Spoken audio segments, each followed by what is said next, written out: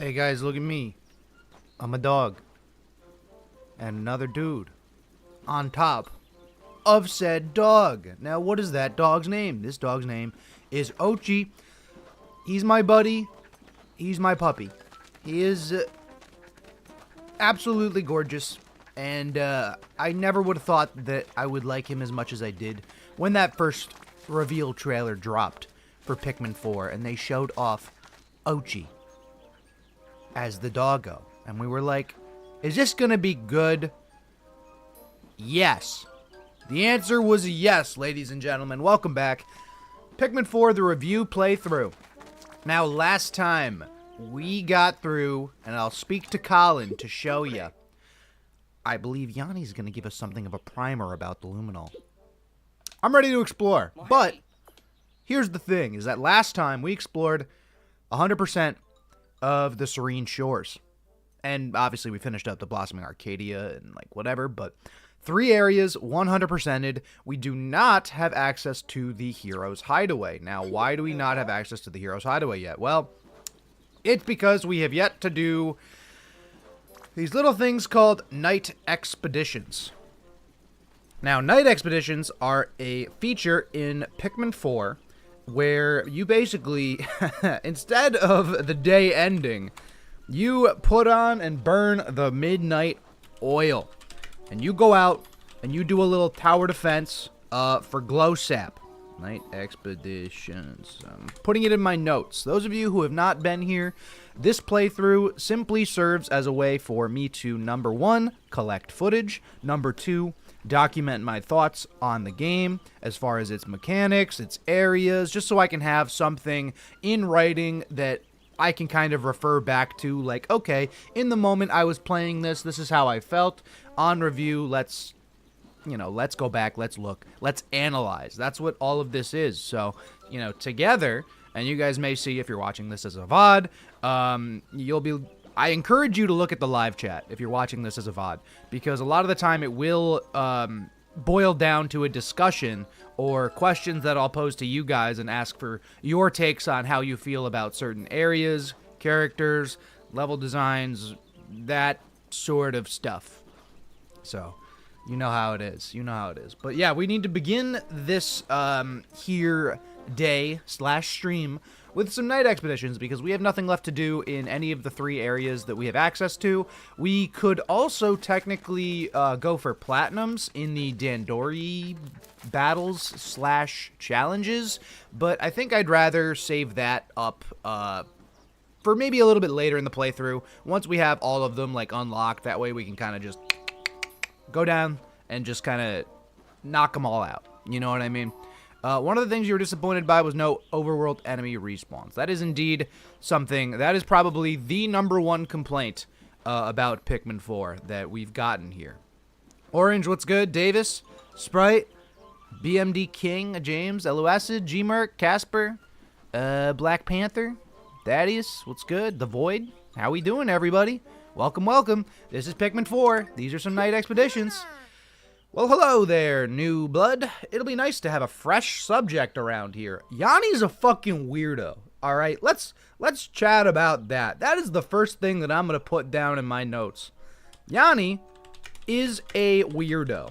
Look at this message. New blood, fresh subject, and his face? Since we'll be working together, you can just call me Yanni. What the hell else was I supposed to call you? No sense wasting valuable research time. I need you to go out on some night expeditions for you. I want you to harvest extracts from the luminols that I can use as medicinal ingredients. It's only possible at night.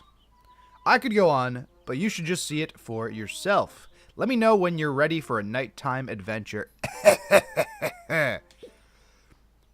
Papillon is his full name? Yeah, like Yanni Papillon or just Papillon? And he goes by Yanni. If Yanni was a girl, he'd be a fan favorite, you suspect? Maybe.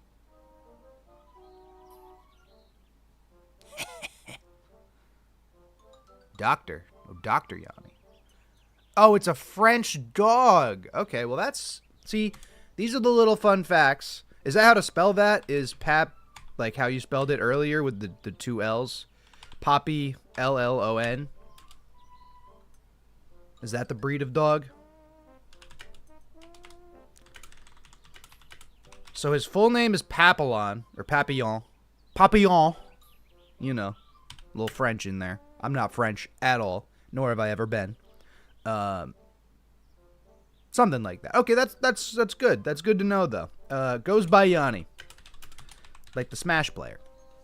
I bring that up pretty much every time we talk about Yanni. But let's go exploring at night. We got a lot to get through and a lot to chat about.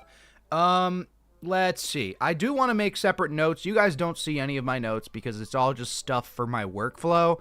None of it really is going to have any type of ramifications on what actually ends up in an analysis. But I'm wondering where I should put this. I probably should have done a Google Sheet, but I did just a Google Doc. But okay, let's just do the Sun Speckled Terrace night missions. It is a beautiful Monday, at least where I'm at. It is like 60 maybe degrees. I don't know. Let me check the weather real quick. Let me see what's going on. But happy Monday. Those of you who are working or maybe on your lunch break or something. Some people take lunches at like 2. It's like, okay, 55. That's not bad. But it is nice out. It's nice out right now. Kane, yo, welcome. Kane 122. Back to Big Heifer. I see that leaf badge. I see that. I know you've been here a while. Cameron, what's good? Robot Mudkip, Jaizu, how we doing? Okay, night missions. This is the Ancient Arches. 1 Dandori Flame.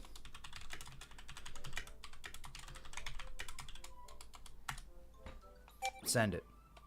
Travel to the following base. Yep. Izzy, what's good? Sunset's not quite here yet, so you can breathe easy for a little bit. What does that mean? It looks like it's right here. Or is he just telling us that you don't have to do it immediately, you should just wait for this cutscene, which is, you know, very cute. There are 8 leaflings chilling on the ground, guys. 8 of them. I think I just counted them, and maybe I'm incorrect about that, but we haven't cured any of them.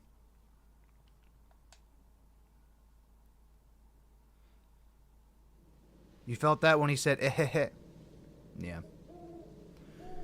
This is cool. Night Expeditions, you know, I will admit, when I first played through the game, they kind of felt like...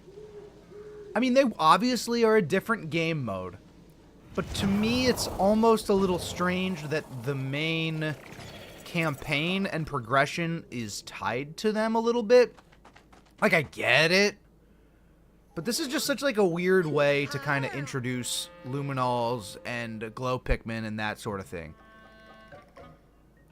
To me, it's just a little odd. It almost feels like a feature they developed and kind of tacked on instead of having it almost like naturally developed. Like, it would almost make sense if instead of, oh, they're unlocked when you get the doctor, and the doctor just happens to know about all of this, if you happen to, like, be unable to leave the planet's surface on, like, the first couple of days, and then you'd have to, like, stay and kind of get acquainted with nighttime and, you know, the different mechanics that are going on.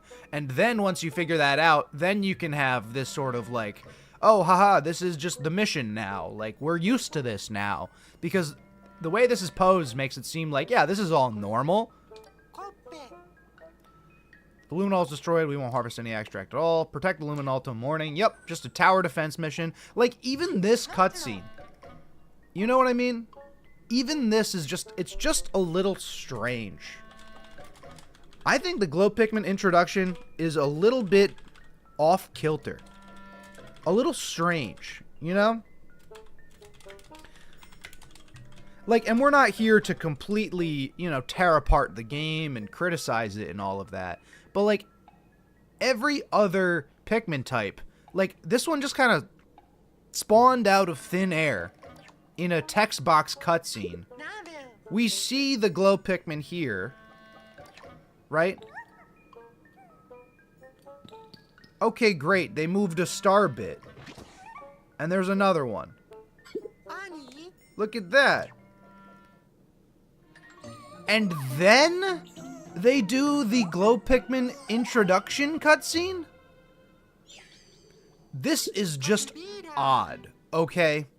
It's just odd that they have the cutscene, like, with the text boxes, with the fixed camera, prior to the dynamic one with the Glow Pikmin. How do we feel? Would we prefer glows were just introduced like Bulbmin? Kind of. And I don't even know how I want to tackle the subject of Glow Pikmin. I like them. I don't love them. I love the idea of them. I've been, you know, speculating Ghost Pikmin for probably 2 years prior to Pikmin 4 actually dropping. So when they were announced, I was like, yup, here we go, you know. Glow Pellet. Okay, so that's... Star-shaped fragment is called a glow pellet. See, that's not even something I knew. I'm just going to say starbit-shaped starbits equals... Because they're just starbits. Glow pellets. Something I did not know. I just always called them starbits. You would have preferred Bulbmin made it back instead of Ochi? Maybe. The way Glow Pikmin work is why you sometimes say there are 8 Pikmin types in the game. Yeah, basically. Yeah. Carrying those to Luminol to see if we can propagate more Glow Pikmin. Yeah, we could totally do that. I kind of like how they begin, though. We can charge. It's all good. Oh, ride. And I do like how they teleport back to you, basically no matter where they are.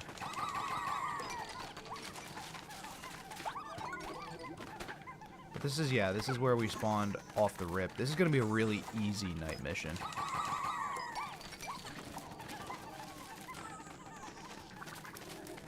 Hello? That's a nice little feature. You really wish that nighttime would have let you explore the main areas with the same amount of time as during the day, but maybe change the layout. New enemies, no caves, not just tower defense.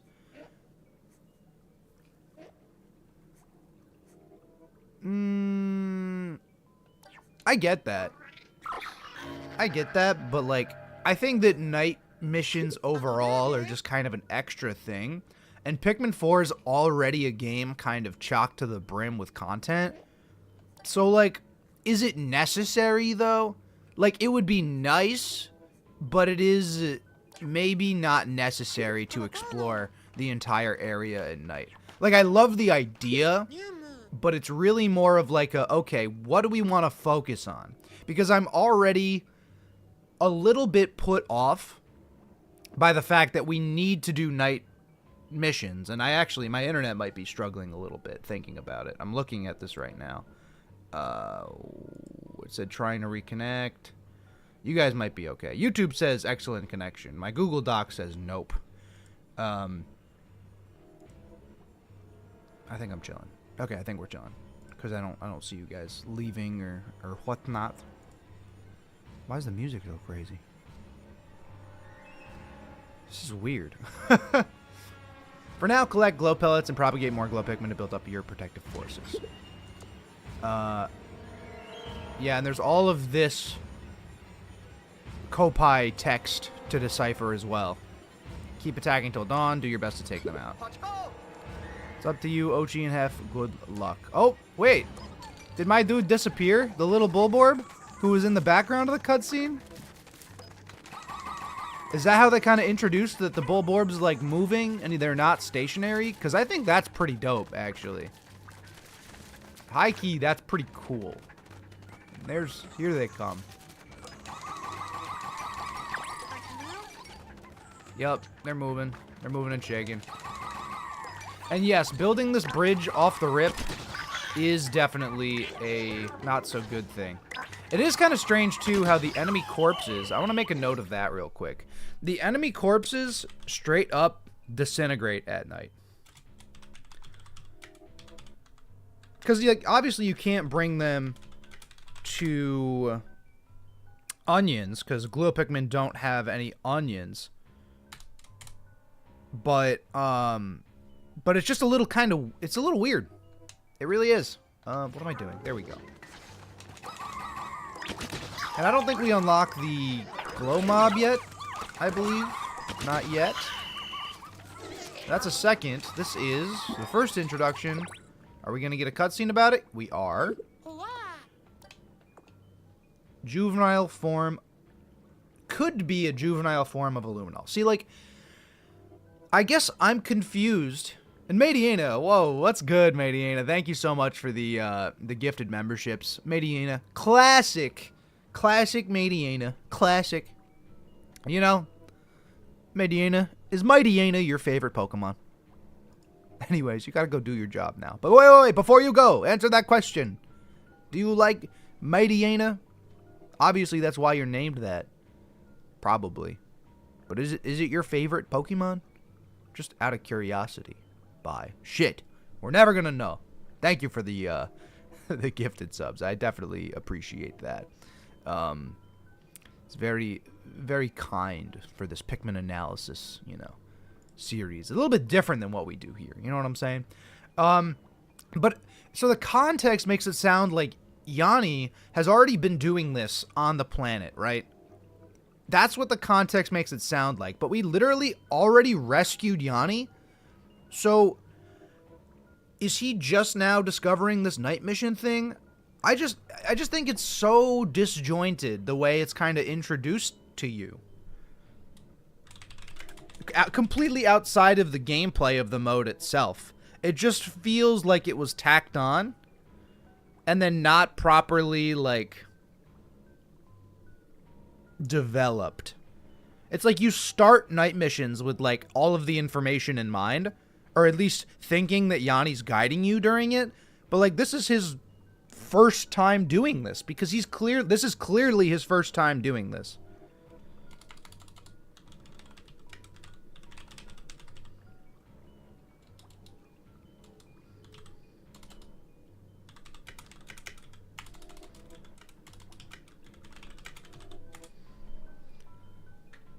Just insane. Ha! The idea this is what makes Pikmin afraid of is just stupid because it makes sense in one but not the others. I don't know. I remember having some difficulty in the night missions, especially the later ones. If that's the case, it's possible this could be connected to the Luminol below ground. See, it's possible, but we don't know. Obviously, these are just all inferences, but they're all 100% correct.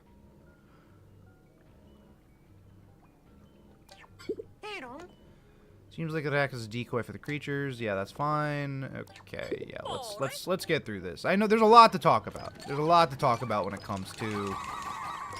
Wait, we can't change our base.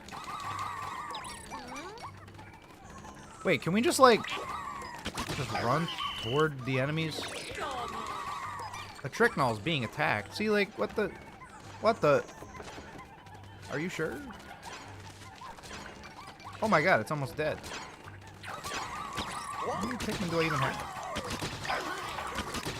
Oh, there's another Tricknull right here, too. Okay. I was, like, kind of confused. I was like, what the hell? I should not be throwing them individually. I should just be charging.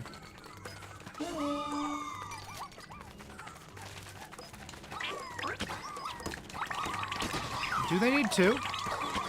I guess it looks like they need two. Attacking a Tricknull. Shut up. It's fine. It's gonna be okay, Yanni. This one's not gonna be okay, actually. Low-key, this one might fold. Low-key, that one might fold.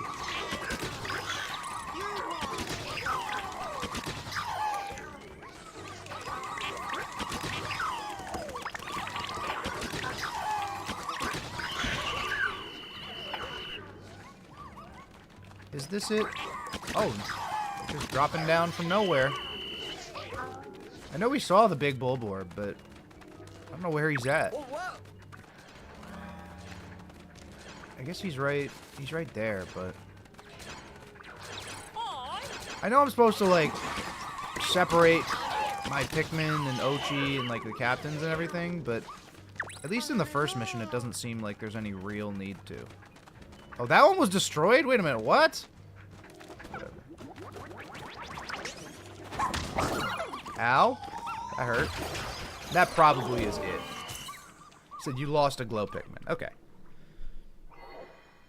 Description's talking about decoy and you didn't know what they meant till you played proper. Glow Pikmin naturally evolve the stem cycle on their own, but if they use a glow mob, they revert back to leaves. Wait, really? Using a glow mob makes glow Pikmin go back to leaves, or like leaf. I don't want to say variants, but it makes them lose their flowers.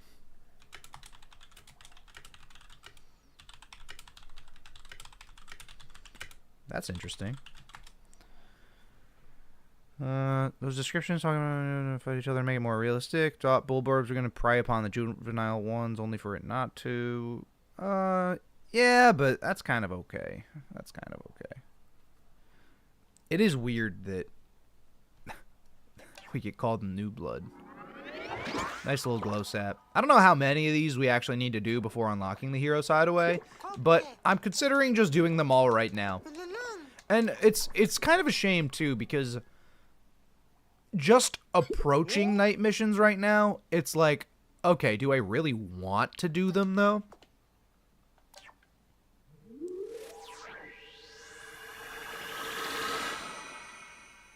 And then they give us a bunch of glow seeds. Like, I'm going to. But it's like, I'd rather play the main game. And for this to be required, it's like, I don't want to say it's like having an escort mission in, like, your campaign, right? Like in any other type of game. But it's just, like, a little bit different. And you're like, okay, this is the part that, you know, you need to kind of get past in order for it to make sense. Or, you know, for the story to make sense. You got to get the cure for the leaflings. Like, I get it. You know, it makes sense why it's like this, but think you made yourself like them? Yeah, no, exactly. It's not like I don't like them. They just feel like more of a chore than everything else in the game, which is so weird. Like, I don't know why they feel like that. Creatures defeated. Yeah, fantastic. Good. Fruitful harvest. Okay, 1 cure. That's fine. I forget. Are we... Do we have to talk to them before the cures are used? Or do they just get used automatically in the morning? We will see. You don't need to answer that question, chat. We'll see in the next, 5 seconds or so. First venture out on this planet at night. Fun. Let's say fun, Yanni. It was fun. You met a whole new kind of Pikmin. Took a liking to you, yep. 2 should get as much help from them as you can. Yep. Perhaps they'll go ahead and select the luminals for you to retrieve glow sap from until you are... Wait, what? You are not allowed to overwork your crew. Wait, that's confusing. Yanni is part of the crew. If nighttime missions weren't so chore-like, it would be more enjoyable. It's just strange that I feel that way. Because I love everything having to do with Pikmin 4 for the most part. But, like, the night missions, while on paper, they're, like, the best idea the franchise has ever had, in practice, they just kind of feel a little whack. Like, a little whack. We're gonna go back and do another night mission, which I find to be kind of silly. Administer the cure at once. Yes, Captain. Yes, of course. Yeah, that automatically happens. I can't do anything about this. I want to stack as many leaflings as possible, which we did. I probably should have gotten a screenshot of that, but it'd be how it be. Oh, we got dash. Right. No. Uh-huh.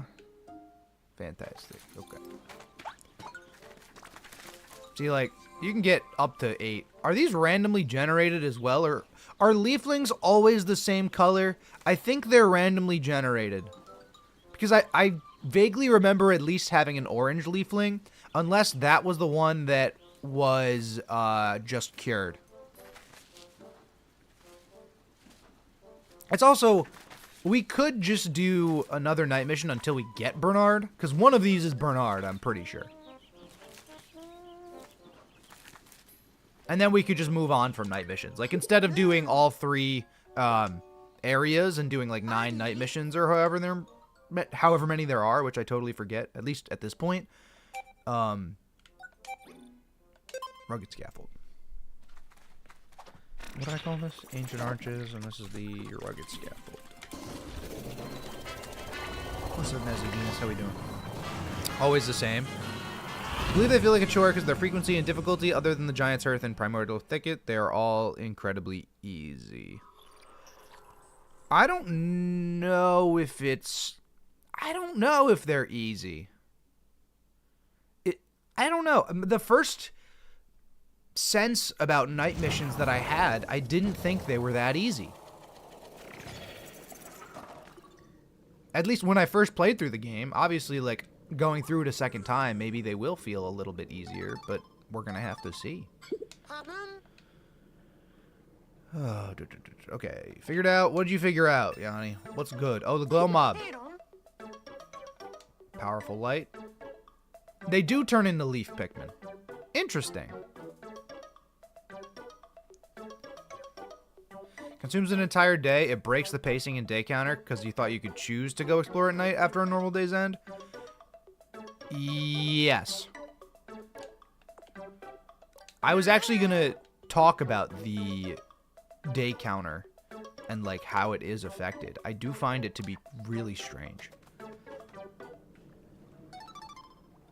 What do you mean you're calling me back?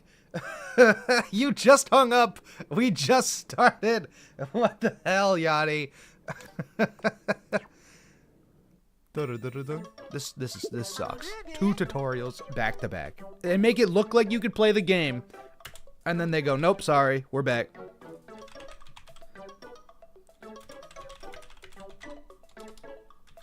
Back to back. Made me feel like I was about to play.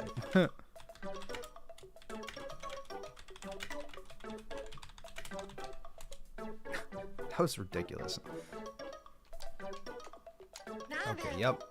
At night or in caves, so don't forget that, because they don't work in the actual overworld. Okay, here we go. Here we go. We're gonna send it, guys. We're doing it up. We're at the rugged scaffold. I gotta get the tricknalls on deck. I gots to. I don't have an option.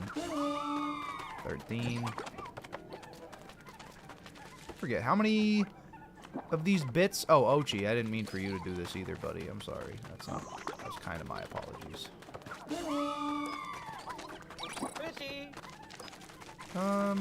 I don't have the ability to go here. I haven't upgraded Ochi at all yet, so that actually may make things a little bit more difficult.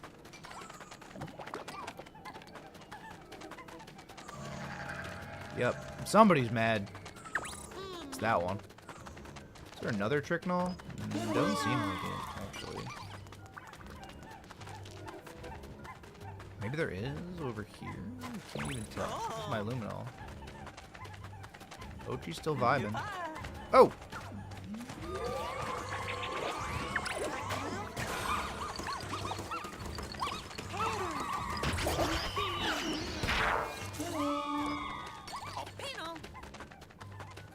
Give it a taste of a bomb, Russ.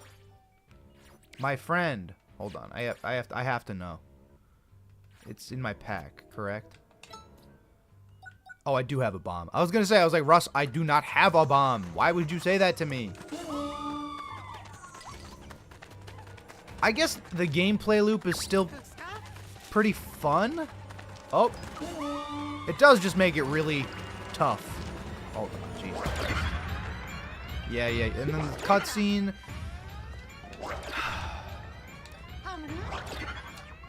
Yeah. It's like the glow mob is so necessary, but it feels like cheating, kinda.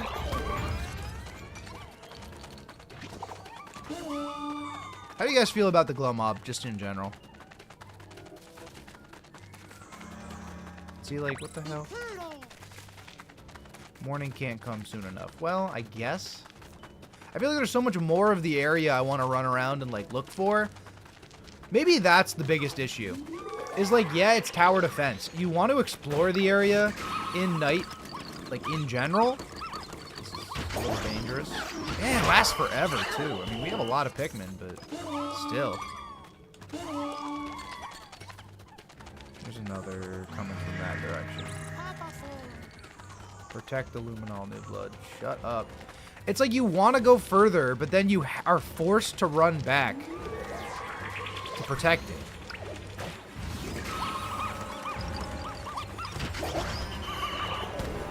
This guy just drops off the damn cliff.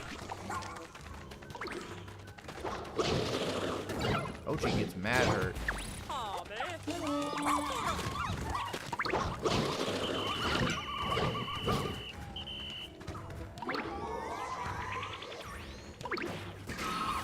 This one's a little stupid. That literally could have been all. Yeah, that was all.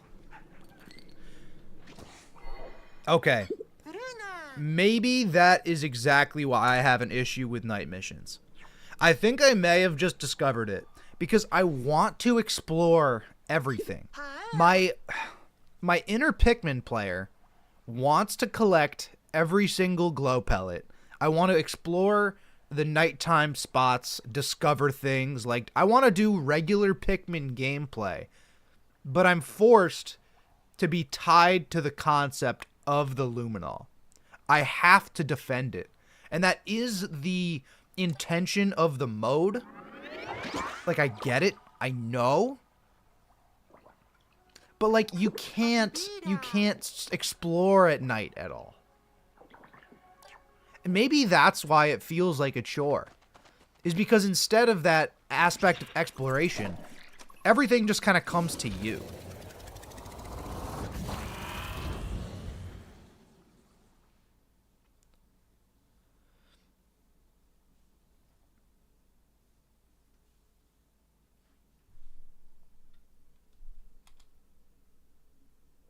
Leave the doggo behind to protect and gather stuff on your own. So, like, yes, but, I mean, right now I'm not using command, to be fair.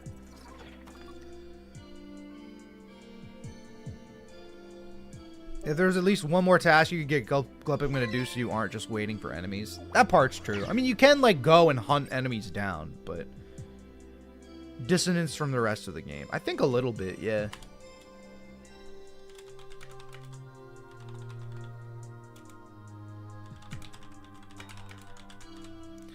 Like, of course it's tower defense. You know, like, the mode itself maybe doesn't fit with the rest of Pikmin. Am I planning to do the second half of Kaizo Galaxy? Not right now.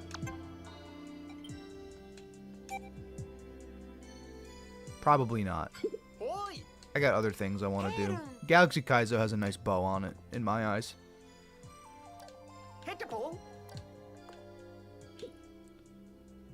Yeah, rescue as many leaflings as you can. Copy that. Totally unnecessary dialogue choice, but it's all good. There's nothing important. Exploring is the best way to do these missions quickly. There's night missions that are more Pikmin-esque centered goals.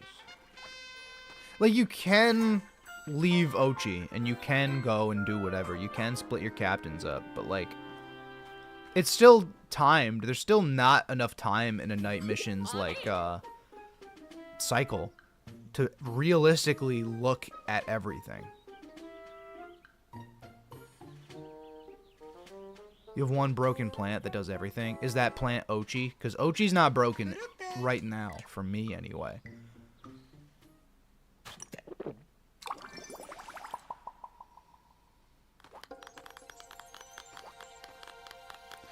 What if night missions were purely a surviving waves of enemies trial without having to worry about tower defense, but you had limited numbers? Then you got the glow sap at the end of the night.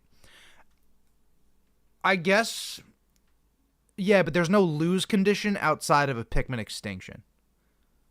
And this is Corgwin. Look at those eyeballs. He's gonna build houses, but houses never get built here, so.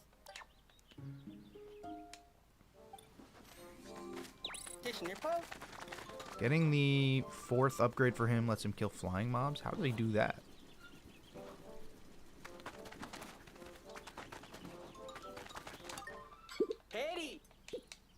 Oh wait, no, not you. Wait, what day is it technically? What day does it say it is? Do I get it on maybe this? How do I figure it out? Young lad, what's good? He jumps and smacks airborne enemies. Hilarious. Alright, we'll do one more. We'll finish off the sunspec with theirs. Aren't you supposed to be out collecting glow sap? Honestly, Yanni? Honestly? I thought Dingo was my least favorite. It might be Yanni. Oh, but I can... Oh, I see. So he says, oh, you have to... I see. Okay, so after the first 2 night missions, which is good to know, you get to pick anything else. You get to choose where you collect the glow sap from.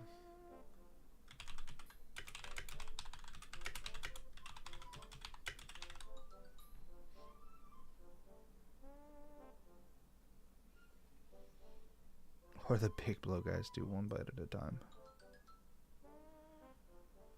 Courtney, what's good?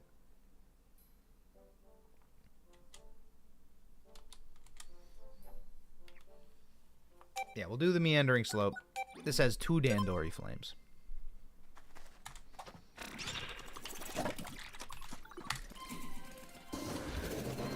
Glow Pikmin tower defense games are about you having many different resources to fight different mobs. Each resource is vital to counter a mob, and it's about balancing your strategy.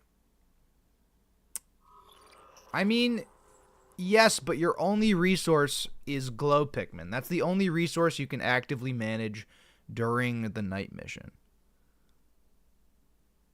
Oh, I see. Okay, you're framing that as a negative, which is the way I was taking it. Okay, all right, good. Still glow mob charge and Ochi. Yes, it's not any different. Totally. I 100% am on board with what you're saying. Day counter only shows up at the day start cutscene, which is really dumb. So we just sit around the entire day? Wait, what? Oh, this is the... Have Ochi guard the spot. Yeah. Ochi can protect whatever luminol. Is this the first one with 2? Because I could just have Puppy stay back. I'm mashing A. Is it really waiting for me for that cutscene to finish? It was. It was waiting for Ochi to kill the little albino bulborb. Which is strange. I do like the meandering slope. There's some bulborb larvae popping out, which I'm not a stranger to. I remember this. I remember low-key hating this. Bulborb larvae are mean and bad.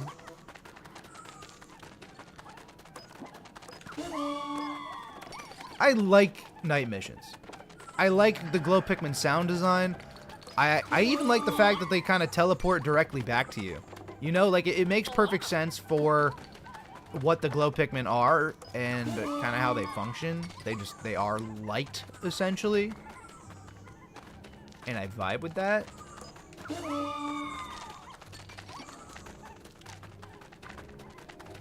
You know what? I am gonna command Ochi to... I'm gonna explore a little bit this time. Protect the blue luminol. There you go. Go right back. Do it up, Och. Do it up, baby. I have 2 left. There's nothing over there. I got 19.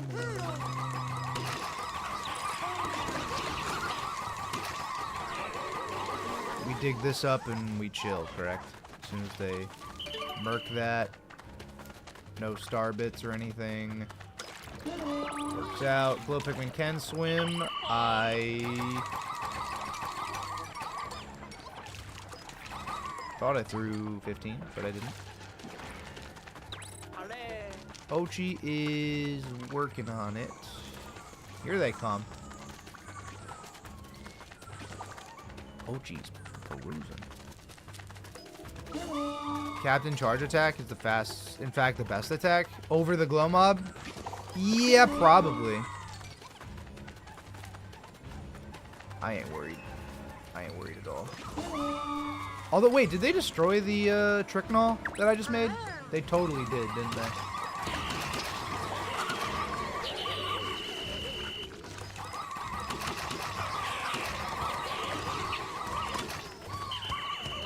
Whoa! Whoa, whoa, whoa!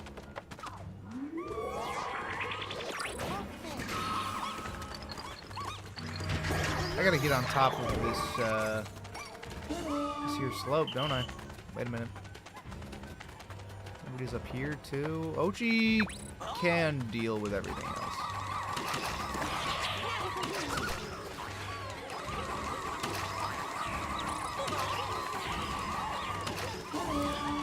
there another Tricknall anywhere? It feels like there should be. But there's not. Ochi! Buddy Ochi, I'm coming. How you doing, buddy? You doing okay over there? Yeah, having that Tricknall go down is not good.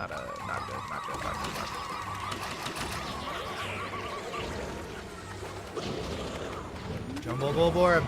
Bad news. They just joined my glow mob, which I find funny. Okay, yep. Hello. Whole big set of babies over there as well. They all come from the top of this slope, too. They just fall off up top here. I don't know how to get up there, though. Yeah, it's just... Well, alright. I want to explore everything. I want to get the max number of glow Pikmin and whatnot. It's just pretty underwhelming. I don't know. Just leave a bunch of Pikmin down here and... Oh no, you can't, because they teleport directly to you. Oh.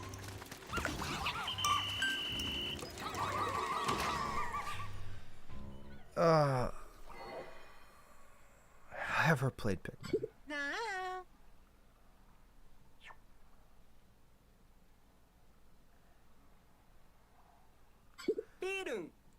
Twos first appear in Blossoming Arcadia. Separate Infinite Waves mode in the menu would be sick. I kind of agree.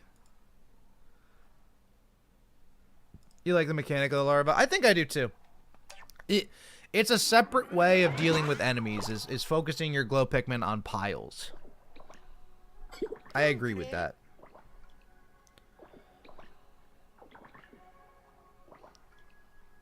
Alright, Meandering Slope, Bulborb Larva. Mostly just Bulborb Larva.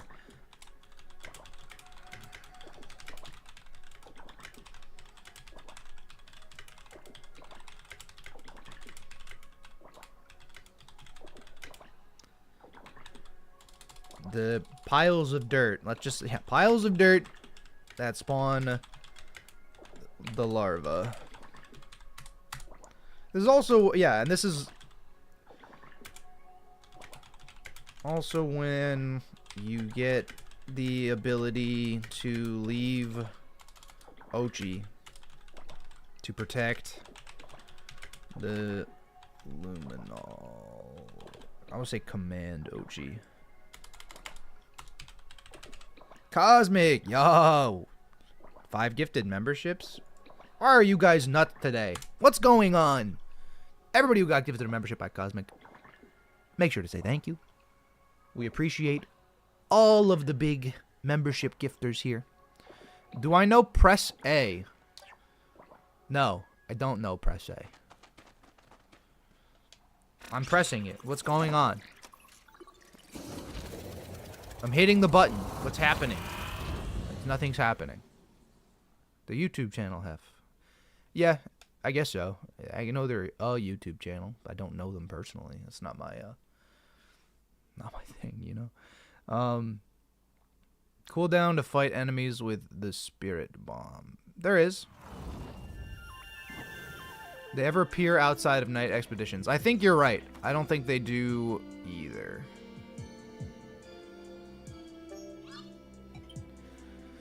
Creatures defeated 4 out of 6. Does that make it not perfect?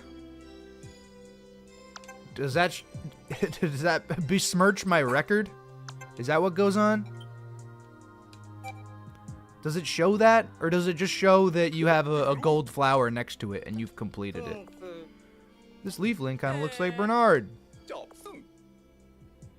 The way it grows, it just looks like him is all. Cure this one for me tomorrow. Very funny. Copy that, Roger, 10-4, and so on. I'm gonna say that. I'm gonna say that sometimes.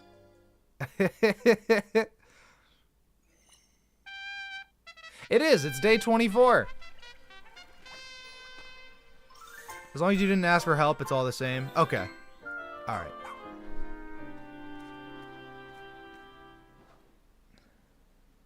You know that every 5 glow Pikmin you receive 1 glow seed. I'll put that down. That's an important fact that I think I did know, but like I just kind of didn't. I haven't written down yet. Every 5 glow Pikmin spawned gives you 1 glow seed to be used at a later time.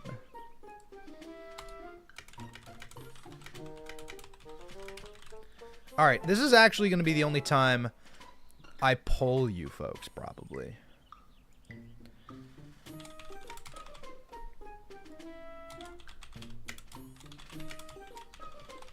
Not the only time ever, but okay. Either we can finish the night missions that we have, or we can go to the hero's hideaway and do, obviously, the overworld stuff and moss and all types of nonsense. Wait a minute. Yeah, wait. Ochi has the leaf tail. Wait a minute.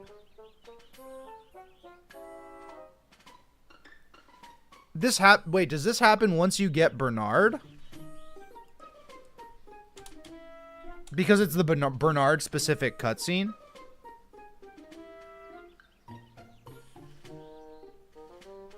So Ochi becomes infected at the exact moment that we save the last crew member. Okay, that's interesting.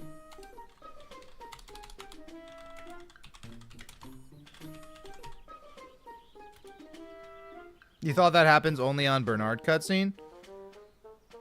This is Bernard.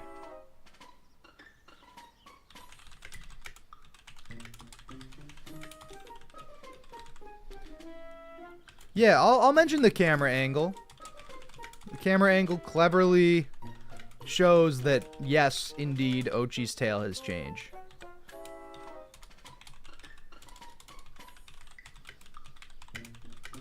I like that. It's cool.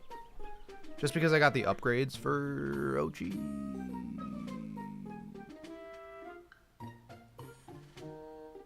Looks like the beginning of day 24 was when it changed. Well, yeah.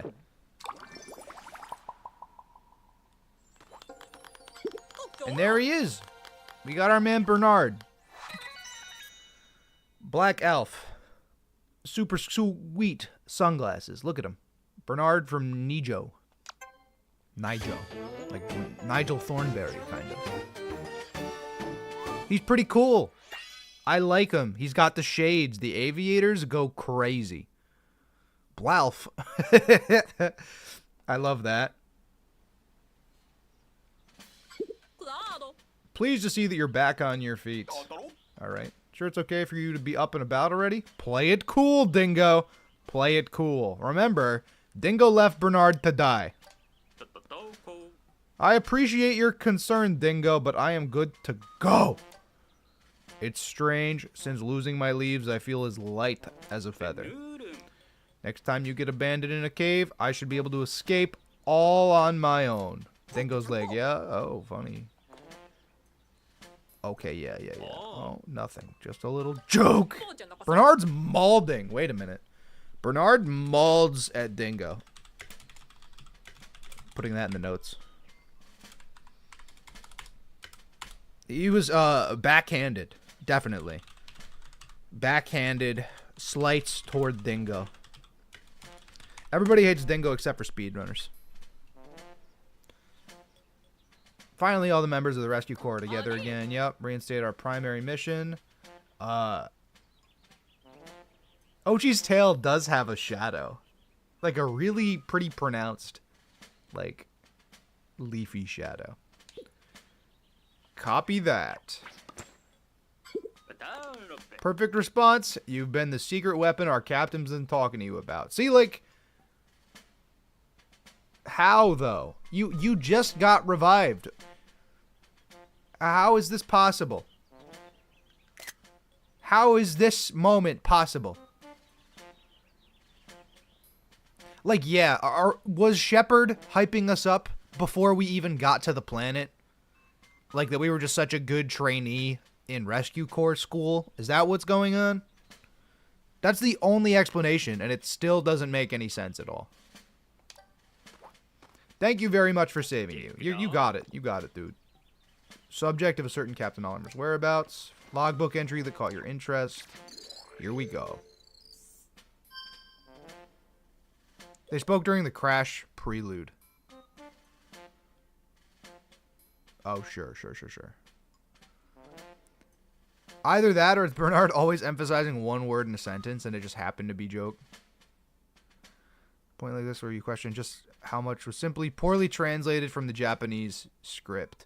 It could be, but I feel like there wouldn't be that many poor translation things for like a AAA Nintendo game, you know?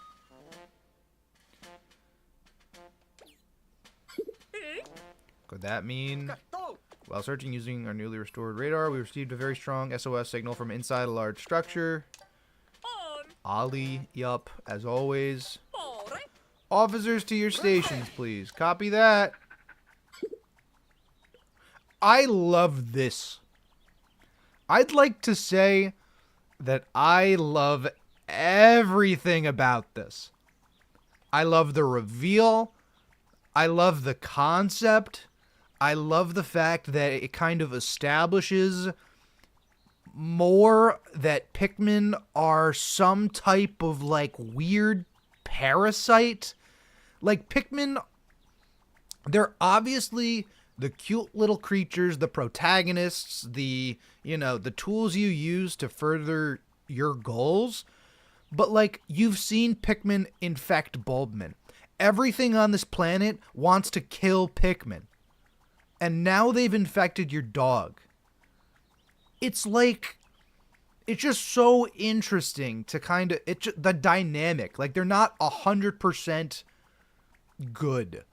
Something about the Pikmin can negatively impact you as the player. And I just think that's like, that idea has so much texture and layering to it, which is sweet.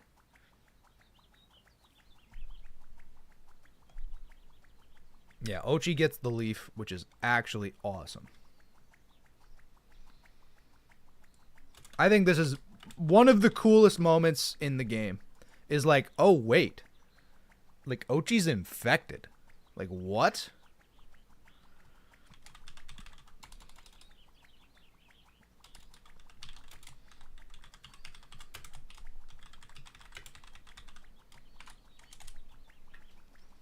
Shigeru said that he wanted a player to question if the Pikmin are the bad guys in Pikmin 1. I think Pikmin 4 did the best job at making you question the Pikmin. You know, probably. I think that questioning if the Pikmin are the bad guys in Pikmin 1 comes across very heavily in the bad ending, where they kind of inconspicuously drag Olimar back to the onion and he turns into a Pikmin himself. Of course, that's like the, oh shit, like they're just... At the end of the day, they're just animals, you know? But this is another, like, perhaps Pikmin have more, well, especially with the leaflings. You know what I mean? Can I move the camera angle? No.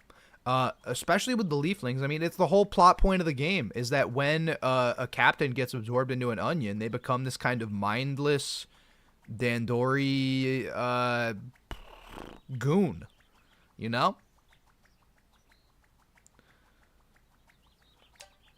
Has Ochi's tail always been so green? No. I love that. And they don't even... It's so cool. They don't expand on it at all. They leave it up to the player to question for themselves. I'm writing the script right now.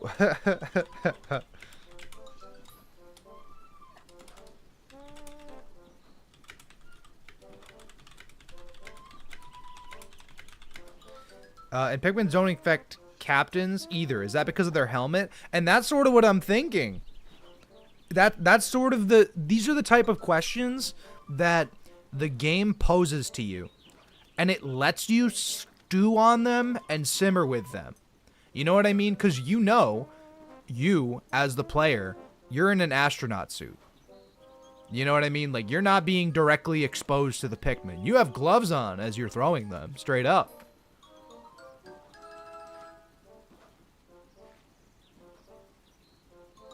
You always read it as them trying to help Olimar. I think that it can be read both ways. It can be read as, like, they're trying to help Olimar. Pikmin 1's bad ending, I assume we're talking about. But it can also be read as, like, oh, now Olimar is just another corpse.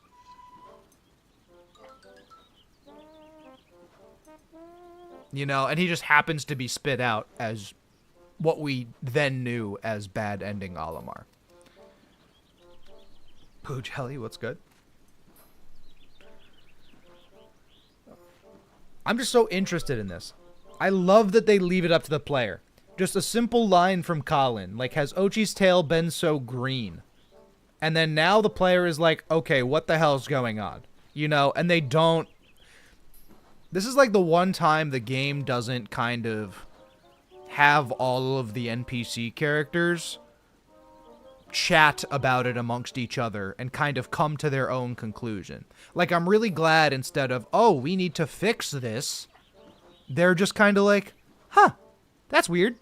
And then they just go on about their time. It leaves it up to the player's imagination, which I think is really, really important for world building and game design.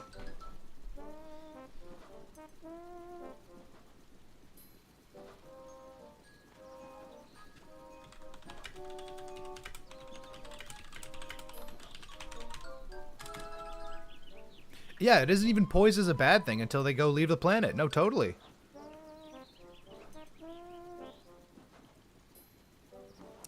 It really is weird to say that one of the coolest bits in this game is the world building. You know, I think that Pikmin 4 does do a phenomenal job of world building. I mean, that's something you have to give it credit for, because before Pikmin 4, we had 6 astronauts. I think. 6 captains? Right? Plus, like, the ship. But now, clearly, it's just a much more inhabited, lively, expansive... Like, they're talking about different planets in the universe. You got field trips going on. You got botanists. You got archaeologists. You got so many different reasons to come to the Pikmin planet. It feels so much more kind of fleshed out. But this moment with Ochi, it shows a glimpse into, like, what Pikmin as a series always was kind of about. You know? Like, it's a little scary. it's a little, maybe not scary, maybe a little unnerving. Just like what is happening? Why does Ochi have a tail now?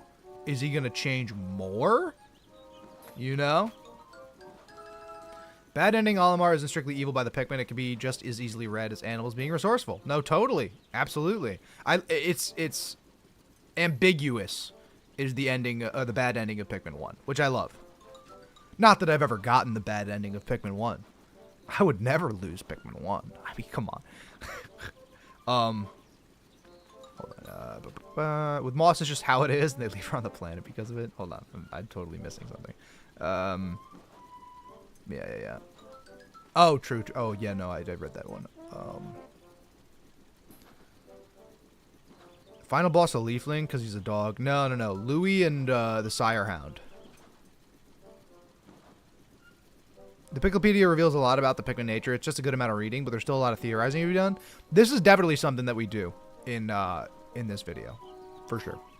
Not this video, not this stream in particular, but I am absolutely going to go through the Picklepedia and read about it and kind of, you know, simmer with it, which I think is really cool. If it's implied that the captain's ancestors also came from PNF 404, how can they not breathe? The captain's ancestors.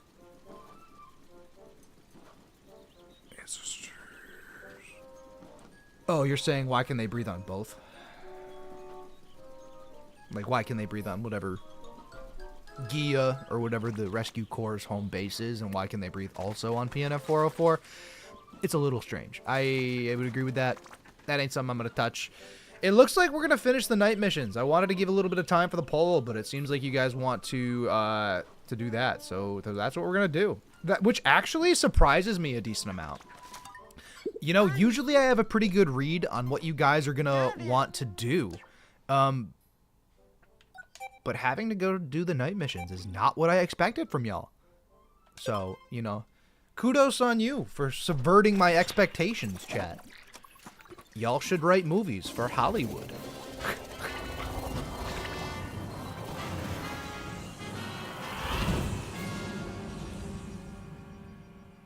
Copiates can breathe, but the oxygen is too much for their tiny bodies to handle at once. Interesting.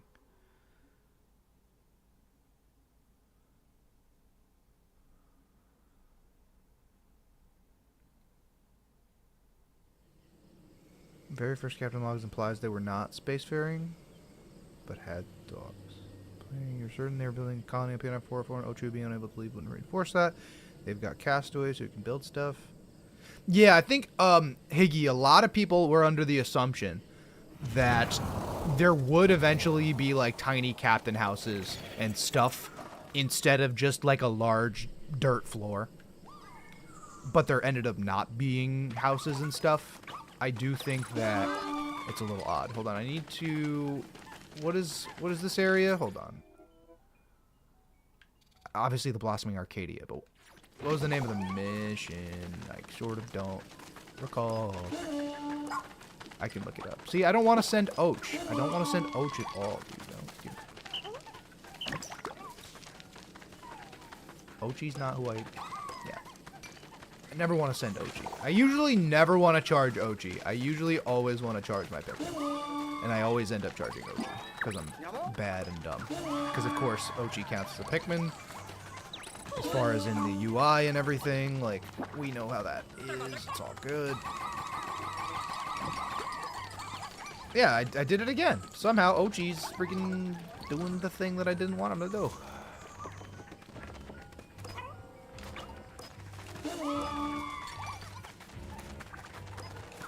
Oh, here they come.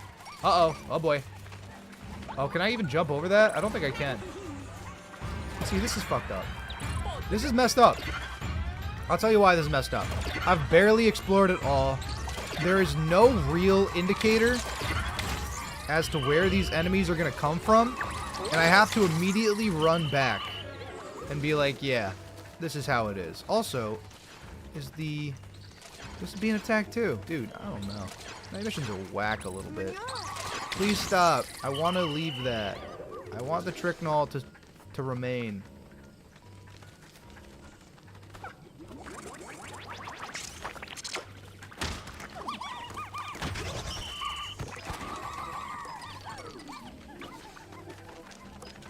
I'm not worried about losing the night mission. I'm just saying that, I don't know, the amount of backtracking kind of doesn't give me good vibes. Backtracking is not the word for it, but you know what I'm saying. Like, we know there's another one right over here, which I find to be kind of interesting. We could totally go that way.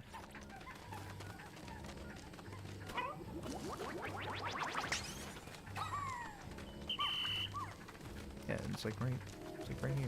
What the?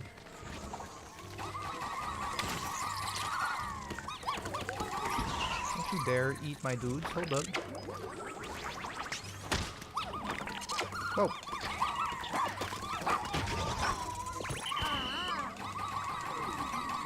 Protect the Luminol, new blood. Thank you, Yanni. I know that. Yo, Empty Switchy, you'd like a triple Pikmin Deluxe on a raft, no single, with a shimmy and squeeze. Make it cry, burn it, and let it swim. Okay, Bubble Bass. Thank you for the donation. Appreciate you. Ow. Dirtbags. Wait, dirtbags.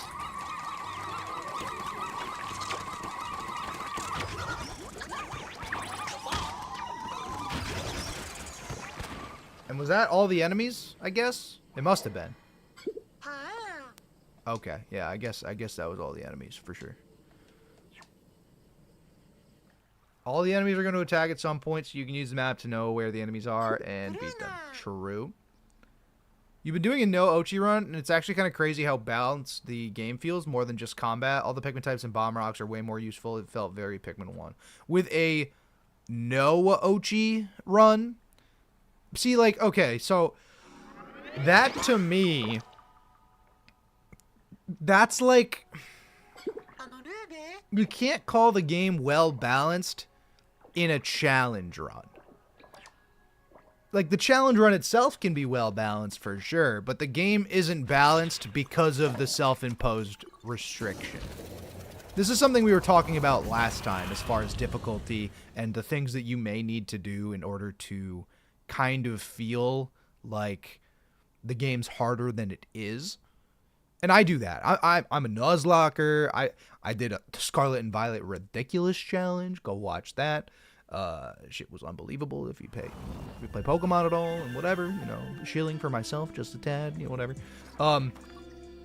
But that's the thing, is like, if you're already limiting yourself, it's hard to accurately figure out the balance. And that's sort of what I'm doing currently. I am limiting myself because I haven't, as you can clearly see by my 32 pup drive, I haven't gotten any of the Ochi upgrades at all. And I think it's been overall beneficial to the playthrough. So I do agree with that, gameringly. I do think that, like, the lack of Ochi breaking the game open is, like, it's healthy for the game in a way, you know? You say this is where Infinite Rush definitely comes in handy, where you just slaughter incoming entourages of enemies. We saw video games here, sir. Scratch on great, definitely do something like that again. I'm considering it. I don't know exactly what game I'd be doing it in. I considered doing it in, honestly, in Pikmin 4, but we'll see. Do I think I would have enjoyed Scarlet and Violet if I didn't self-impose challenge? Not nearly as much. Probably. Glow Pikmin cannot die. I'm gonna just write that one down. Did anybody say what that mission was called? Glow Pikmin cannot die. We know that. Yeah, no, I think the self-imposed challenge that I did for Scarlet and Violet really gave that game a different vibe to me. Like, my view of Scarlet and Violet is so skewed because of the absolutely dumb way I played it. But I still really enjoyed it. I enjoyed it heavily because of the dumb way I played it. Like, I heavily enjoyed it. I had so much fun on that challenge. Which, again, but I can't say that, oh, the game was so hard. It was so well balanced because of the 19 rules I came up for myself. And the 15 rules that you guys came up for me, you know, to follow during that challenge.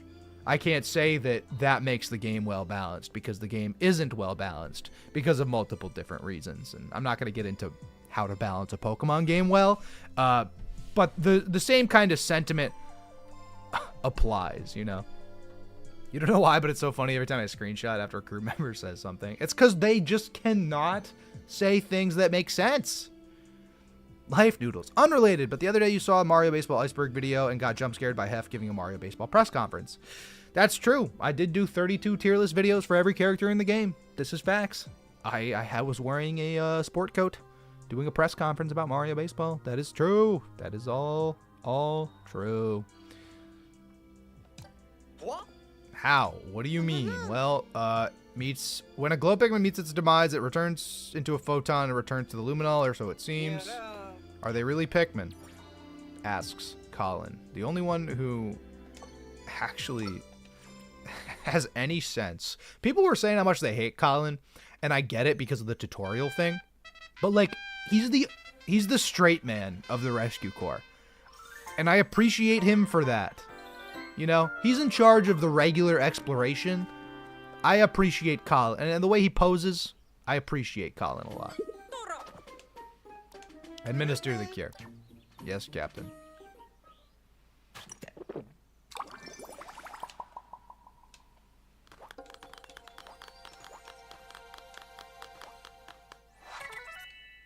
Jin from Fluqui.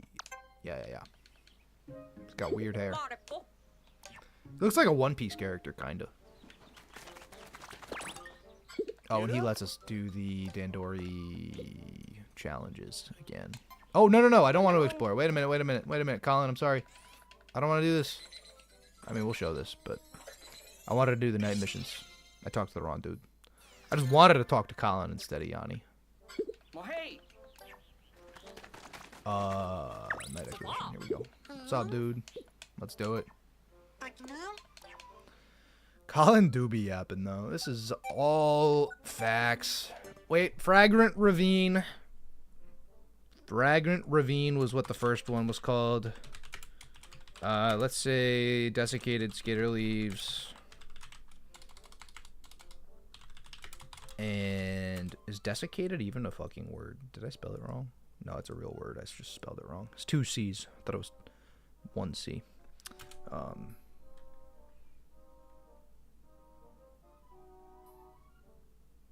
Colin is the Gandalf of the group. Hey, yo, is that Jim? Is that Captain Jim? Where's Captain Jim?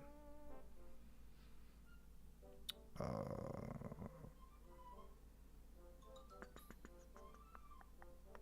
the hell is that? A Joustmite. I always forget the name of the Joustmite, dude. I was like, what the heck? And Joustmites. Nice try, but I forgot the Louis. There's no Louis. We haven't seen Louis yet. Also an awesome moment that we'll get to. We'll get to that moment. Don't worry. When the credits roll, thank you, MD Switchy. When the credits roll, we'll know. We'll see, my mans. This game does a lot of things very subtly right.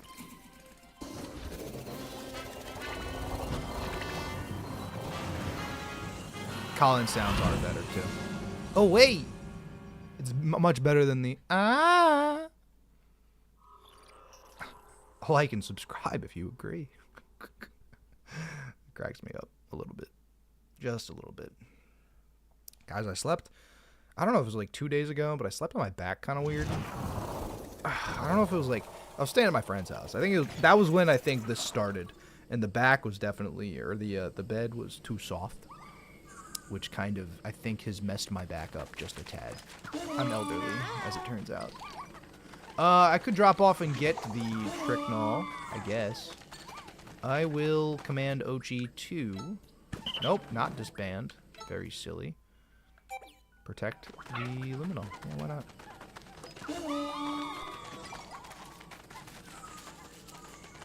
How many Tricknalls even are there? Looks like there's... Do they change direction? They did. Okay, that's cool. Definitely good to know. Wait a minute. Wait, what? Where's the dude? Oh, there is this. That's not him. He's just minding his own business, but I don't know. Oh, what? Oh, he wasn't pissed though. That actually makes me slightly mad because he wasn't angry. Seriously working on it. Low key, I'm getting bodied and stuff. Do you have any pellets in you? No? No glow pellets? No star bits? Is there affectionately referred to? Ochi, you still vibing over there, buddy? Doing okay? Seems like you're doing alright.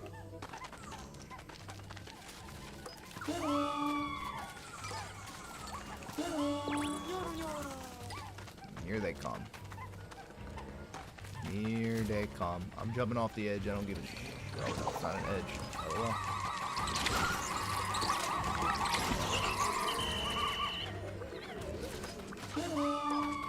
well. Okay, he cares. This one cares.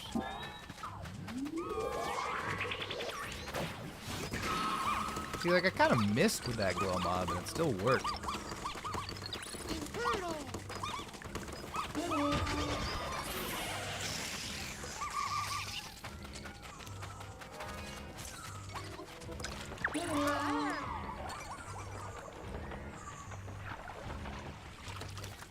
Going this way. See, I'm just kind of exploring for the sake of exploring. You know, like, yeah, they're going to be attacking the Luminol. Like, I get it. Or the Tricknall. Excuse me.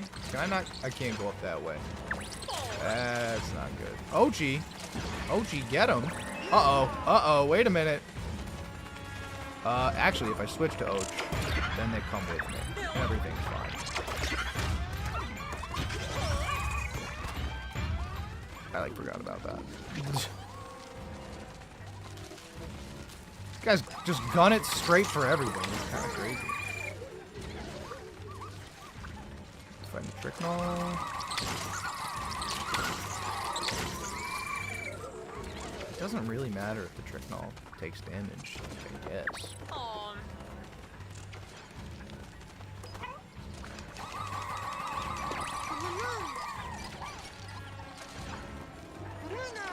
Yeah, my dude's, he's showing up. I see him. I see him. That's all.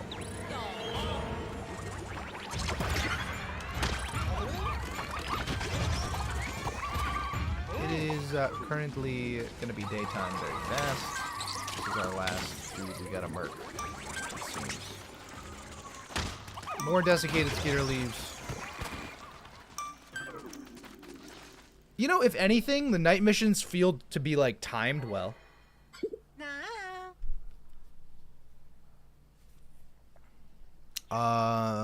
Okay, let's see. What did I miss? What's going on, you folks? Kind of portrays Moss as an antagonist when it's just a loyal dog. Oh, yeah. Well, I can only leave the planet with one of the main team captains, and it would have to be Colin. Y'all are haters. Drip Goku pose. My guy gets it. Onion takes off with you at night, it looks like, but doesn't come to the area with you. Yeah, the Pikmin just... Well, they just kind of hover in the atmosphere is what the Onion does, I think.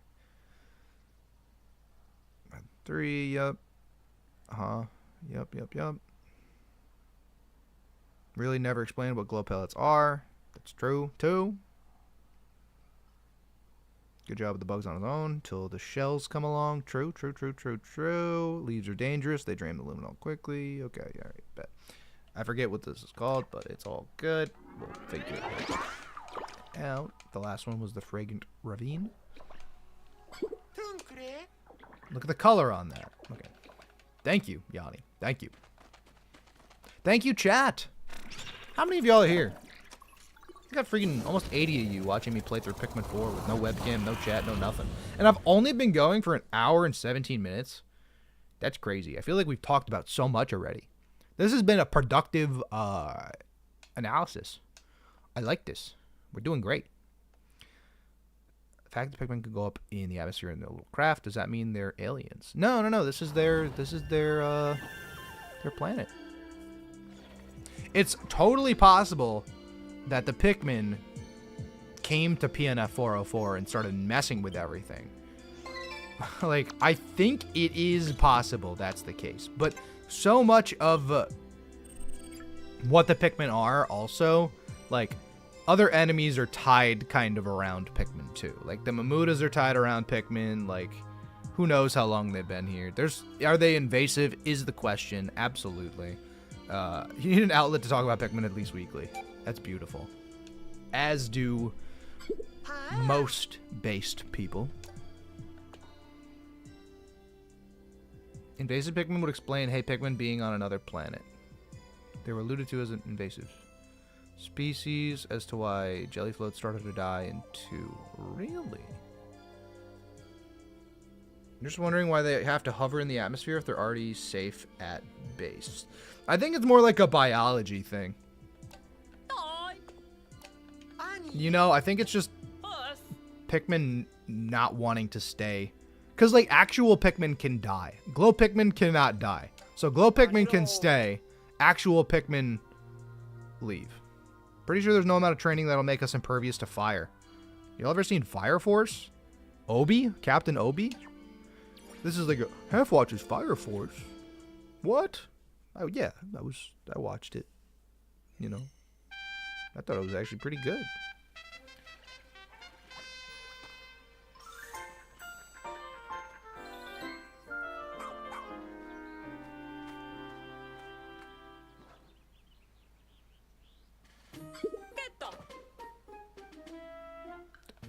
Cure it once. We can do that.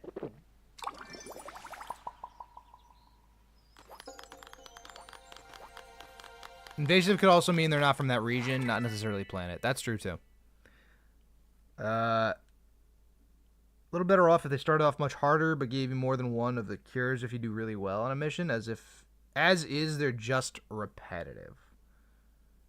A little better if they started off much harder.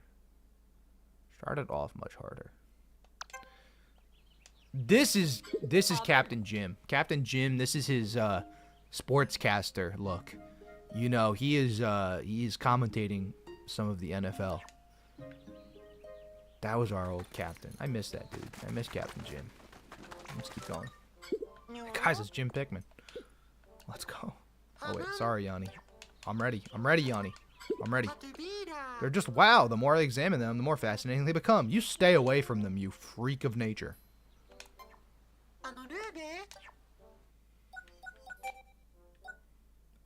Sun-Washed Plateau was the name of the second one. Alright, we've learned that, well, I'll say puffy blowhogs.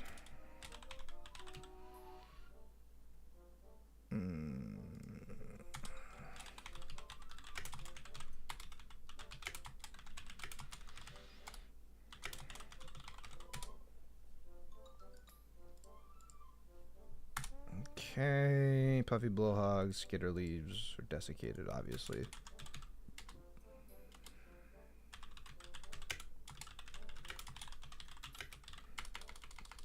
And chest mites. Glow Pikmin are immune to all hazards. Okay, I don't think we learned anything else. I don't think there's... I mean, we certainly talked about other stuff, but... Misshapen Pond is the next one. Spotted lanternflies and wasps or whatever that came around 2020. Where are they now? Oh, the murder hornets? I have no idea. Greater jellyfloats are specifically invasive, so they're the ones the lesser jellyfloats are referred to. That is exactly what I thought that entry meant.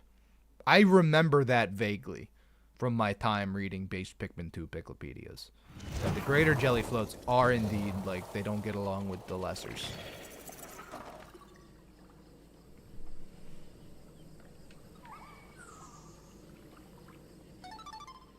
Alright, Yanni, tell us, what the hell's going on? Kept all the service treasure up, so if you were a skilled player, you could get the treasures while defending the Luminals. Okay, wait.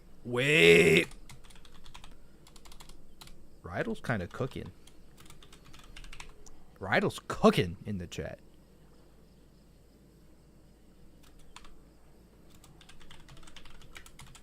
Because that's a fair point. It's an interesting idea, but it does feel a little jarring how disconnected the areas are from each other. Like the daytime and the nighttime areas being disconnected from each other. It is kind of weird. You know, like, why do all the treasure disappear at night? Even if they're in the overworld in a specific spot. Like, sure, you can't go in caves. I can see that. You know what I mean? Like, that makes some sense. But overworld treasure in particular, I'm kind of about it. I'm kind of about it.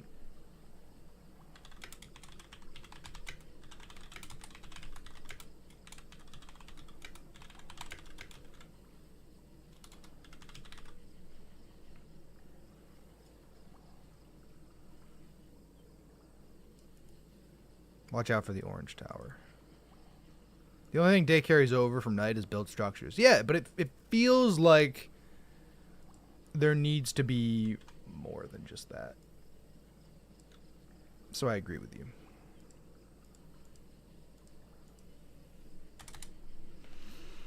Hope the next game makes night mode a natural transition. Potentially. New blood, can you hear me? 2 luminals, 2 glow saps. Fantastic. This is dumb. There's no, okay.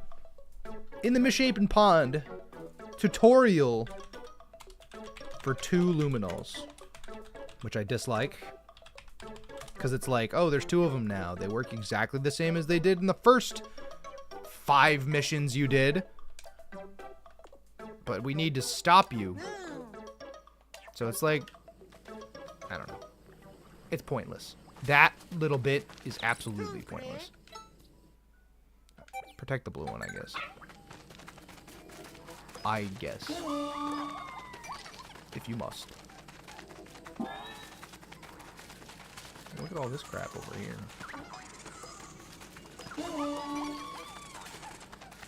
Come up, Ochi vibe.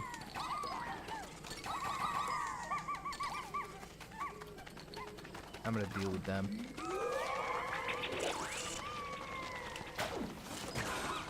So, okay, I can miss the glow mob. Which I sort of knew. Ah, classic Pikmin 4. Vibing, thriving, vibing, thriving.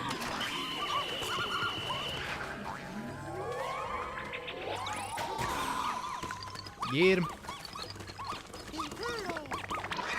Really?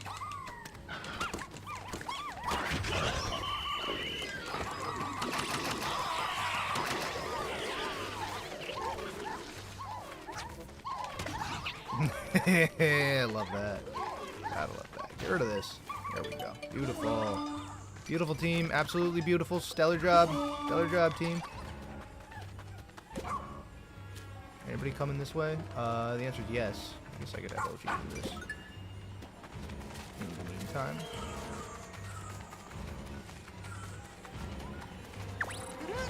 It's getting scary. A little scary. I see it. I know they're doing bad things over here. How many 16 are cooking?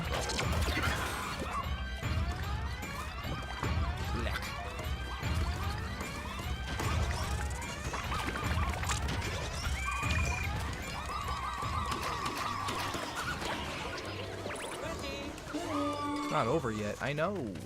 Brother, I know.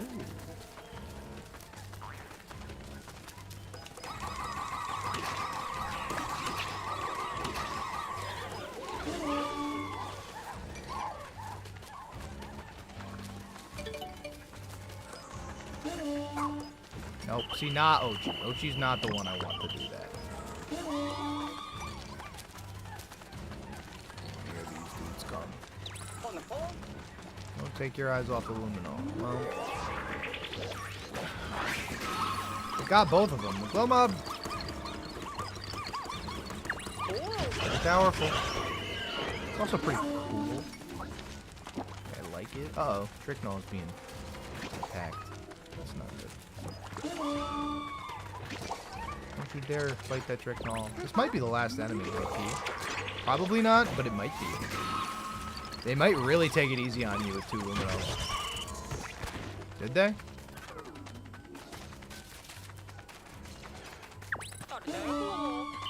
Dude, why can't they fly?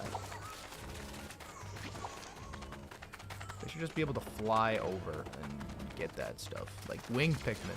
You guys remember winged Pikmin? Those were the days. Just kidding. I hated winged Pikmin. Not hate. I had feelings about winged Pikmin. And you're done. Okay. That was definitely more forgiving. That was totally the last enemy, right? Okay, yeah. No need for the tutorial. Yeah, exactly.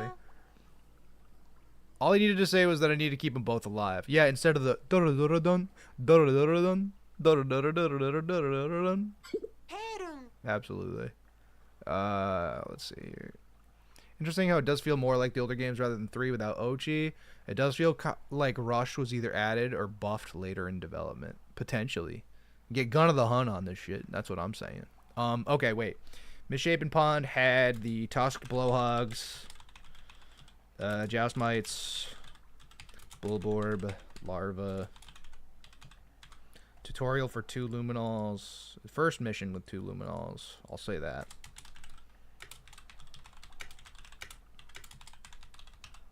I'm taking pretty good notes this time. Last time I was a little sparing on the notes. When I say sparing, you know, we were doing a lot of caves and area stuff, so it was really mostly about each individual sub-level. But this is like the whole concept of night missions, and dissecting that, I think, is probably the most interesting part of... not the most interesting part, but one of the more interesting parts of dissecting Pikmin 4 in particular because it's unique to Pikmin 4. Like the caves and stuff, overworld stuff, not unique to Pikmin 4. We are dissecting this with the lens that this has never been done before, which I think is more interesting. So, Eston, what's good? Robert, how we doing? Feel like their pathfinding could have been much better in 4? Absolutely. 100% agree on that. We will we'll chat about the Pikmin types and we'll see how it shakes out, how it feels, all that type of stuff,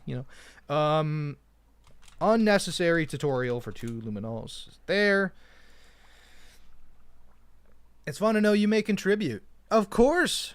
No, definitely. I mean, a lot of the things that you guys say and the points that you make, like, they go into my notes. And to me, it's important to have a general community analysis. Having more ideas than just my own be able to make it into the script that I agree with, it will flesh out this so much better. It's not a how Pikmin 4 could be improved. It's more of a there are so many little facets to this game. I'm not going to know everything, but it absolutely is helpful having people to back me up, The community review. Exactly. Nice Metroidvania-esque use. Metroidvania-esque use with no Ochi? Explain that to me. And I'm also picking up things I missed while playing live. That too. I mean, that's what the second playthrough is for, kind of in general, I put in the effort, so that means I get 2 glow sap. Pretty dope. The People's Press. Goomba Ninja. Beautiful name. By the people, for the people.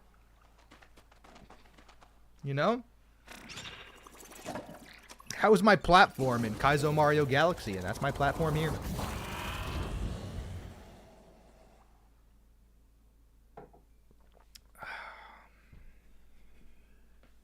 I'm going to say that one was pretty easy. I'm going to say pretty easy.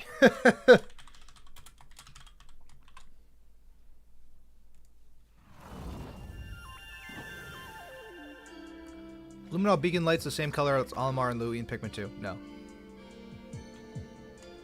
I mean, it's orange and blue. Olimar's red, definitely. It's definitely not an orange light.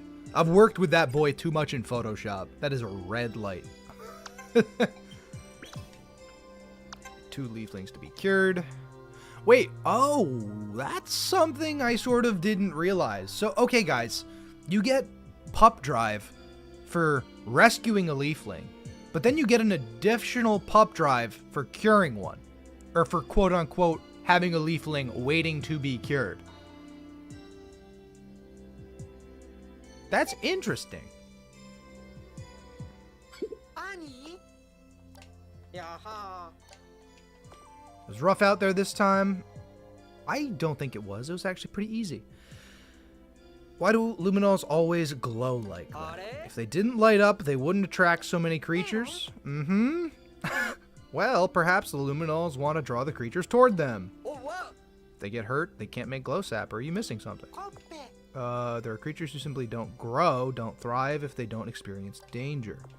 No matter how strange that sounds, it's quite possible Luminols are like that. They need to experience danger to thrive. Yanni, you are a doctor, bro. You are not a biologist. This is all just inference you are making. None of this sounds like fact or like the animal kingdom. Yes, for the sake of evolution, you need to be put under stressors, of course, which is what he's trying to talk about, but they need to experience danger to thrive is probably wrong.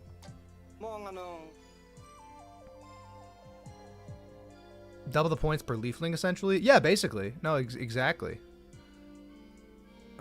Thought it was just for saving castaways. You don't remember getting Pup Drive from curing them? Well, that's exactly it, but it showed it showed it going up. It showed us getting 2. The first time playing night missions made you feel like a scared kid playing Pikmin 1 again. Galti Kappa. Kappa? Kappa. I know it's Kappa. I spent enough time on the internet, but you get Pup Drive for curing. That's the first time I noticed this. You get Pup Drive. I'm going to put that in capitalization. Pup Drive for curing leaflings. On top of the Pup Drive. So there actually is more incentive to do night missions. Technically.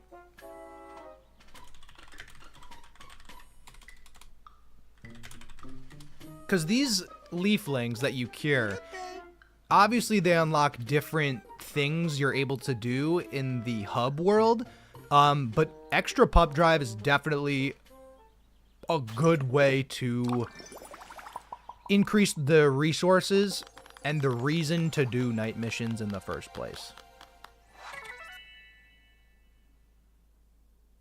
Didn't realize what glow seeds were for until the one part during the final boss. We used glow seeds our first playthrough with in the submerged castle and in Cavern for a King. Those are the only times that we use glow seeds at all. True gambler who revels in the game of life and leaves it all up to fate. He came to this planet with high hopes and high stakes. Patch. Bad idea. Chewy. Right. The travel agent. True. She organized the Uncharted Planet Tour to save the company from bankruptcy. I love how these companies are all just bankrupt. It's so telling. No. Derek Games, what's good? I said submerged. I meant engulfed. You know what I mean. Comes right after most players unlock night mode to encourage using glow seeds. Yeah, maybe. Just came from Baldi's Basics. I don't know what Baldi's Basics is, but...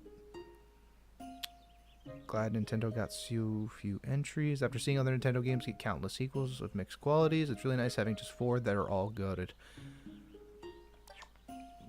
Yes? I don't know. I feel like a lot of the time with the Nintendo properties in particular, the level of quality control is usually pretty good. Usually. Wait, did we... Oh, yeah, we did all 3. Okay, yeah. Serene Shores, Blossoming Dunes.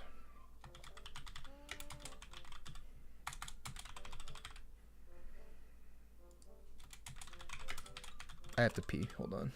I'm going to use the bathroom very quickly before I go into this night mission, because I've had coffee coursing through my veins. So I'm going to do that. If you haven't left a like yet, please do so. We're going to be here for probably a majority of the day. So, yeah, hang out. Let's discuss Pikmin 4, and let's have a good time doing it, you know? So I'll be back in, I don't even know, less than 5 minutes, definitely. So I'm just going to leave you guys on this screen here. So, all right.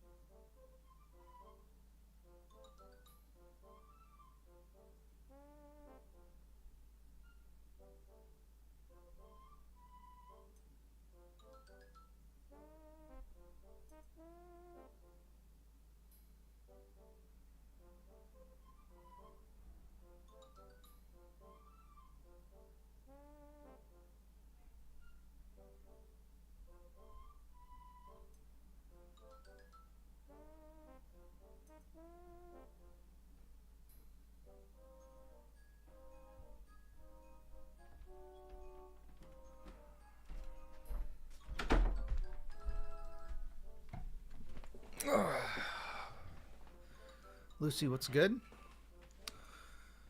Hey, Pikmin Kaizo. Oh, Jesus. What the hell? What the heck, guys? Blossoming Dunes. Let's do it. Doing the night missions for each area before moving on to the next one, just for the puppy points, but if they struggle, there's no shame in waiting.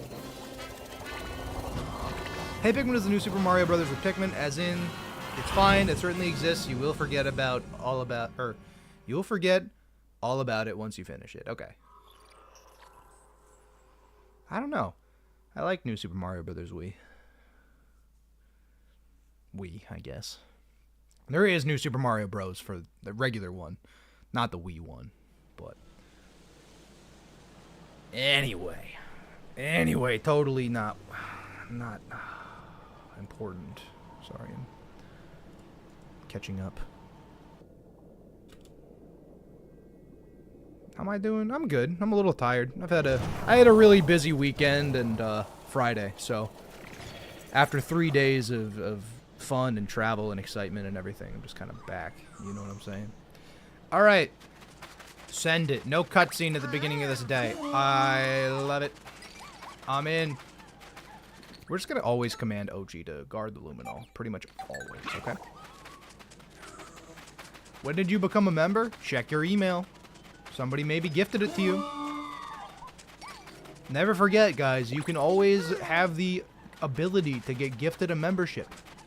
I believe you just select it from my channel. You just enable gifted memberships, and sometimes it'll just randomly pull your name, and then all of a sudden you get access to a bunch of really cool emotes. Those of you who are already a member, what are your favorite emotes? Send them if you got them. If you don't want to analyze Pikmin, but you just want to spam a picture of Ochi, go for it. That's totally fine by me.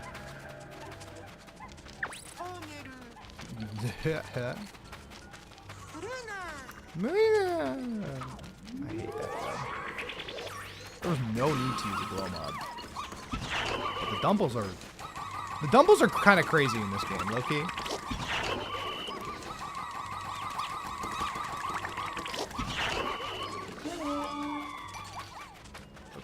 They're a little nuts. I won't lie. How you attacked me?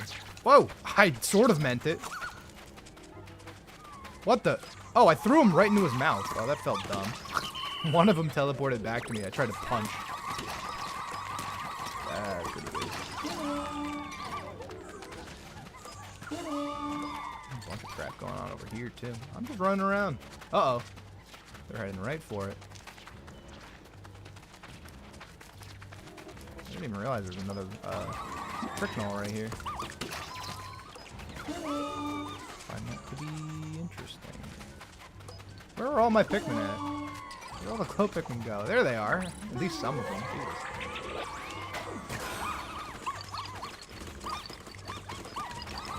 Puppy Blowhog's got a lot of health too. Look at that.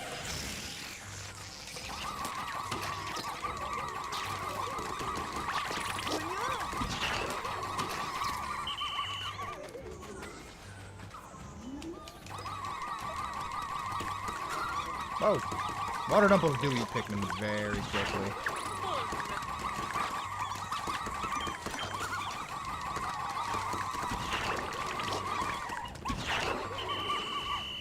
Something of note.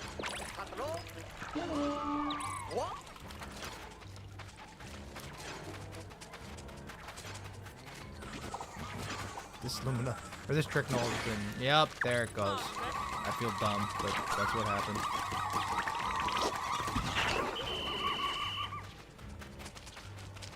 Water Dumple, Sheer, Wigs. Trying to do this. Pop, fall to the ground, and everybody dies. Beautiful. Good job, team. I'm working on it. Here comes out of nowhere. Oh my gosh. Stop. You're killing him. That is a crazy range. We actually missed that one sheer wave, which is really interesting.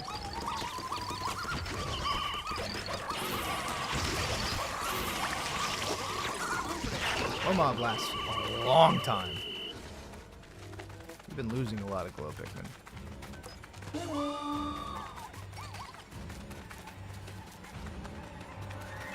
Hey. They showed up very fast. They flew in with a mission. The sheer grubs were on Top Gun time, you know? That's how they were flying out here in Top Gun Maverick. A movie I watched very recently, actually. Maybe within the last 2 weeks was the first time I watched both Top Gun movies. The first one is aggressively 80s, which is not a bad thing.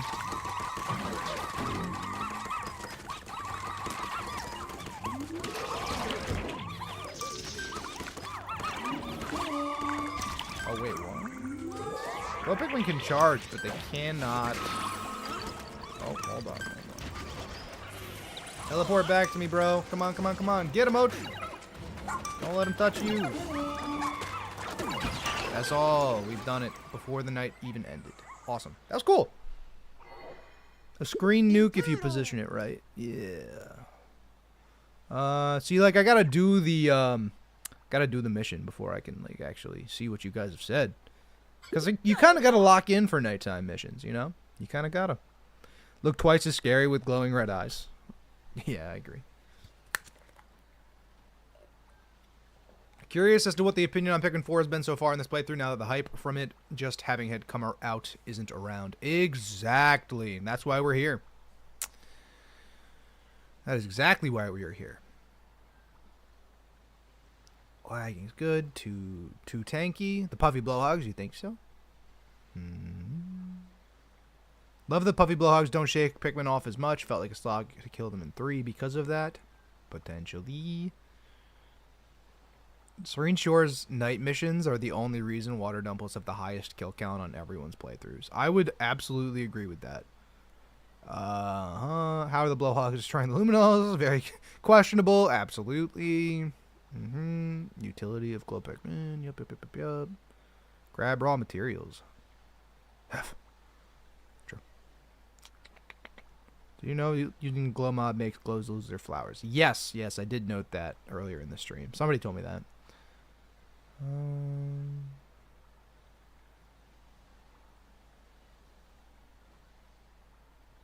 Okay. Alright, we're chill. So this was Water Dumples, Puffy Blowhugs, and Shearwigs.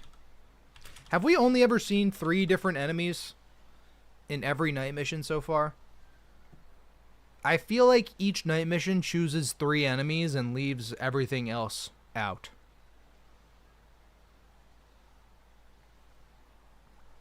At least I'm pretty sure that's what it's been so far.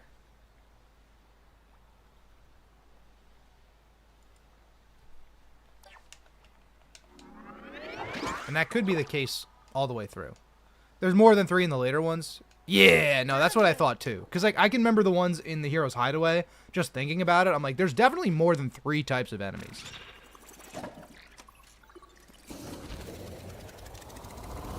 Thought there was a weird vacuum bird. I think that vacuum bird is, I think you're just making that up. There's no enemy like that. A ludicrous amount of spicy sprays in this game? You got over 30? Maybe. Not the Wattle Cloth. Well, there's no flying Wattle Cloth. Are there more than 3 non-boss enemies in the later ones? I don't know. They don't fly, guys. They don't fly. That disqualifies them from being flying vacuum birds. Oh, unless he didn't say flying, in which case. If you just said vacuum... Weird vacuum bird. Okay. Or Wattle Cloth. Okay. Alright. Dingo, don't eat that. No. Dingo? Dingo.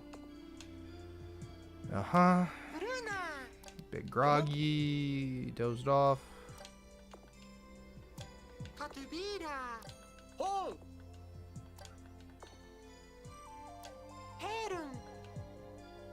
Concoction. Tired, be gone.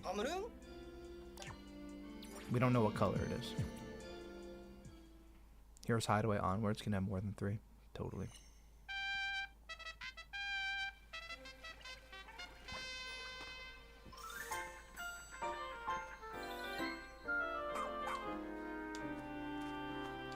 still got more night missions to do, guys. We got 2 more. Administer the cure.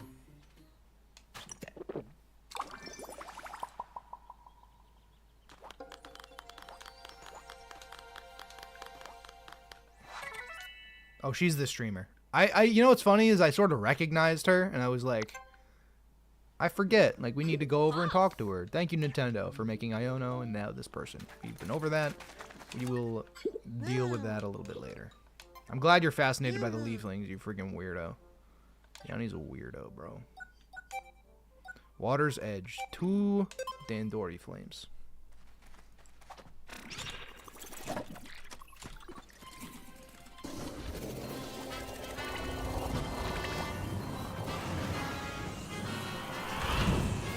Nintendo did me dirty. There's plenty of other streamers. Period. Ice Blast is basically Bitter Spray. I agree. I think that the lack of Bitter Spray is hardly a factor in Pikmin 4 because of the Ice Pikmin and the Ice Blasts. Like, I get that it's like, oh, it used to exist, but they reworked it, which is what we all wanted in the first place. So, reverting back to Bitter Spray is something that I wouldn't want because of all the criticisms you can levy against Bitter Spray in the game they were in, being Pikmin 2. Definitely not. Definitely a polarizing feature of, you know. No, not you, doggo dog. Not you. My little dudes. My little dudes are the one I want to go on that. I don't want you to touch any of these. I want you to guard something, Ochi. Here. You guard the orange one. Because I like orange as a color. And I like you, Ochi. Because your name starts with O. Think you have enough glow Pikmin? Yanni, truly, I don't need you to tell me that every time. I wish they would just let you do the mission without Yanni backseating you. You know? Feels a little wrong. Also, this area exists for, like, no reason. There's nothing over here. There's no enemies or anything. Freaking hell. Just run around collecting shit. Oh, the Toady Bloisters! The Toady Bloisters are deadly in this game. Why do you just charge their faces? As I got 1.5 million comments about it, believe me, I'm aware that you guys want me to throw them on their tail. Okay, I know, I get it. Glow Pikmin don't even get affected by the ink. Can Glow Pikmin even panic? Wait a minute. Somebody answer that question for me in chat. Can they panic, guys?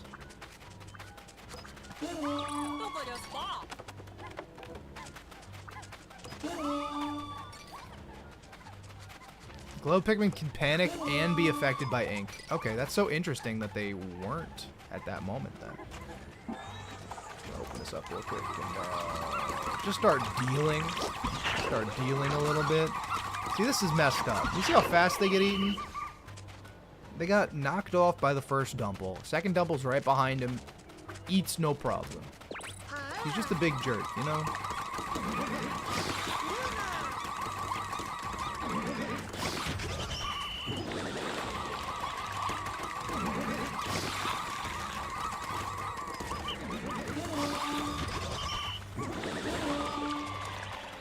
Oh, 5 of them are already waiting.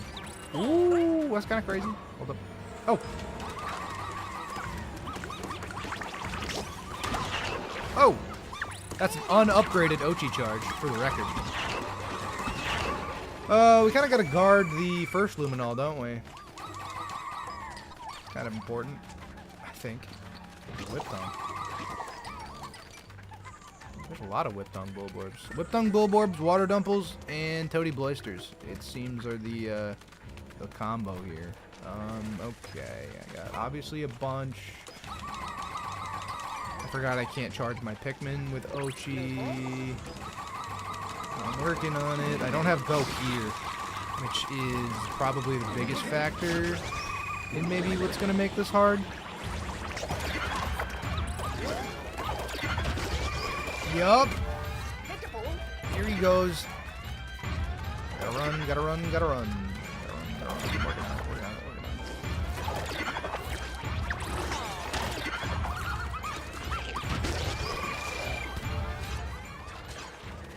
They're munching. Unupgraded Ochi charge being completely unable to just pop the water dumples is messed up. Look at that! They killed 4 of them! Maybe 3, but felt like 4! Where's my dude? My dude's in the middle of nowhere. Go back toward Och. Back toward Ochi. Another Toady Boyster. Another Whip Tongue. I think I have enough glow Pikmin. Yanni, I have 54 of them. I'm slightly annoyed by you, brother. You annoy me a little bit. What? That's a great glow mobs busted clip. That's a great glow mob is actually broken kind of clip. Nah, we ain't getting to the end. Nah. Been real. Been fun. Hasn't been real fun. Okay, water dumples, whip tongue, bulborbs, and toady boysters. Kind of a dangerous one. Kind of dangerous. Double luminol too.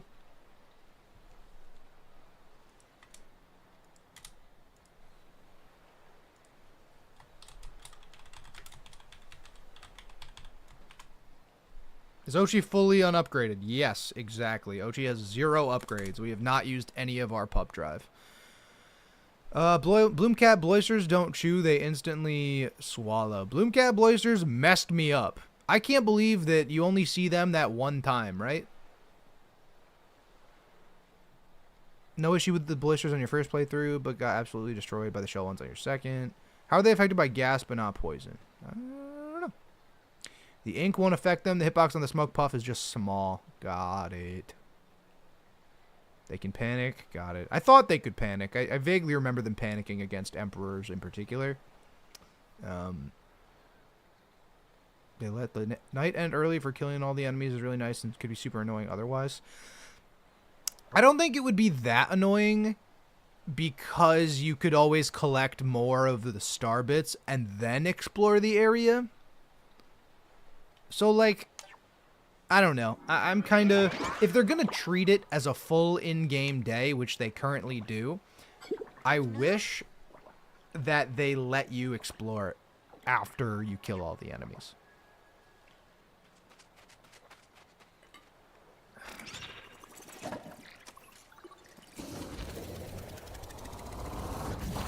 Playing without Go Here sounds kind of painful for night missions. You know, so far it hasn't been that big of a deal. Glow Pikmin are even immune to Groovy Longlegs' gas. Crazy. I'm gonna write that down.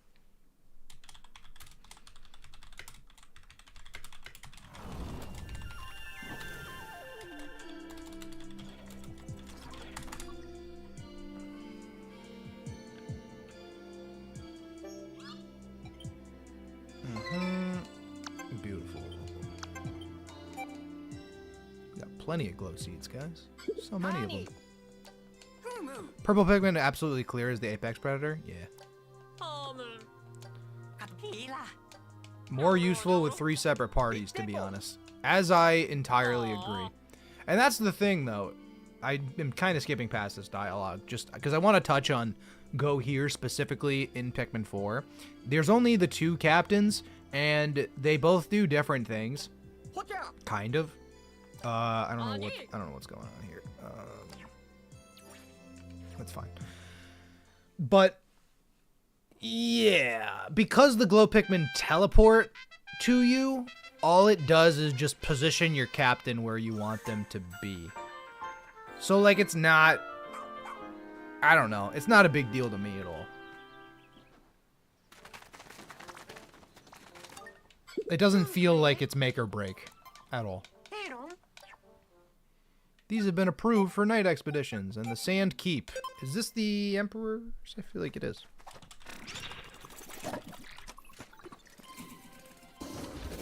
Am I not upgrading Ochi at all?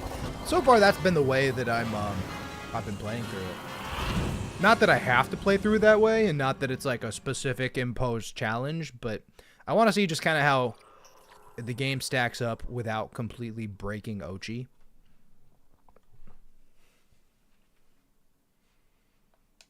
Which, again, it's not the way I'm judging the game, but it's the way I want to play the game.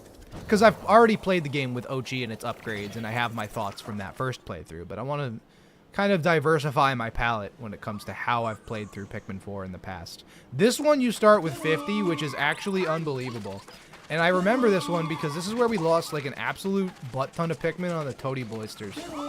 We lost so many Pikmin on the Toady Boisters, dude. And actually, I'm coming up here. I ain't dealing with this. Dumples. Mad Dumples. Ow, I got. See, everybody's just chilling on the ground. I feel about this.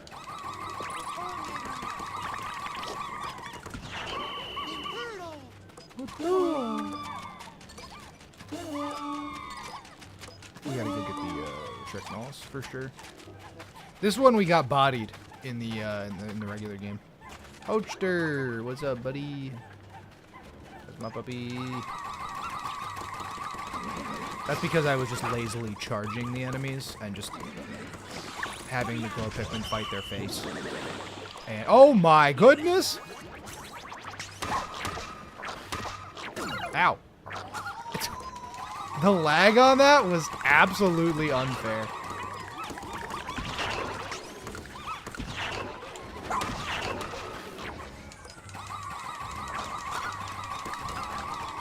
I see them coming too. I know I'm kind of wasting my time a little bit down here.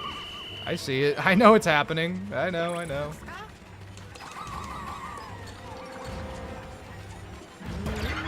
there, yeah. What's going on? This shit is absolutely going on, isn't it?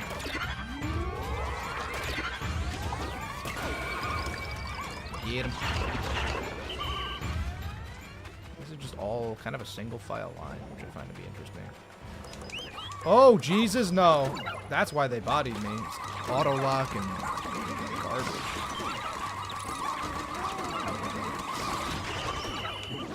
Oh, gee, I'm sorry. Don't die, puppy. I can't say this one's hard. I just think the boisters are, like, a little broken. Oh, gee, don't. Not you.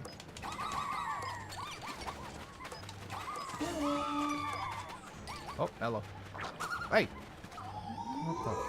See, they just munch so fast.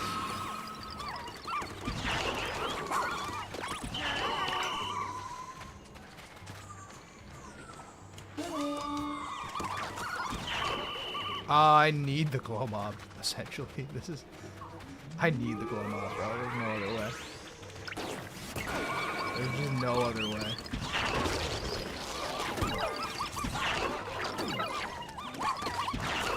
I'll activate this for the sake of having a little bit of defense, but it's terrifying, kind of. This little monster. This is the easiest one on the shores. It's the scariest one, I think. Like, obviously you get, like, a bunch of Pikmin off the rip, so it's not a big deal. But, like, there's a lot of enemies.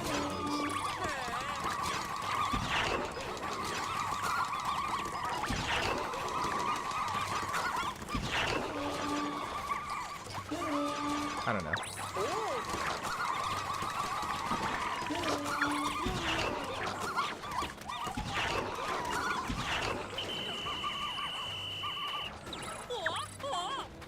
Ochi's doing it. Ochi! Oh no. No.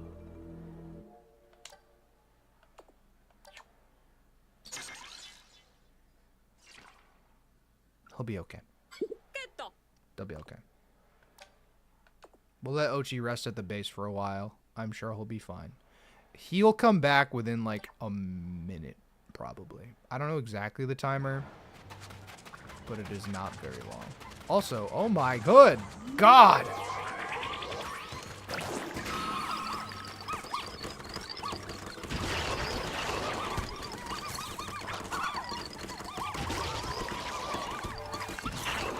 Glow mob lasts for far too long. See, we're chill. We're vibing. Bruna. You can wake him up immediately, then give him a bone. That's true.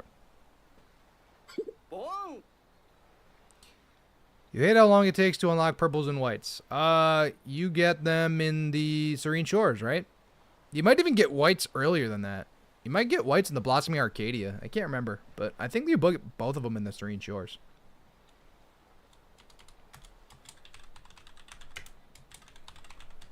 I didn't get the, what's it called? I didn't get the Tricknall very fast, but we did much better than the first time I played through that in my initial playthrough. Because I didn't charge the Toady Bloister's face. Exactly, that's not even halfway into the game, so I think you don't get them very late at all. But Glow Mob Stun is determined by the number of Pikmin you use. I think you're right. Oh, sure, the onions? Yeah, no, that makes sense. That makes sense. But, like, they're also a reward for a reason. I actually really like the way they implemented the Sage Trials and Olimar Shipwreck and everything like that. We'll get to it and we'll chat about it. Right now, this was indeed the last nighttime mission, which is a good thing because I get to move on to the Hero's Hideaway and the actual Pikmin gameplay and fun things. But, like, I like the night missions. I just think that certain things about them are just, like, a little weird. Maybe it's just, like, how they pull you so far away from the main game. It just feels so separate when it's supposed to be so intertwined. You know? More dumples. I would say this was a medium, I think medium difficulty maybe. And this is without using bombs or spicy sprays, or not because I am self-imposing that challenge, but as per usual. Made for the old gamers? Maybe.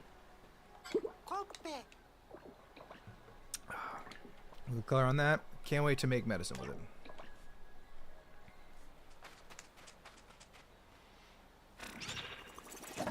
You hate they aren't optional. They feel like a chore due to that. Yep, we definitely chatted about them being chore-like, for sure.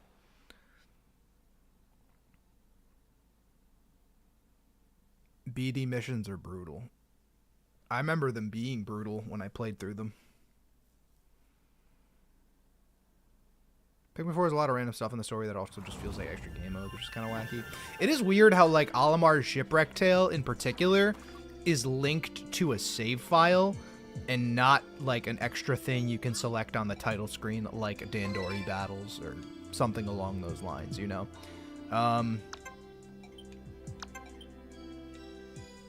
So actually, we don't have any more leaflings to be able to be cured, but we can stack up.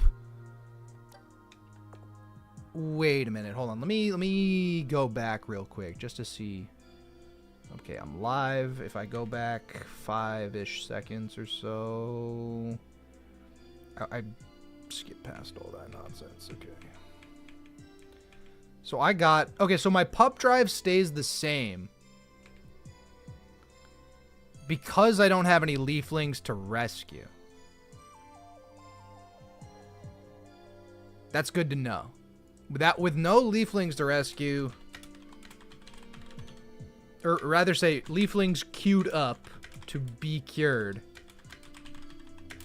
completing night missions does not earn you pup drive. Okay. As a Yakuza fan, you love it when there's extra games in your games. I do too, but the bottom of my foot is so weird and dry right now. I'm just like just scratching it. I'm like, wait a minute, there's a lot of dead skin down here. What's going on? Experiment, not a bunch, but you know what I mean.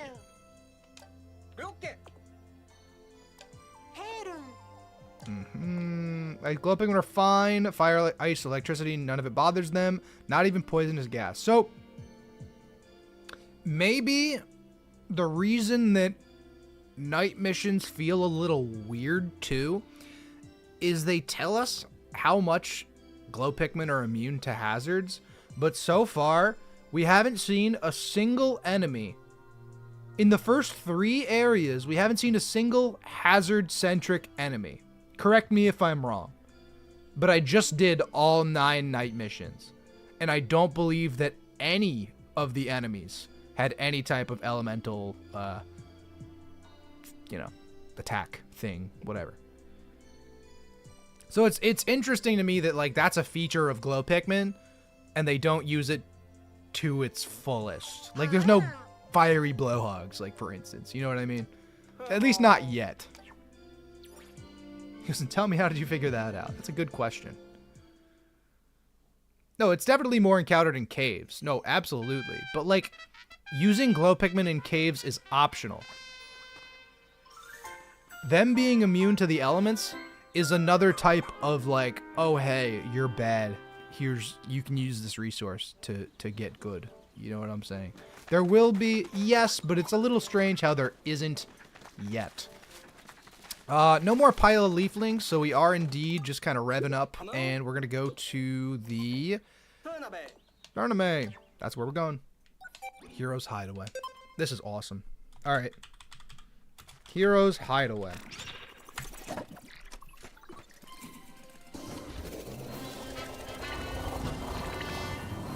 Fourth area. We're doing it up, guys. No shame in popping some ghost pics? Yes, there is.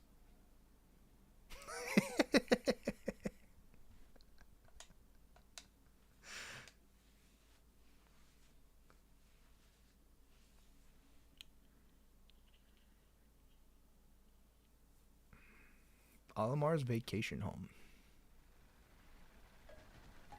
I love that they show you the armored cannon beetle, which of course, if you have 100% of the areas, you've already seen the Arctic cannon beetle, but it's just kind of funny. Should have put some slooches in the early night missions. I kind of agree.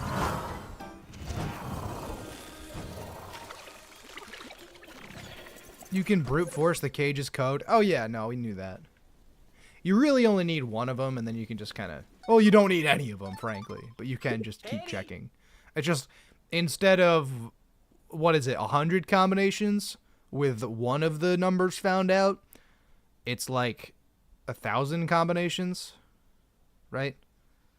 Is it the horned cannon beetle now? Is that what they call it? Instead of armored cannon beetle? Do they really call it just the horned cannon beetle? I don't think I realized that they changed the name of that enemy. Unless it's quote-unquote a different enemy.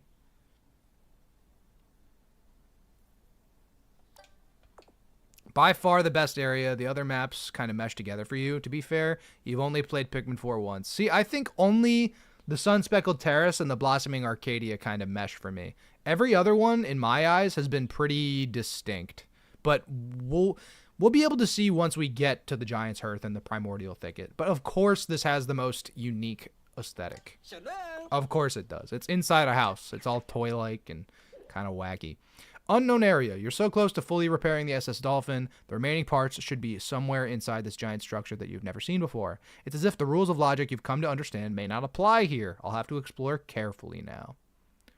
The rules of logic you've come to understand may not apply here. That is a weird thing for Olimar to say, and a weird thing to be highlighted. So I'm taking a screenshot. One more piece of surprising news. Bernard, I have to make a note of that. Bernard always has one capitalized word. You guys said that, but capitalized word in his text boxes. Pikmin always kind of reminded you of the Borrowers. You're glad they went whole hog on that with this level. See, I'm not sure what the Borrowers are. Also, Connor, what's good? Anybody? Yeah, it's in Noir Sky here too as well. Okay, cool. Spaceship we found at the rescue command post is Captain Olimar's. After analyzing its flight logs, we can confirm it came from Hocotate. I love it. That's awesome. It's about little people who live alongside humans and use their giant stuff. Oh. Love Primordial Thicket because swamps and wetland type muddy areas are some of your favorite biomes. I think I really like the Giant's Hearth, but maybe it's just because I really like red Pikmin. That's the one that I think stood out to me on my first playthrough. Rocks, ice, and yellows. We definitely get the ice onion here. And that's it. And we get the rock onion in the next area. And then the wing onion in the primordial thicket. I do think it's really interesting how the beginning of the game does limit you to only the 3 onions until you start doing the night missions. Like, the progression is very interesting when it comes to Rescue Olimar and curing Ochi. Like, I love how each area has 1 onion in particular. And I really like how they give you the 3 off the rip. And extra onions off the rip. With the yellows and the blues. So, I'm going to take out 30, 30, 20. I'm not going to get any more types of Pikmin. We have plenty of them, I believe. I don't exactly remember what's back here. Materials, naturally. Am I going to save the Shipwreck Tail and Sage Leaf Trials for later or for earlier? I'm not exactly sure. But I do love the idea that they literally give you 1 of these. And both... Wait a minute. Oh, I have to bump it. I was like... Wait, what?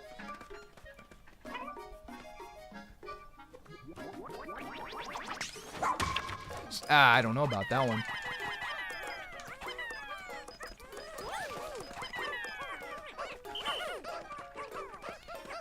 Sunspeckled Terrace has 2 unique onions? Well, sure, but so does the Blossoming Arcadia, which is what I... Right? Because both of them have a blue and both of them have a yellow. That's kind of what I said.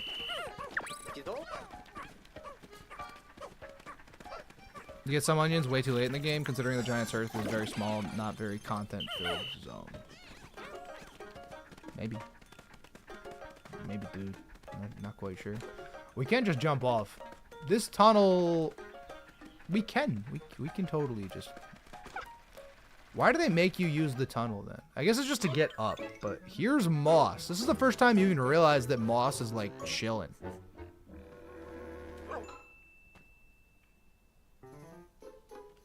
What? After a while, you skip the dialogue, so you never use the glow pigment in the caves in your initial playthrough. Yeah, there's a lot going on, guys. A lot of chats going on. All alone at the moment. Let's kill it. Moss the guard dog. Moss has been guarding the outside of the bunker for me while I rest. She's also been gathering up Pikmin, though it's unclear where she's finding them. Either way, I feel so lucky to have Moss by my side in all this.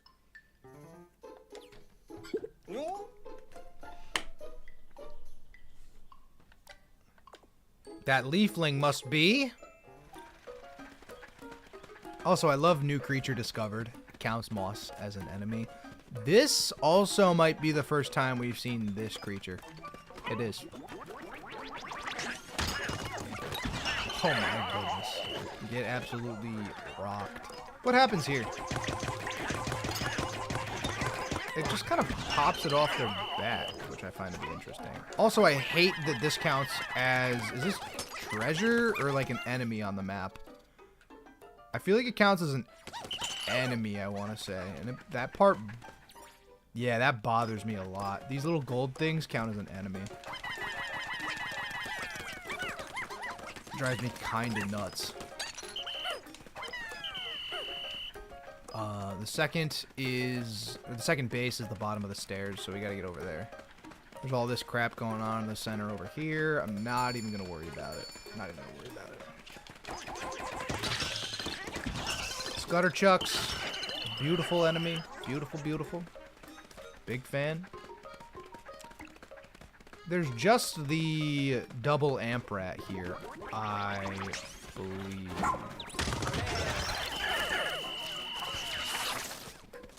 Run away from my dude. Honestly, the bearded amp rat has had such a downgrade. I feel like it's so much less dangerous. than it used to be. But maybe I'm just making that up. Obviously, Ochi charge breaks the game. Everybody knows that. You know what I'm saying. There's something in here. There was a dude. Forgot about the dude.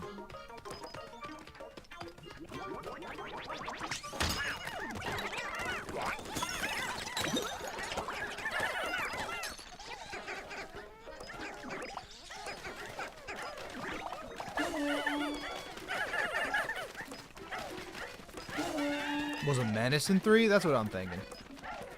The Scudder Trucks can actually kill rocks against the wood floor. See, that's cool. Wait, didn't we get a card? Didn't we pick up a card already? Or do we have to get physically up to the vault in order to, like, see the fact that we need to use its code? That might be the case. I'm not entirely sure. I should get these out of the way. But I think I'm going to try to rush the ice onion a little bit.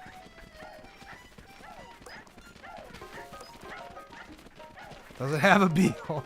Not in this game. Or maybe it... Wait, does it have a bee-hole? I think they took away its bee-hole, right? Gotta trigger the UI by reaching the bunker first. Interessante. Yeah, but it's been, you know... been censored a tad. This lets us do that, right? No? Wait a minute, that's confusing. Wait a second. Am I dummy? The only way to get up there by... There's...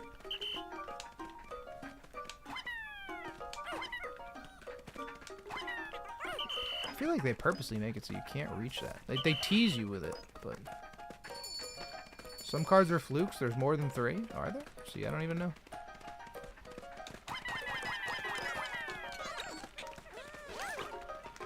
We haven't even seen Moss yet. We know Moss is around, but we haven't even really dealt with it.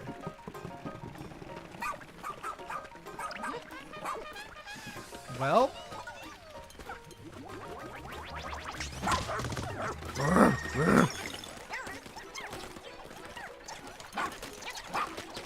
Oh, she got most of my Pikmin, actually. Wait a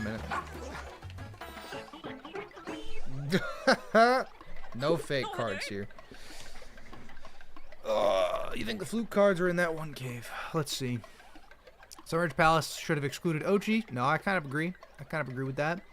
Faster regen timer, which is really cool at first, but if you knock her out day start, she becomes a non-issue. It'd be neat to see her disrupt the player more. I think there's a really fine balance between that. There's a fine balance between Moss showing up too much and being annoying. And rather just being... Like, she's not as much of a mechanic as maybe she could be. But that's kind of okay.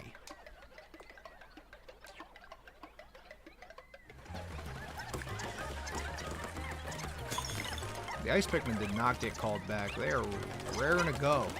They're to scrap.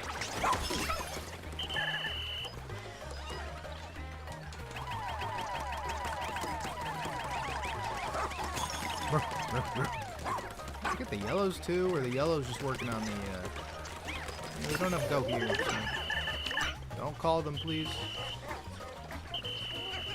Oh, she's running, so we get them. Oh, this is a nightmare. Wait a minute. This is like the first time we haven't actually just completely one-shot Moss. Oh, yeah. Oh, yeah. Nope, nope, nope, nope, nope, nope, nope, nope. Buddy, buddy, buddy, buddy, buddy, buddy, buddy. Yeah. Because she goes... Does she go underneath the table, dude? Did they eat my rock Pikmin? I'm gonna be so tight if they ate my rock Pikmin. Where did she escape to? We see her on the UI in the minimap. She's all the way over here now. Dude, what the...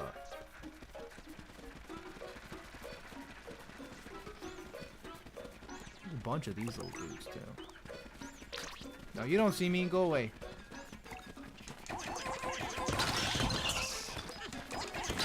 Oh, jeez. I really wish I had freaking Swarm. I cannot stand it. Sometimes, dude, when it comes to moving your Pikmin, sometimes, man, it's like those enemies would be absolutely nothing if I just had the ability to swarm my Pikmin. They'd be nothing to me. But instead, they're actual kind of dangers.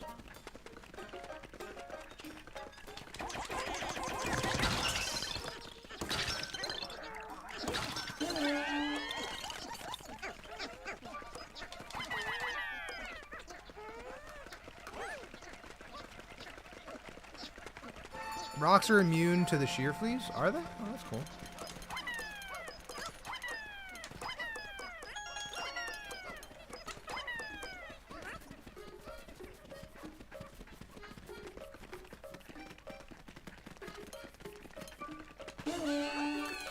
What is that? Is that a robot arm?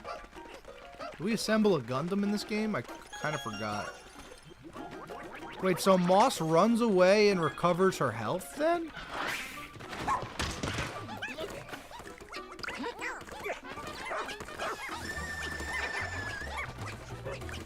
We're already attacking her though. I don't...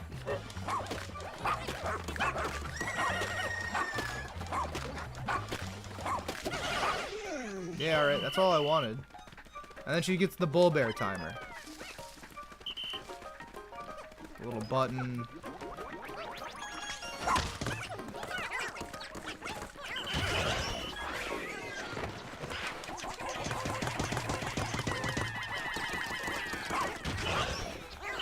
A bunch of tusk blowhogs over by the lamp.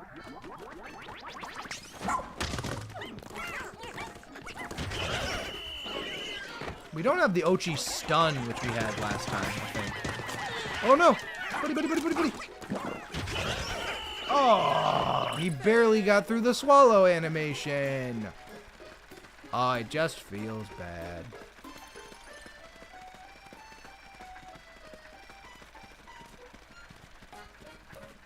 I thought there were more than 3 shear fleas here. Actually, let's just watch this in action. There are more shear fleas. They cannot be. Oh well, they don't really care. So. Nice little footage.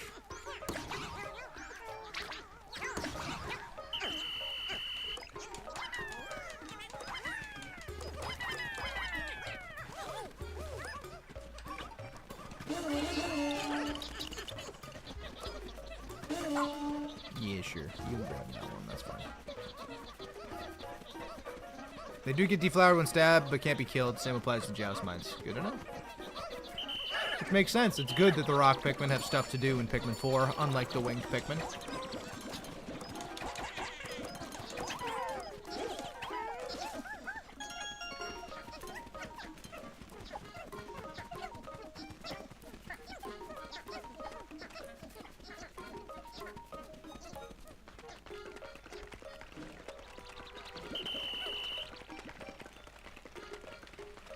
I still have Ochi with me, don't I? No? Oh, no. Guess not. Hilarious. Oh, yeah, Ochi can't pluck Pikmin. I was like, yeah, we haven't upgraded Ochi at all. Okay, does this bring us up to the vault immediately? It does. That's so interesting. And so we can't hop on that either, right? We have to get up there first. We know this is a 5. So we can just kind of guess the rest. So we do 0. I don't know how fast this process necessarily has to go. Or, you know, how slow we have to. You know what I mean? Like, can I just have it slowly tick up and it'll just kind of work eventually?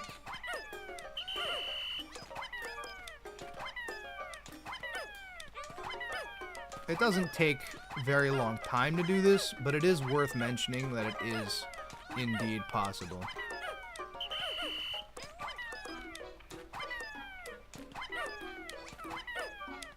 Nope, you don't have to get 2 cards.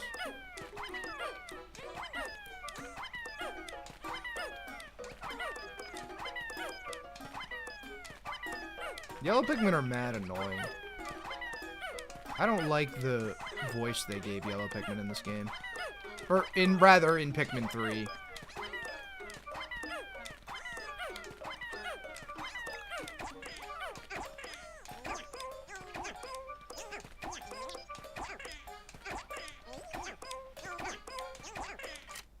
Six, 4, 5. See, it works eventually. If you just exist and stay there, eventually you can open up the bunker, no problem. Oh. Is that Leafling again, isn't it? They're hiding in a bunker. Could that mean that after all this time?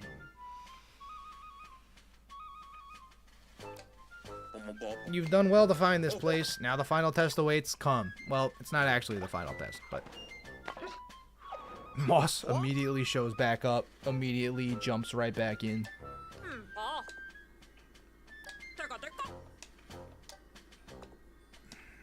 What do you guys think? Do you think we just kind of go for it right now?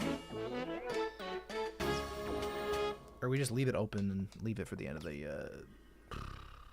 I want the ice onion first, I think. I just wanted to open it to show that you could open it. I'm not going to do it right now. I'm not going to do it right now. I'm not going to do it right now. Sorry, I asked you, but I didn't actually mean it. I'm not actually asking you.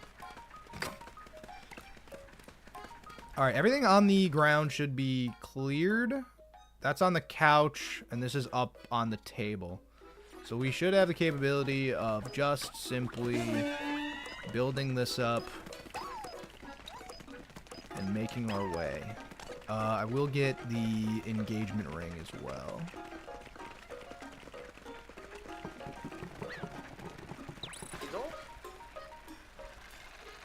Pluck those Pikmin sprouts yet. Shut up, Colin.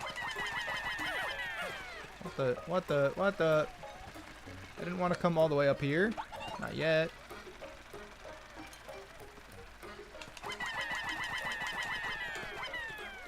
They got it. Beautiful.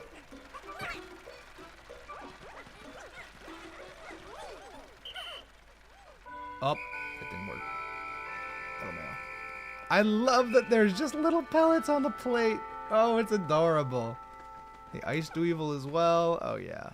Oh, that's a good time. Definitely a good time. I can just totally jump down and friggin' send it if I wanted to. I got a bunch of random Pikmin everywhere though, so. I got the ice Pikmin working on the bridge. I got Pikmin carrying a treasure. I got one yellow chilling on top of this. What the heck? How'd you get over there, dude? Yeah, I'll probably just do that tomorrow. No fall damage. Ochi has knees of steel. Good to remember. Ochi has knees of steel.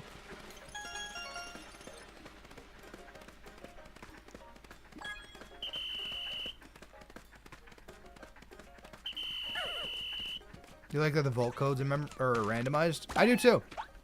I do too. I'm going to take some more, perhaps detailed notes once we actually end the day. But I do want to finish out the day.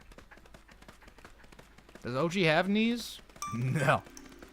We'll finish out the day. We have 8 seconds. So wait a minute. Didn't I had all my ice Pikmin charge on this. Did I call them all back? Did they not build this up? I just had them do this. That's confusing. Why'd they come back to me? Did I call them back?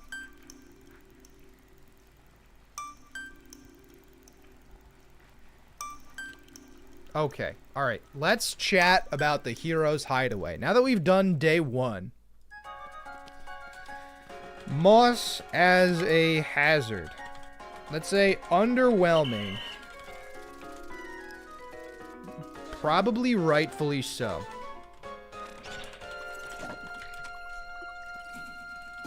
Controls your Pikmin against you, right?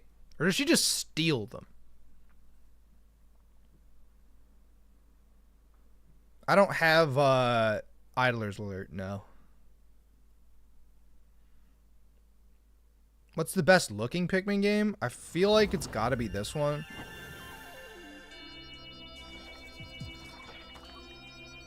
Like, she doesn't, like, throw them back at you. Like, Pikmin don't have the capability of fighting each other.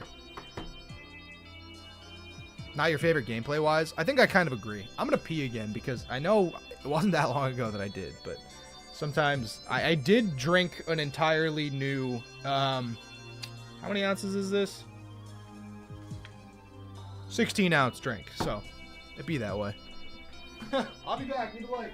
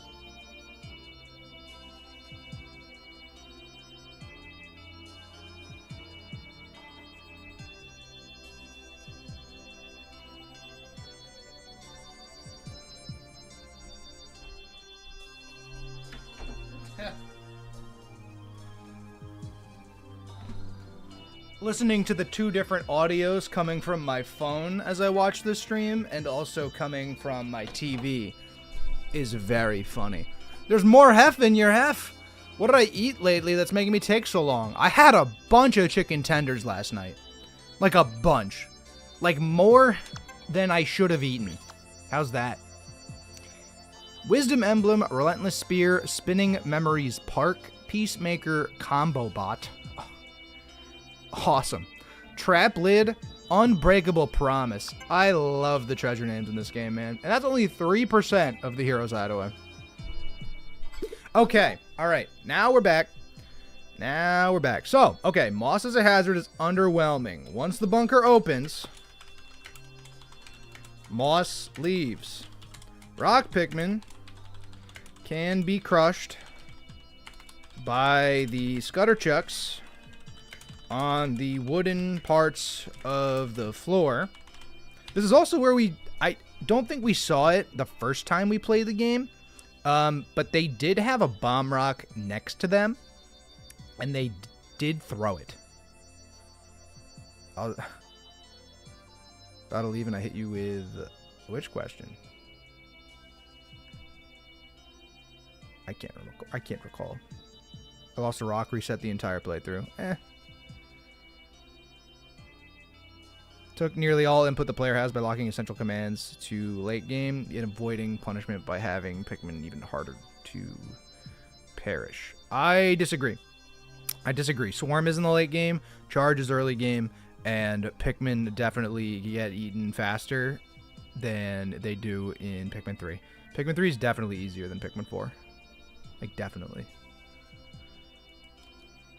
There's just more enemies in Pikmin 4. Plus the caves, plus because it's a bigger game, you're more likely to lose, like, Pikmin numbers anyway.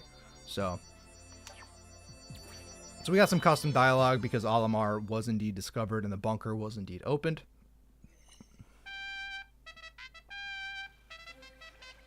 Anyone open the bunker and not done the trial? Did Moss still leave? I just did.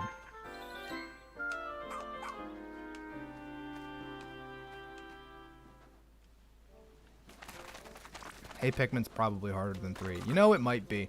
I'm gonna do... Actually, do the nighttime expeditions, do they unlock now? Out of curiosity. They do both unlock... Oh, number 2 has not unlocked because we didn't unlock the second base camp. So we are just gonna go back. Rather weird, they hold your hand so much. It's harder than 3. Enemies not respawning does stink. We agree with that. Pikmin 4 has a butt ton of stuff to make stuff breezy if you so choose, which I don't think is inherently a bad thing. Pikmin 3 is easy, and then the Formidable Oak happens. That's true, too. Probably my biggest criticism of Pikmin 3 is probably the Formidable Oak. It is definitely my least favorite area in Pikmin 3. By far. Like, not even a question. I like the concept, but I think it was executed rather poorly.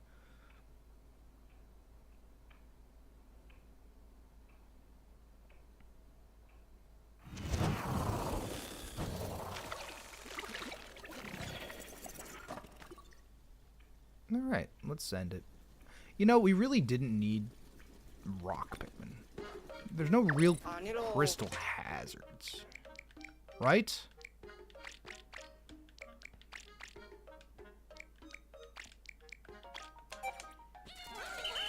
Hushkin, what's good? How we doing? Alright, this time, we're building that crap. Also, wait a minute. Is that Sparklium up there? Ah, forget it. I'm fighting the Cannon Beetle. I'm fighting the Cannon Beetle right now. Y'all can't stop me. Bonk.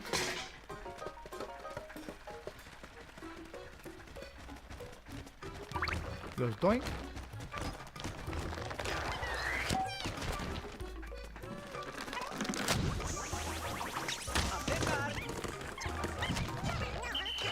Oh, he ain't nothing. Wait a minute. Huh? Oh. Okay.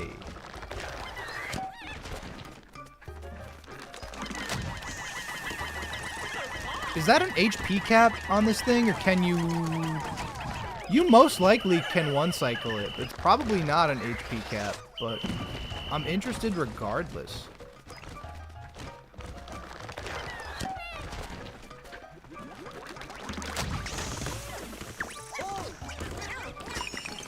No, I want him! No! We can move this ourselves, right? We can just push it. There needs to be more treasures like this, man. There needs to be more treasures that you could straight up do this with. This is such a neat idea, but it is hardly ever used.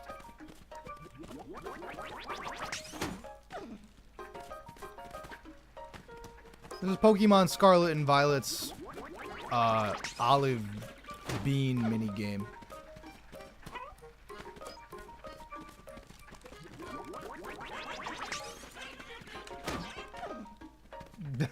It doesn't just go right into the ship. We do have to indeed pick it up. But it's freaking awesome. You can just kind of roll it over here. Like, I vibe with it, you know? The Sunshine Watermelon. Yeah, exactly.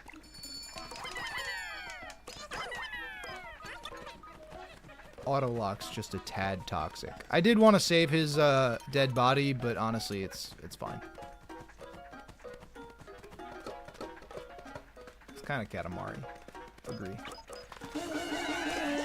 Stuff on the couch. It does indeed seem like Moss is gone because the bunker has opened. So Moss as a mechanic no longer exists in the hero's hideaway.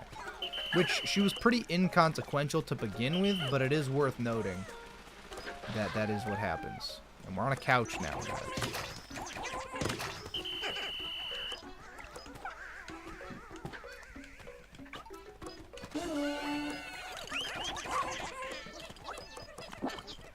And then, out of curiosity, this is Sparklium, isn't it? Yeah, it's so weird. You really don't see too much of this in the overworld. Wait, guys, is this the first time you see overworld Sparklium? Like, not in caves, not in Dandori challenges. There's no HP cap? Okay. Polyhex, what's good? Got enough Moss footage? Yeah. Yeah, right. Probably not. They should have had a balloon treasure that floats off the ground and can only be carried by Wing Pikmin or a purple to weigh it down. Yeah, maybe. You see him in shores, do you? It's kind of strange.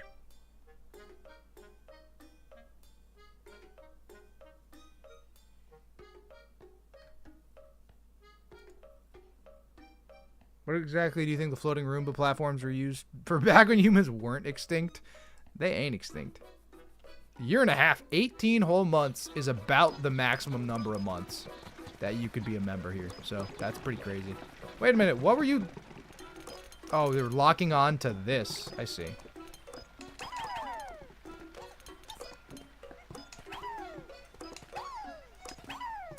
Oh, he just ran up the pillow. There's no rules anymore, is there? Hey, wait. Where's my dog? What did I have my dog bring? What is my dog working on? Where are we going, out of curiosity? Comes right back to me. Okay. Alright, sure. Low-key forgot about that part. One raw material. I absolutely did not mean to send him on one raw material. That was entirely my fault then.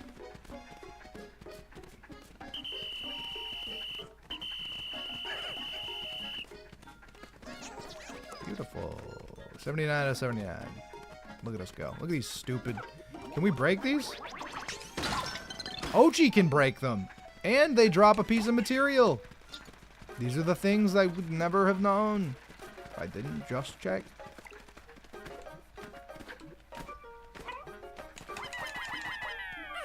Jesus. See, this is like yellow should be used because you can throw them higher up. And then it's just an Ochi charge. And it feels bad, you know? It feels like I should have just been able to throw my Pikmin at that and they would have latched on and dragged it down like in every other game. Like in Pikmin 3 with like the fruit. But nope. Ochi required.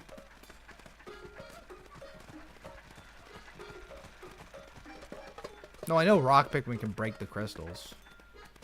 That's like what they do, but I'm saying I didn't know if Ochi's charge could. Ochi's charge can do anything, as it turns out. We'll get these guys off the couch for the humans. You know, why not? And then we'll patiently wait for this thing to come back around. I do love how this kind of platforming. Like, it does crack me up a lot.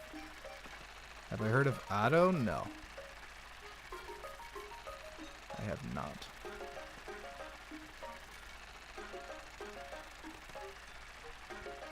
Don't you hate it when you come back from vacation and you realize you left the floating platforms on the entire time and now the batteries are dead? It is pretty good. That is pretty funny. We did get the thing in the plant. 1, 2, 3. There's this whole thing we need to throw Pikmin on, material-wise. But in order to get this calculator, we indeed need to stay on this. Gotta get the picture of their dog, too. Hello? Who was that? Oh, a honey wisp on top of the duffel bag? I don't even know. That's 12 of them. Beautiful. I cannot make that jump, as much as I wish I could. There's no reason for me to stay on this thing, though. Oh, I didn't know her name, but yeah, I've heard of her. I watched Film Red, actually, like, less than 2 weeks ago.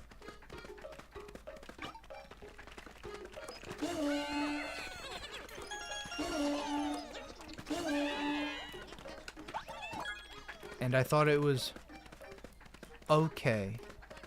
I thought the best parts of it were was the music, basically. The idea of telling the entire narrative with, not the entire narrative, but when the music was happening, it was pretty dope.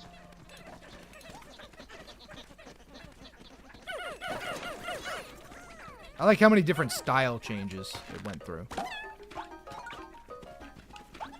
Anyway, we're not talking about One Piece. I'm talking about Pikmin 4. This is the analysis playthrough. One stream I'll get through never mentioning One Piece, but unfortunately, it's not this stream.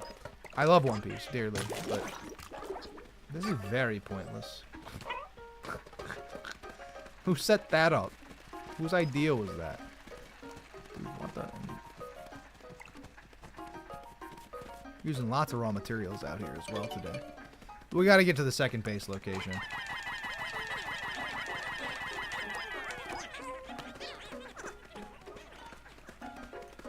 Imagine if this house belonged to Miyamoto. Every house belongs to Miyamoto. This is his world. What do you mean? We only have ice Pikmin, but that's okay. We got another part of the robot.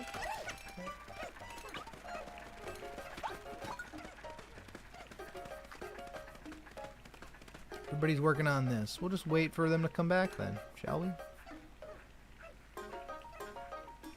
For some footage, you know? Kind of nice.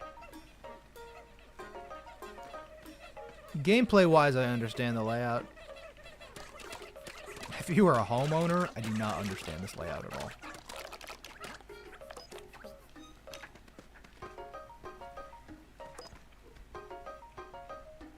Why are you so slow? Are you the only one who's a leaf Pikmin? Is everybody else a flower Pikmin? That actually makes a pretty big difference. That actually made a really big difference. Well, really big being 10 seconds, but I'm a Pikmin player. That's a huge difference. I ain't missing this. I ain't missing this lift. Snoot whacker. You're dead, Zode. Bye-bye. See you later.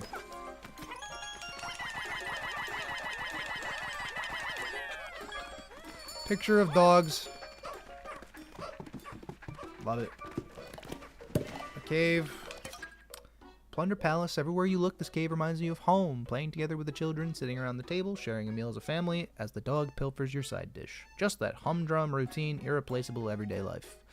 This is the bread bug cave, which we see them right there. We're not going to go in right this second, because we have treasure moving and shaking and everything. And I want to get to the second,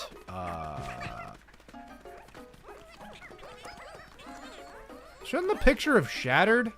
Thinking about it?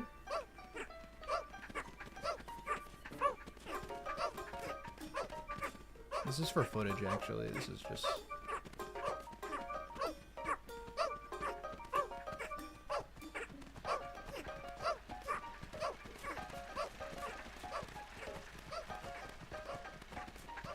Yay! Pikmin 4. This game's beautiful. I'm getting the second base right now. Oh, wait, do I have to go up and around first before I can do this part? I think I do, maybe. It's actually really messed up. Other Pikmin games will let you do that. This one doesn't. It's okay, but still.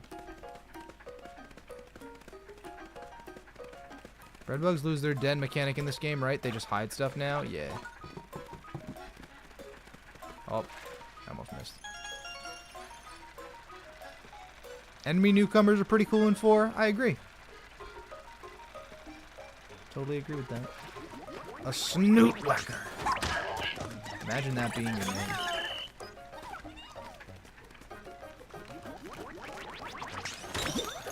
Explosions.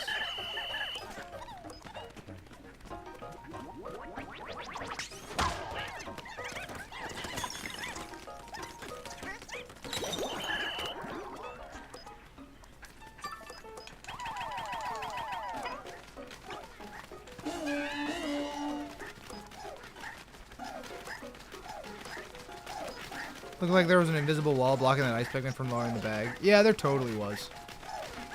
No, they definitely... The progression is pretty tight, I think. You know what? You can keep that, my dude. You just keep that. That's yours. Can I have... Ochi doesn't know how to dig.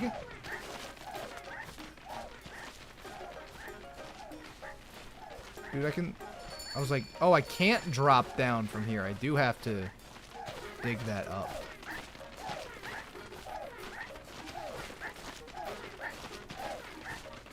Another Flarlick. Some macarons. The burner cave. The ice onion.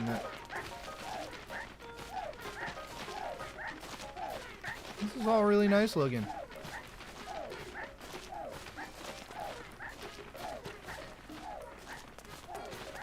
Look at that. We can even get up there, dude. Doesn't even feel right.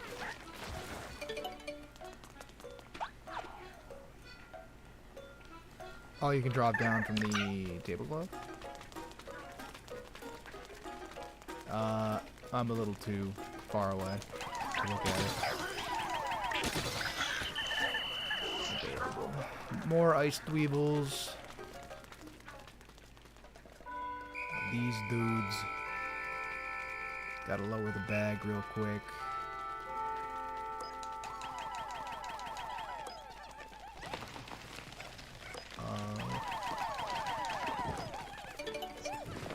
I might just... Oh, no, you guys don't do that. 40 Pikmin free.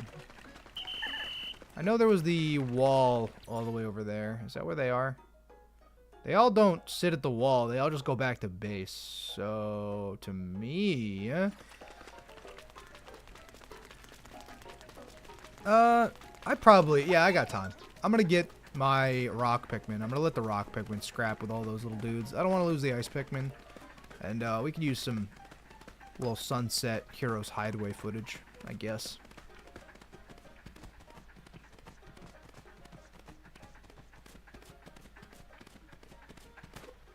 We probably, keyword probably, have time. Where are all my rock Pikmin? Where this is my, oh no, they are all over here. They do stay at the wall. Okay. Then we did not get the base. I don't have the idler's alert. Don't ask me to use the idler's alert when I don't have the idler's alert. Thank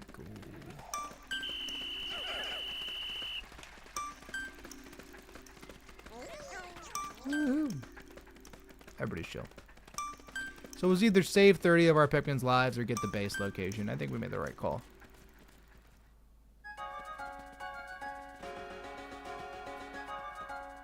They're hidden behind the icon, which is kind of bad UI. You know, that is definitely not the first time that I've had that issue with the UI.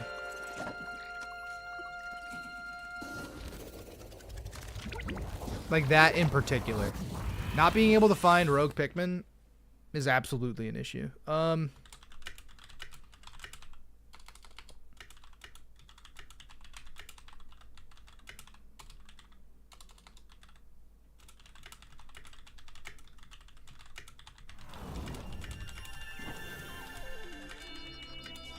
The green arrows most prominently, I would say, are the biggest problem.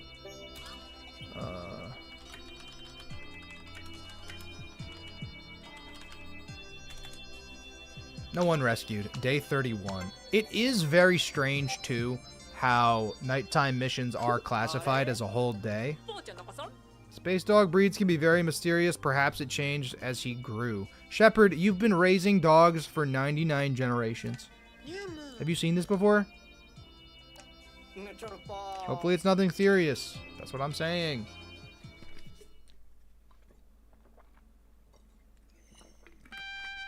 It may just be because you're a high-level gamer with a high-level game sense, but the green arrow icon feels pretty worthless. I would agree. I agree with that. They only seem to be a negative. It feels like, oh, there's a thing you need to see here. But, like, is there really? Like, yes, but also no. We never got the second base, so we're ready to explore, however. Let's hit it. You get why night missions count as a day since your character couldn't just stay up 24/7, but it does feel like day bloat. Yeah. It's just weird how they take place, like they're nighttime missions, but they take place entirely separate. Like, what do you do during the day for the expedition? You know what I mean? Like, you just chill around for 12 hours. Like, there's people in danger. You wake up and you vibe, and then you do the nighttime mission. Yeah, you sleep. Sure, I get it. I get it. But what I'm saying is like, you know, you're burning the midnight oil anyway. Whatever. We out. Oh.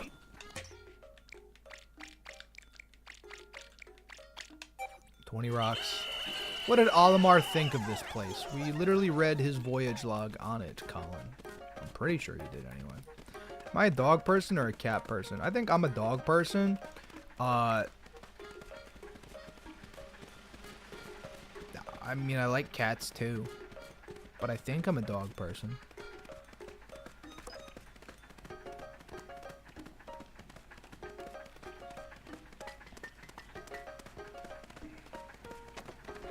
We're just going right over to this spot.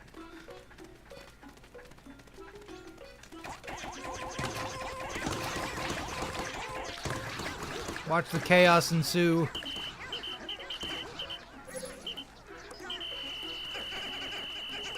I love it. We will not be taking any of those. I'm going to move the base over here. And, of course, there are more shear fleas. Oh yeah, and the icy blowhog comes down, which I find to be really interesting. It literally comes out of nowhere.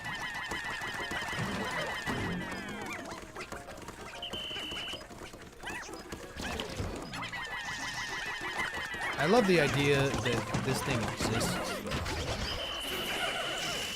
And it has a corpse too, right? Yeah, it does. It spits pellets and a corpse, which is very nice of the game to give to us. technically 2 ice blowhogs. It's a little weird. They're a little ice Pikmin pilled, which isn't the worst thing, you know? Where are you gonna go, bro? Oh, he sees us. What the? No way.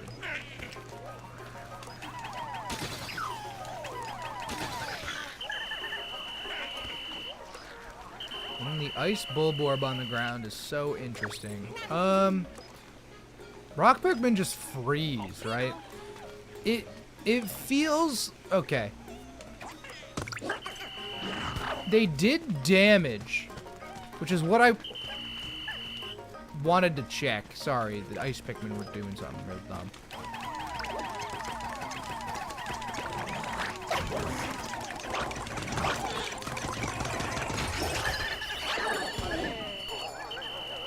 Yeah, okay. How many did they eat? Did they just eat 3 rock Pikmin? Because that feels a little wrong. Feels actually pretty wrong. High key. I wanted to see if the rock Pikmin were going to smash through the ice. Which they kind of did. We haven't bought any bombs, so I haven't wanted to really use them for enemies.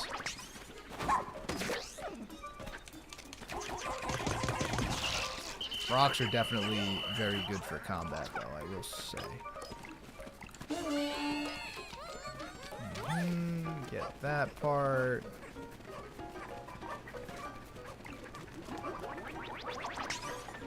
I love that Ochi does his little, like, charge up when you're not on top of him. Like, he rubs his foot like a bull, which is really cool.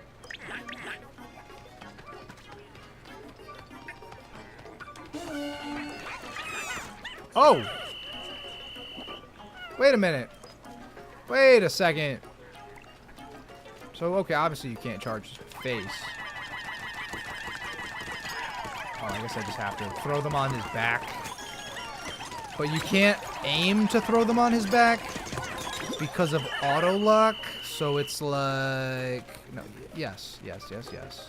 Not a stranger. I'm just figuring out how the enemies work. I know, like, I'm just confirming suspicions.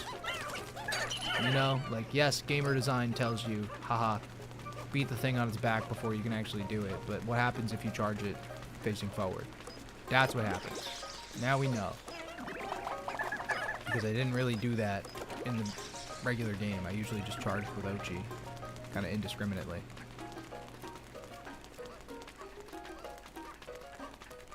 No, there won't be a supercut or any stream highlights for this series in particular. For this particular set of streams.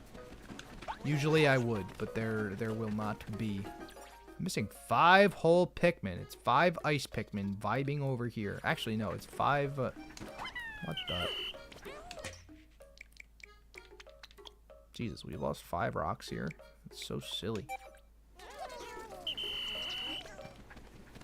I want to get the ice Pikmin onion with the day, I think.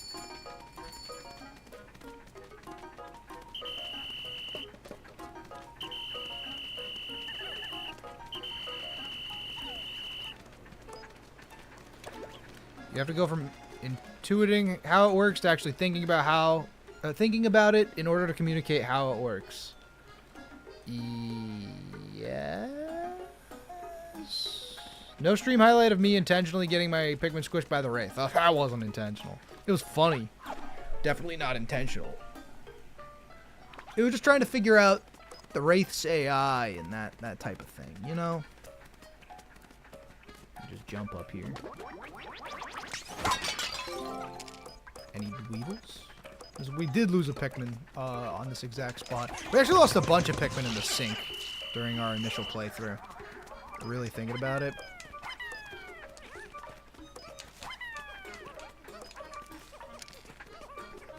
I really feel like this is the first area they designed.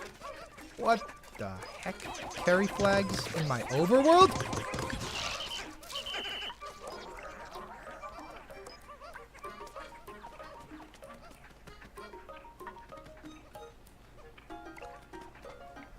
See, like, you need blues for these treasures. I guess you could technically get them with Ochi, but it's so bizarre to me. Like, the area doesn't really require yellows. It doesn't really require rocks. It only really requires ice Pikmin, which is potentially a criticism I have about it. Like, why have an area that requires yellows and not have any electricity? Especially Noah node beetles. Are they just gonna drop it in? Oh, wait, no. This doesn't make any sense. Right. We figured that out last time. The button draining the water was not something I saw the first time. I do remember that exists. But, like, they could have made it so blues are required for the area. You know, they didn't have to include the button.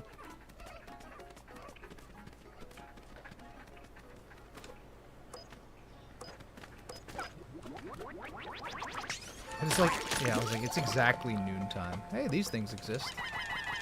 These look yoky. I love the way these things look. Good Pikmin type. Although, we're unable to go in this cave. Right? Oh! Oh my!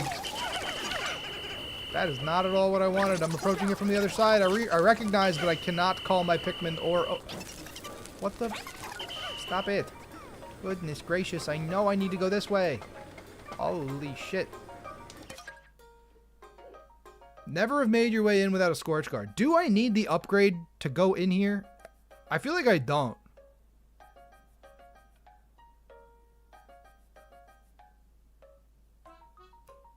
I have to buy the upgrade to go in here. It's required.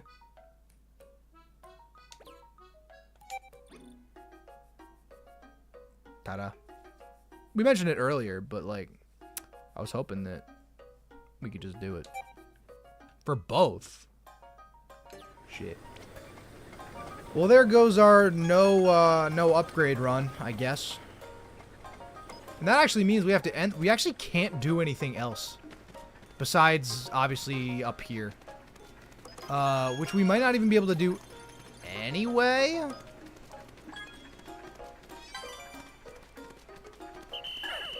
I'm not sure how I feel about that in particular.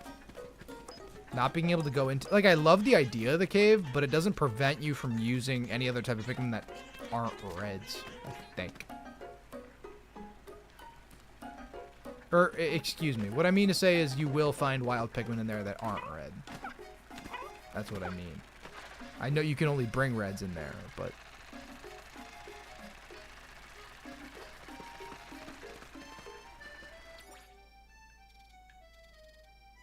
So getting up here and doing all this nonsense requires me to be... Like, this doesn't go any further up. How do I even get over there, dude? I kind of forget. Is this where the Plunder Palace comes up? Or no, wait a minute. There's a... Oh, no. I remember. I'm ready, kids. Aye, Captain. I can't hear you.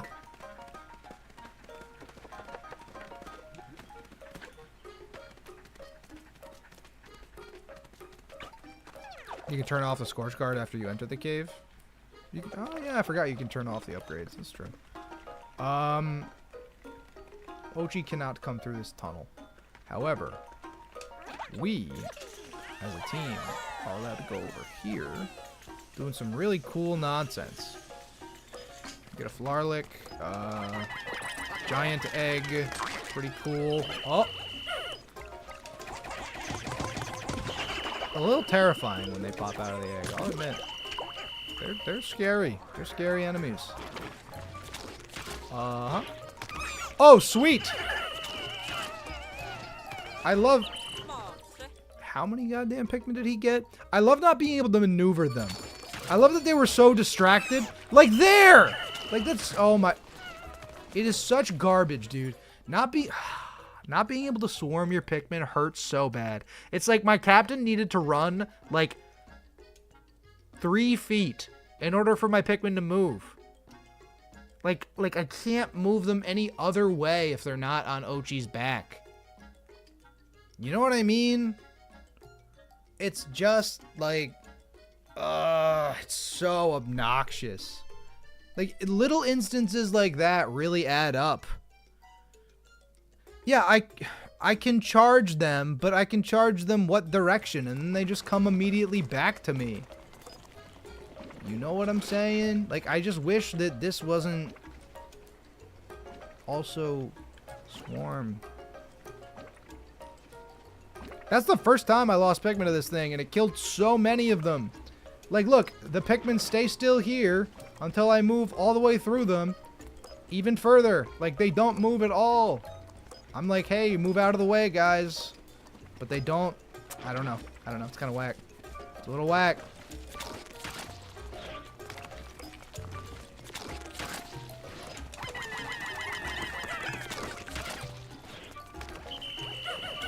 Tiny bit whack. I don't know. Guessing you walk like 3 feet and nothing happened. Here we go. That won't kill them either. I don't have enough time. Oh boy. Yeah, and there's no dodge whistle, which is fucked up.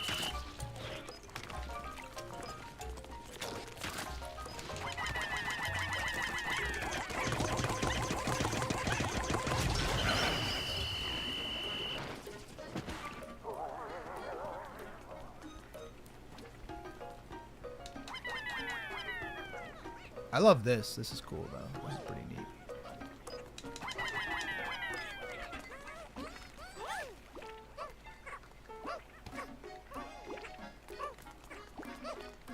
The game demands Ochi. It does demand them, but it's obnoxious regardless. I still dislike it.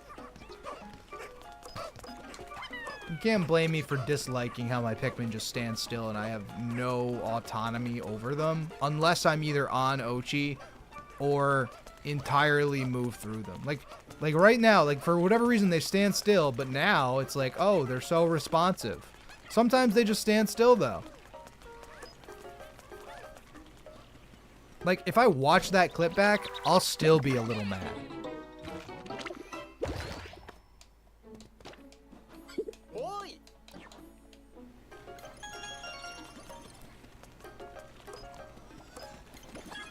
Like, it's not just like a, oh, in the moment it's happening, so I'm pissed. It's like, no, like, I think I'd be mad kind of regardless. What's with the second runaround? Oh, yeah, duh. I was like, where was I? Analysis. Running off the corner toward the ice onion and throwing Pikmin can get it earlier, but man, it's annoying to do and takes like half a day. Running off the corner toward the ice onion and throwing Pikmin can get it earlier. We do not have enough time to do that. I would love to try. But, oh wait, no. I want this to be turned on, so I need to hit that button. I never hit the button on top of the countertop. Seems weird how that poor Quillen is one of the few bosses that doesn't drop a treasure / castaway. It's a little weird, but castaways, they're not in the overworld at all, are they?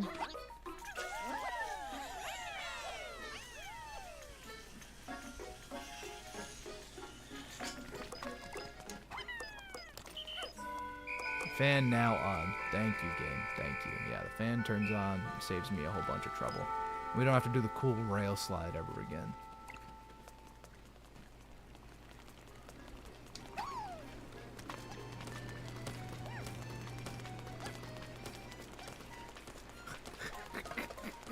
That is awesome, though.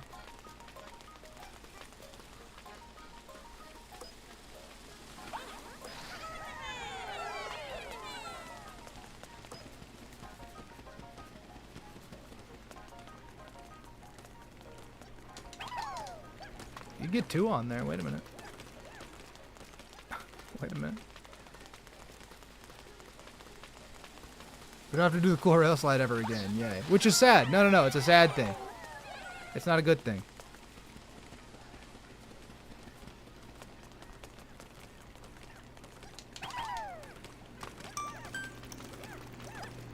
It's kind of neat.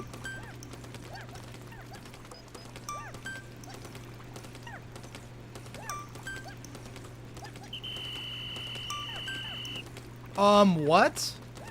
Are they too high up?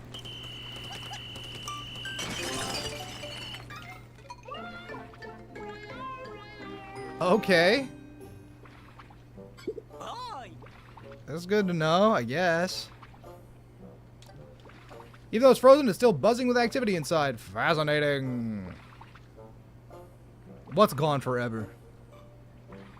The Pikmin? Oh, I was like the onion. I don't give a shit about the Pikmin. Although, like, this is a little strange.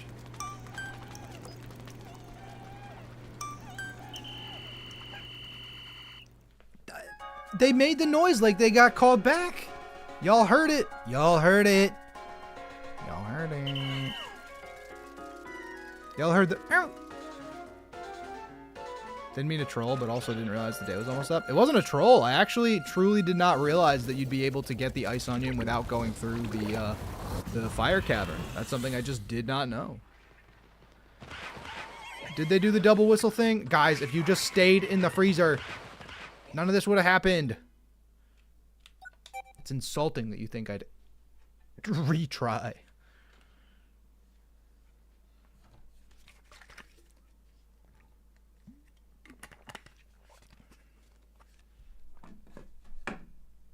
Why would I retry? That's sweet.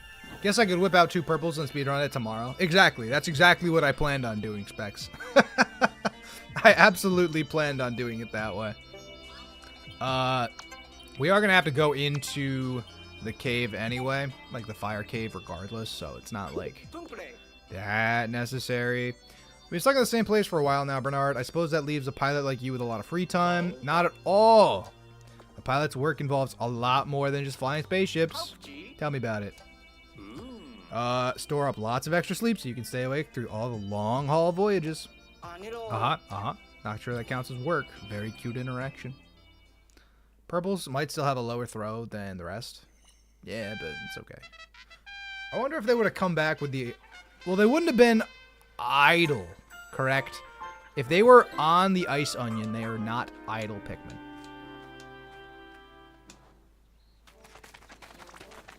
We did unlock all 3 of the night expeditions, though. So before I do that, I think I am going to do the Heroes Hideaway night expeditions. But I'm going to grab a granola bar real quick. I'll be right back.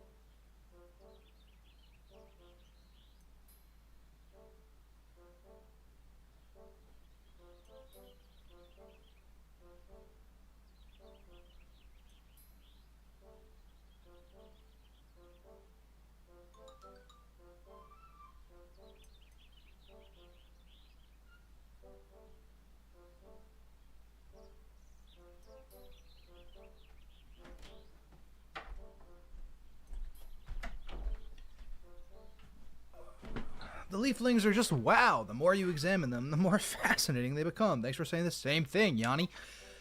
Let's do it. Homesick signal would have saved them. Probably, but we do not have that. I may buy those miscellaneous upgrades.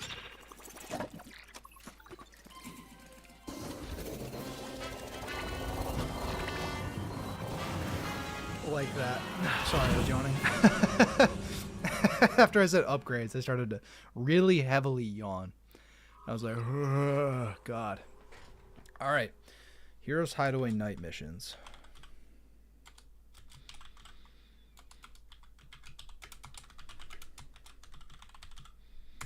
This is the Stargazer's spot, which is so cute.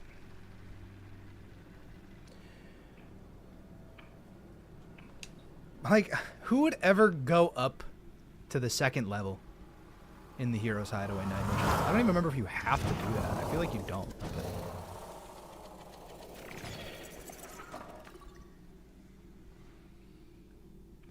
Alright, we got whoever. I mean, here's an upper area, but... They're all just shearwigs? Oh, it's flighty joust mites. Right. What does this do? Does this turn the fan off? I did turn the fan off. For what purpose? Why? Oh jeez. Ow.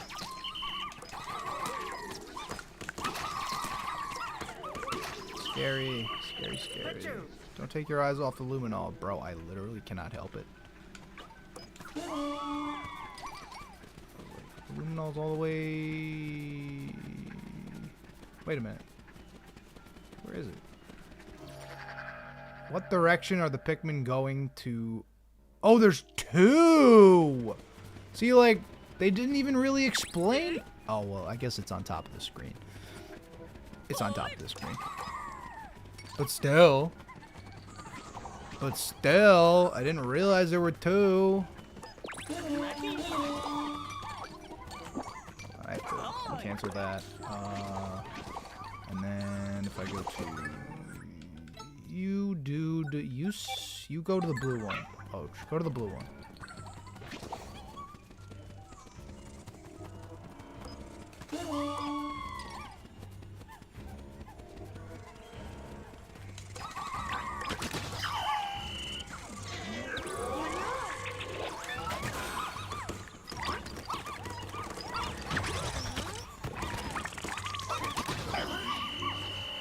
They don't drop anything, which is like a little sad. They destroyed the Tricknall. When did we even activate a Tricknall?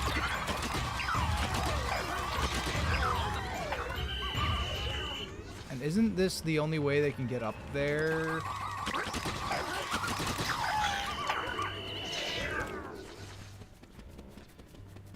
I guess the shearwigs can fly up there if they do that? If they even? I don't even know if they do.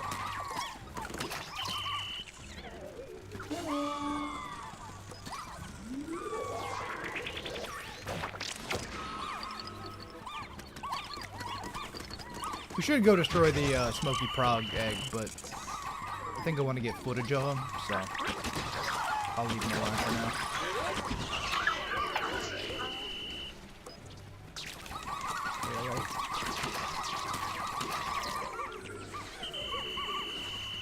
Like a lot of enemies in this one, though. They all come in like a single file line, which I find, like, I get it. You know what I mean? Like, they're gunning it straight for our base, which I understand, but it's also like, I don't know. It looks kind of wacky.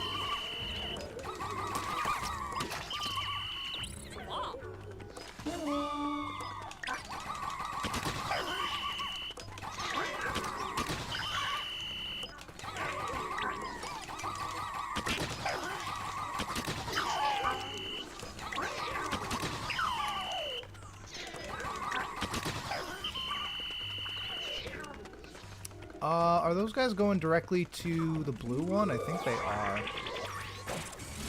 I don't think I have the capability of dealing with them if they're going right to the blue one. Oh yeah, I do. Wait a minute. Duh. Ow.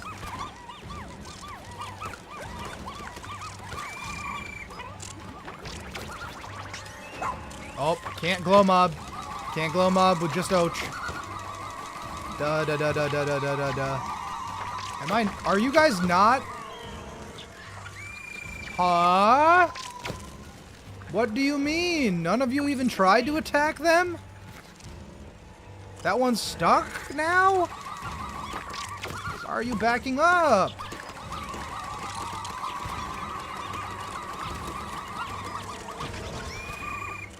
That one is stuck now. Whatever. Fine. Forget it. I don't even care. That's on top of my dude. See my dude? Track creatures using my night radar. I think it's literally just that joust mite.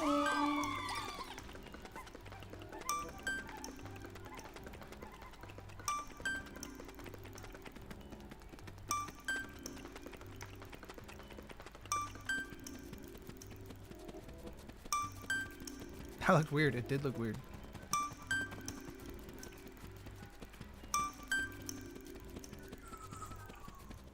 Never did any of the night missions of the Prague till the post game. Your first encounter with it was in Cavern for a King. That's crazy. Thank goodness you protected the Luminol. Yay. We did it, guys. We did it. Alright, that was the flighty joust mites. They were a little buggy. That was a little bit of a weird one. I think the positions for these Luminols were mad weird. Like, the one on top of the table has one path to it, and the other one, I don't know. I don't think I liked it.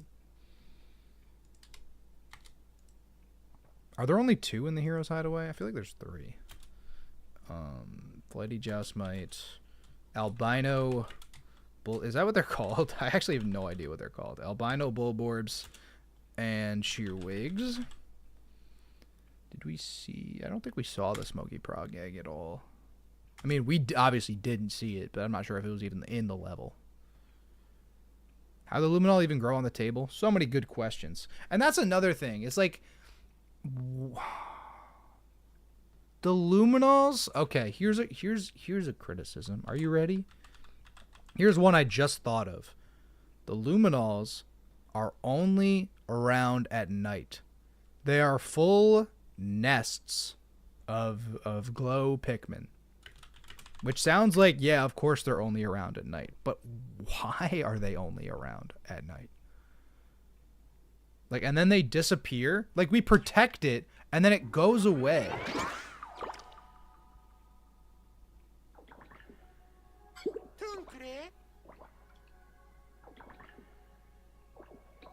Like, yeah, even if there was just some type of remnant to let you know, like, hey, there's a nighttime mission with a luminol here.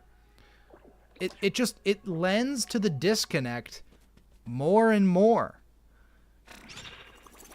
I think there's going to be, like, a pretty decent chunk of things that I have to say about nighttime missions. Because all of these things are just popping up as we do them. And I'm like, well, they're actually kind of, like, they're little things, but they add up for the immersion. They make a throwaway joke about corpses from daytime not appearing at night. Maybe there's something about luminols, too. Do they? Really? Okay. It could be explained away in some text. I mean, certainly. And that's when I get the comments, you know. The comment section will go crazy about it. Yep, the only one we didn't defeat was that one flighty joust mite, which is very funny. Do I like this game? Yeah. Totally fine with the dark and with nighttime. On other planets, it's just there's something about this place. It feels like something might jump out and get you at any moment. Haha, sounds like you're scared of ghosts. You know there's no such thing, right?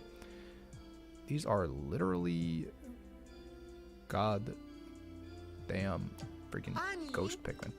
Science has yet to disprove the existence of ghosts. Thanks, Yanni. Thank you, Yanni.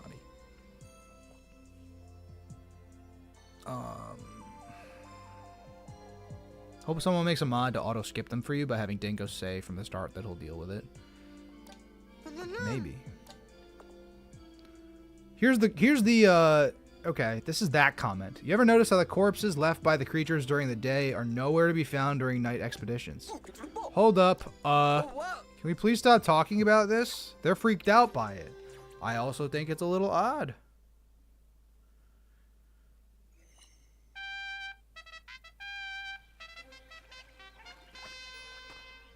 We're gonna do the rest of them before we go in and start doing all the caves and stuff.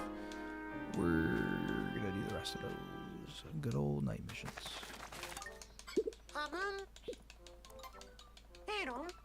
Who's eating the corpses and then putting them back? Good question. Feasting Center.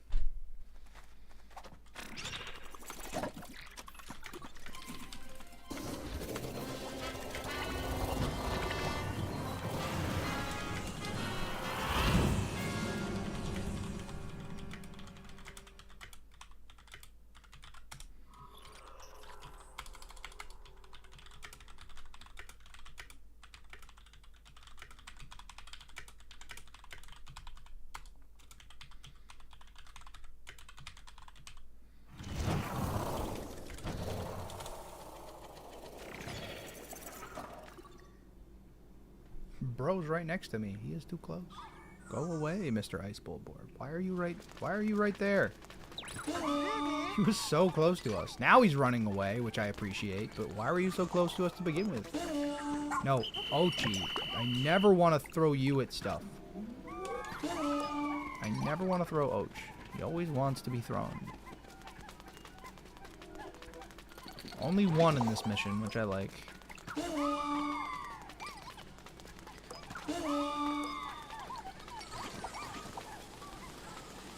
So many ice bowl boards. Wow.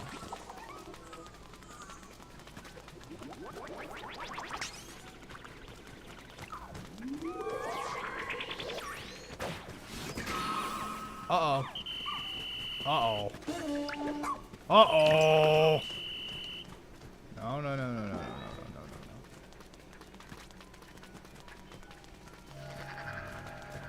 Somebody's pissed.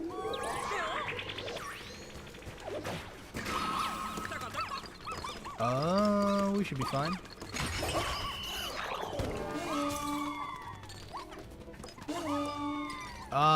There are 2 smoky prog eggs here, I believe. I am gonna break this one to show that it can be done.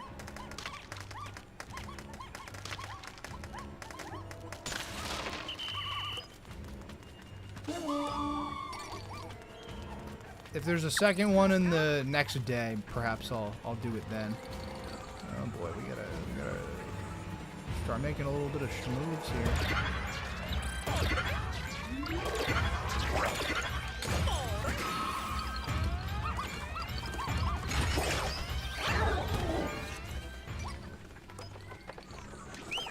Jesus.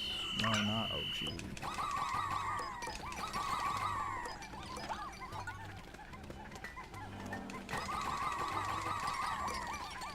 Just the one luminol. Yeah, it has to be just the one. There's a second tricknol right here, I guess. Oh, hello.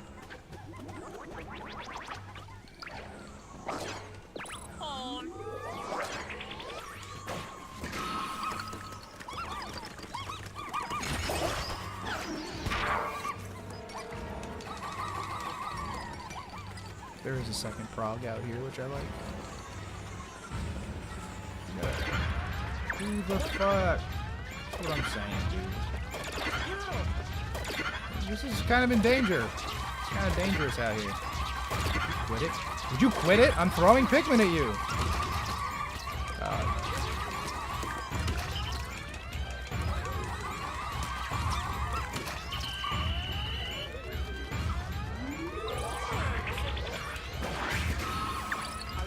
I see the other one.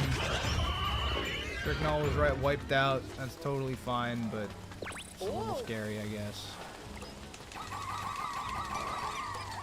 Yeah.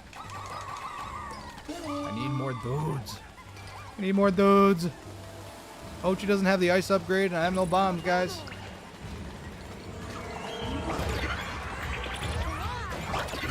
No bombs, no upgrades, no nothing. You just gotta send it.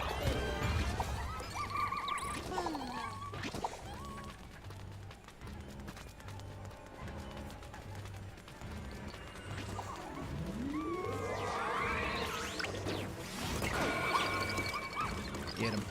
There's the smoky prog, right? There's a second one down there. Am I wrong?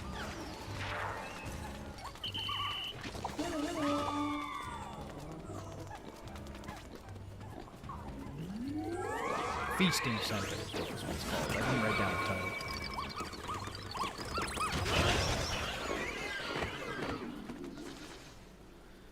Okay, yeah, maybe they're... Now I'm gonna look at chat. No. Okay, let's see.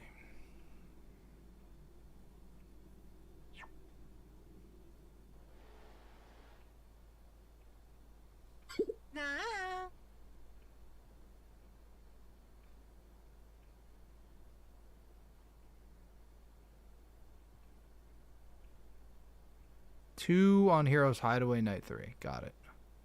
You break the egg and a smoky frog doesn't come out. As a Pikmin purist, that seems wrong somehow. No, that's how it works in Pikmin 1. If you break the egg, you can make the prog not spawn.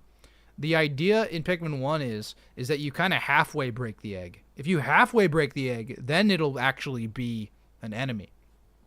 But if you completely break the egg, then it just goes away. Yeah, Gamer Ingley has it. Yeah, exactly. That is how it works in Pikmin 1.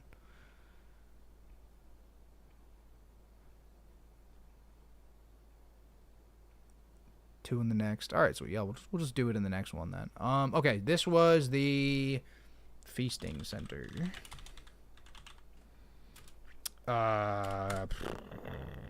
Jump Ice Bulborbs, I guess. Whatever those are called. Toxic Blowhogs. Shearwigs. Were there albino Bulborbs? There were no albino Bulborbs, right? And it's just those three enemies plus a smoky prog, right? It's not so much that the progs got nerfed, but the player's much stronger. Most of the reason the prog is so difficult in Pikmin 1, if you want to call it difficult, is because of how it functions. It'll just go to your onion. It's the same principle here, but in Pikmin 1, you're not playing tower defense. You know what I mean? It impedes your progress in Pikmin 1, but it is the goal in Pikmin 4. And also, obviously, you have Ochi and Stun and Charge and Ice Blast and a whole bunch of bullshit that you can just use in this game. Whereas Pikmin 1, the hitboxes and Pikmin Jank and everything make it so that the prog is actually harder, I think. Very different purpose. That's what I'm saying. The purpose, it's been repurposed. It's not the same deal, you know?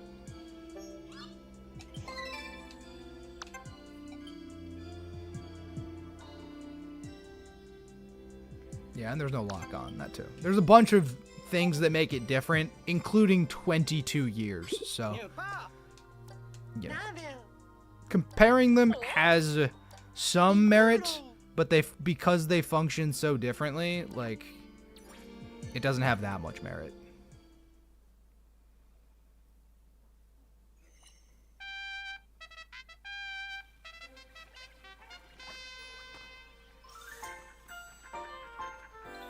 Yeah, no, I think the Emperors aren't bad in Pikmin 4 either. Okay, let's do next nighttime expedition. Foot of the stairs for Dandori Flames.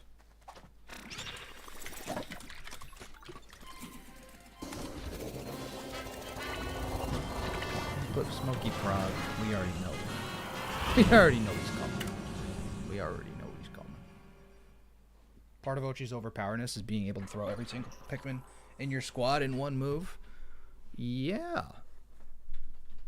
I would agree. I think that if you simply bumped and the Pikmin didn't fly off Ochi's back, that, like, if you were able to bump enemies and stun them, but then had to throw the Pikmin as they were stunned, I think it would be much more fair.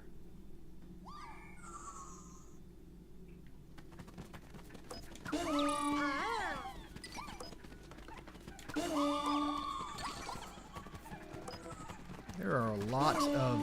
See, like, I know I'm on Ochi. I don't need to be on Ochi, though.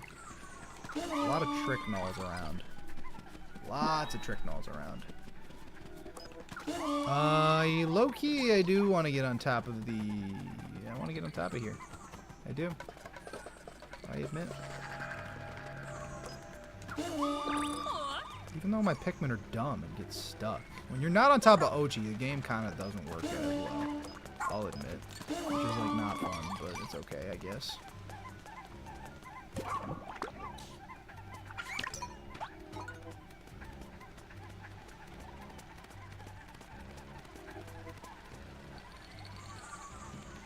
Those are 2 jumbo bulbos, I think.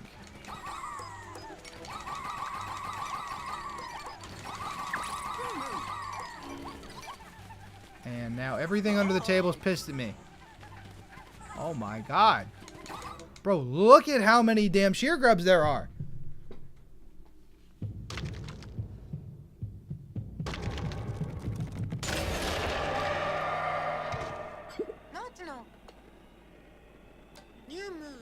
Those eyes, I think it might be coming for the luminol.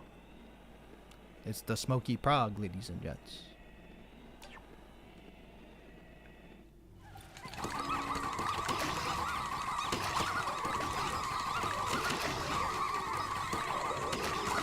He's coming.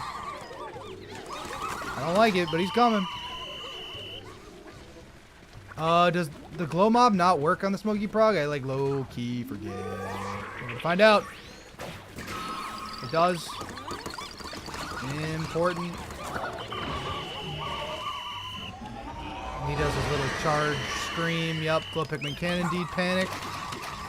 We are now familiar with that.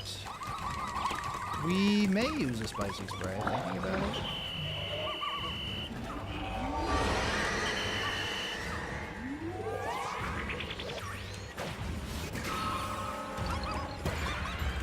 Oh, something.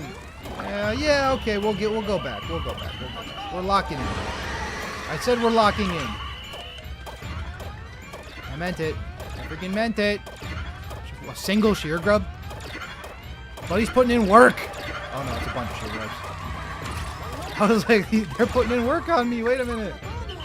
They're destroying me. 38. Smoky prog. It's kind of deadly. Wait a minute. This is not good. This is not good. Bad news bears, guys. This one's kind of a little scary. Kind of a little scary.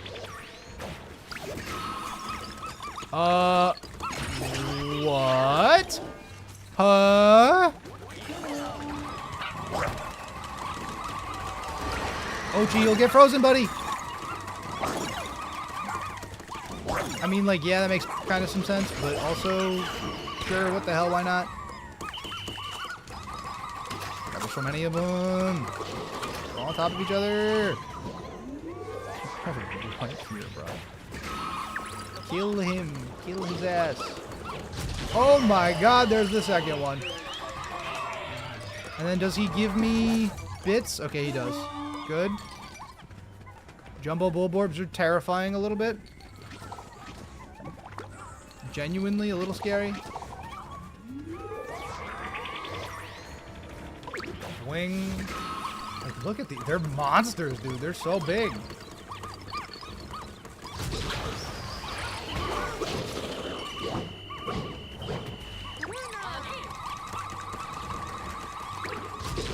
Turn that thing off with ultra spicy spray. Don't tell me what to do. Although there is another one of these dudes. More scary. Big scary. See, like I'm whistling them back. If it was a single whistle, like damn Pikmin 1 or 2 would be much better. I believe this is the last enemy.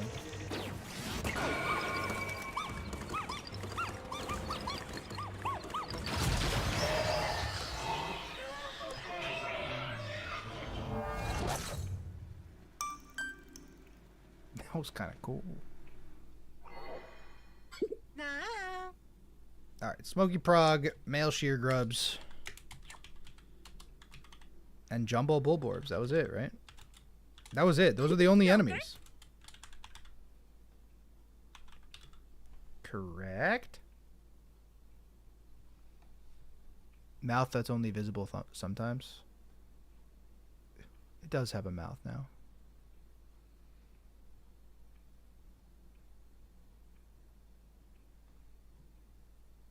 Prog Scream is reminding you how bodied some people got by the final boss, final phase. Yeah. Yeah, I got bodied by it personally. That was great footage. Ice enemies can freeze other enemies.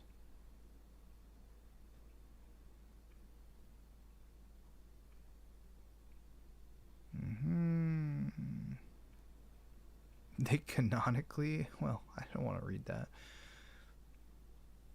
We'll make our decision. They're just gonna say they're stupid. Stun is good. Icy Bulborbs. Oh yeah, the icy. How did I forget? I literally forgot the icy Bulborbs. But yeah, still 3 enemies plus the Smoky Prog, which isn't very many types of enemies. In a game where we've discovered around 80 different enemies so far, having only 3 per night mission is just... It just feels so limited.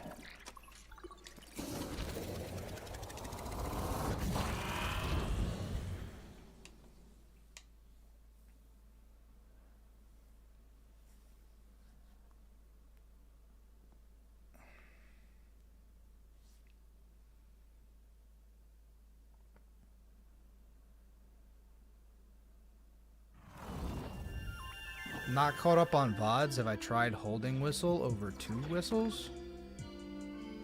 Well, yeah, you can hold the whistle and wait for it to rise, but you can just double whistle and it's faster. Like, both work. I do both all the time.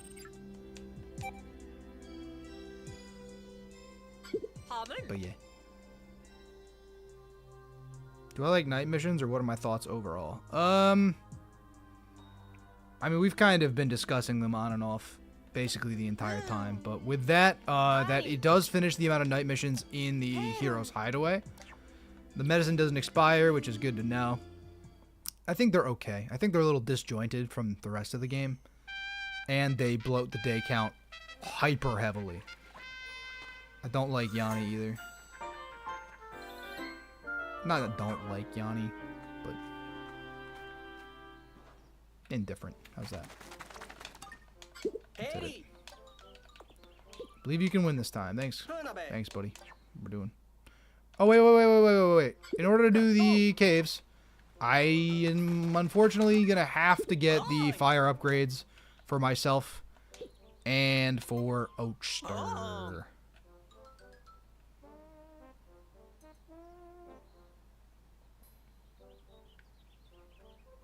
I like this the most. Ta-da! Kihi, let's get started. So yeah, we didn't get the Idler's Alert. I'll make it. Why not?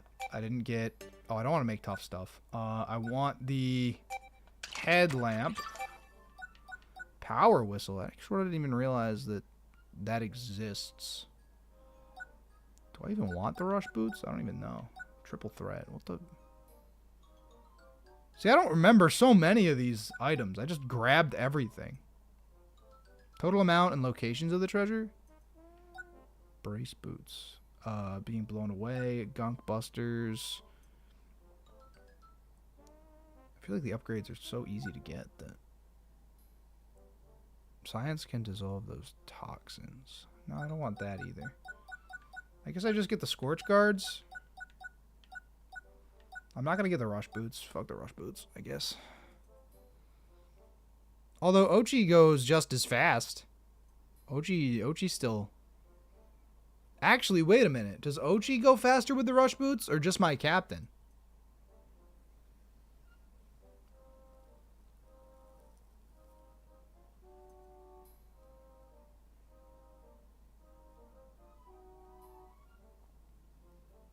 I wonder what the rush boots actually like. I mean, these are all things that I can test, I guess, but both faster.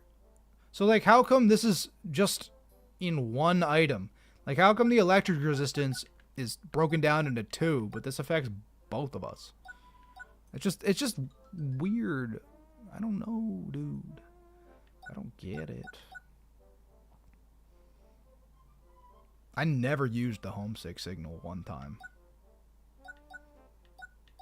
I think I'm good. I think I'm chilling. I think we'll get the... I'll get the power whistle. I'll get the power whistle. I'll get the... Not the triple threat. I want to not upgrade Ochi as much as possible. So I'll get everything else that aren't elemental things for Ochi. How's that? I have plenty of materials to do this, so...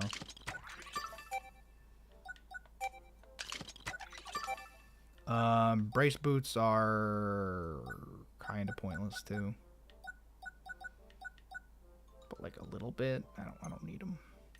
And then all these are new. See? You can see we haven't used or bought any of these things.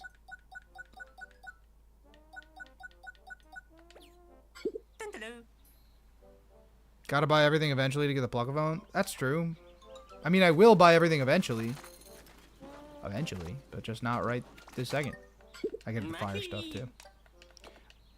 Wait, you created a new item? Rust, bro. Oh, okay. He's just telling us about all this stuff. That's fine.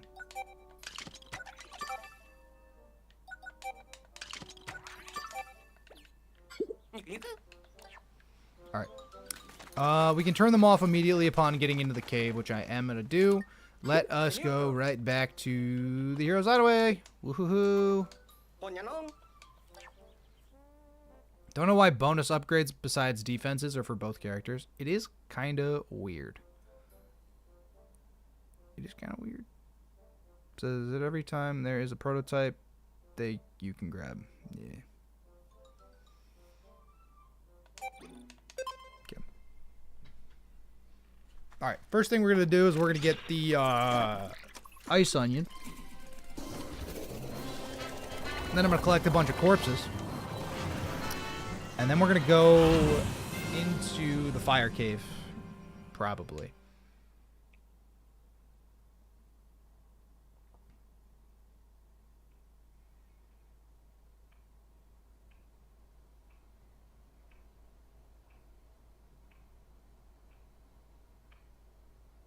Pluckaphone might as well not even be in the game.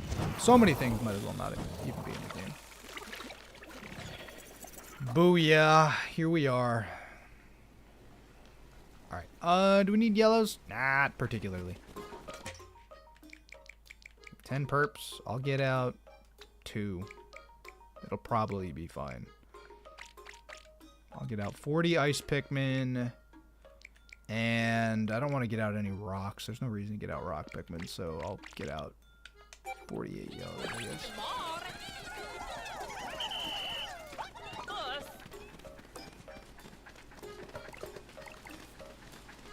Have we done any night expeditions yet? We just did all of them. Probably a minute ago. No, we did, actually, hold on. Oh! What the? This might take half the day, but I'm gonna do it. I'm gonna see if I can get the purple over there, number 1. It might have been a bad run. Damn! That's how superheroes land, guys. You see that in Marvel movies all the time.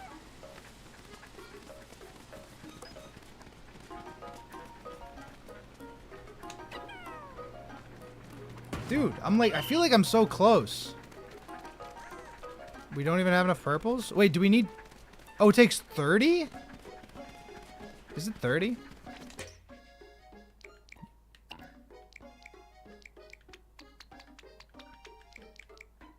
Alright, well, here's what I'm going to do instead. I'll get out all 10 purples.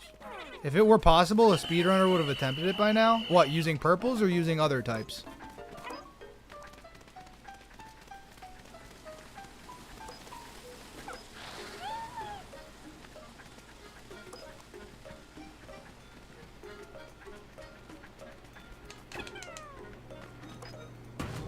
So close. Either? What do you mean either? We literally had Pikmin on it yesterday. We've been doing this. I'll show you. Goodness gracious.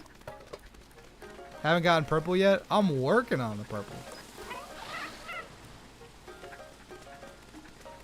Baseless confidence. So funny, guys. So funny.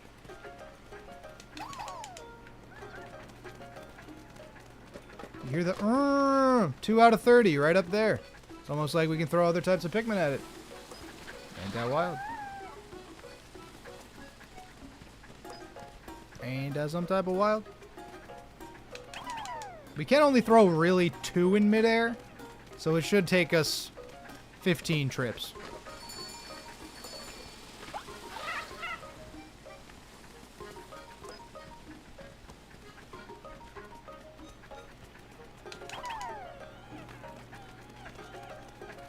Purple's getting up there seems to be not that possible. Only 15.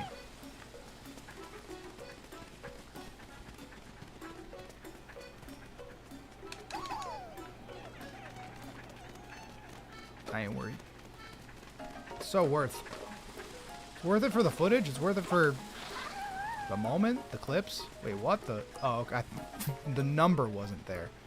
I freaked out. I was like, that one I might have missed. Low key. It might still be fine, but yeah, it's still fine.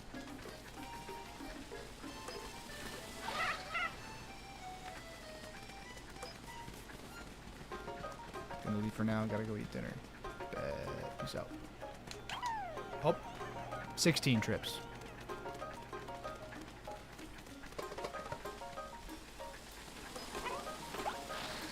There's not a lot of overworld stuff left to do in the Hero's Hideaway. It's just unlocking a bunch of shit, so I'm not worried. Dude, okay, 6. More trips than that. Still potentially 16, but it's hard to kind of double throw, thinking about it.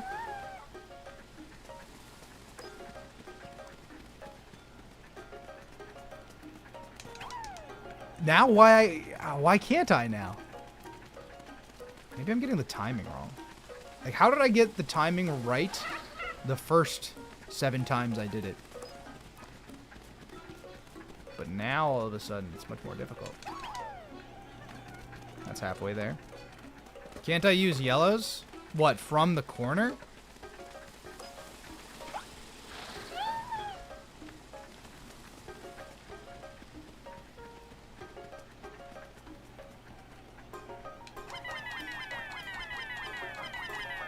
I mean, like...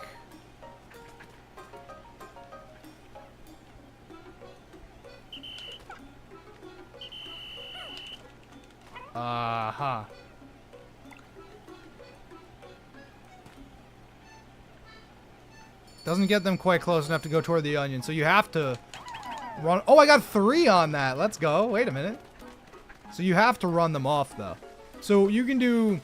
Probably 10 is the minimum number of trips required to do this, then.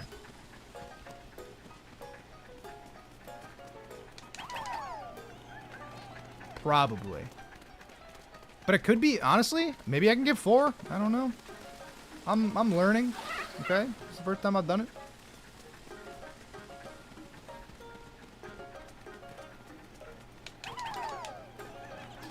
Yeah, okay. Okay, I see, I see.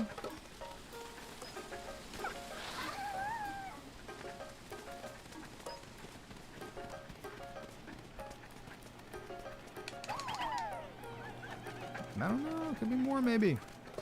Lucy with the gifteds. Thank you, Lucy, thank you. Probably not a speedrun tech, but certainly interesting for challenge runs. No, it is sweet that you kind of don't need to go into that cave at all. Oh, and of course we gotta do one more, which is hilarious. You wanna see a purple make it for the culture? You know, high key, I really do too. High key, I really wanna see it.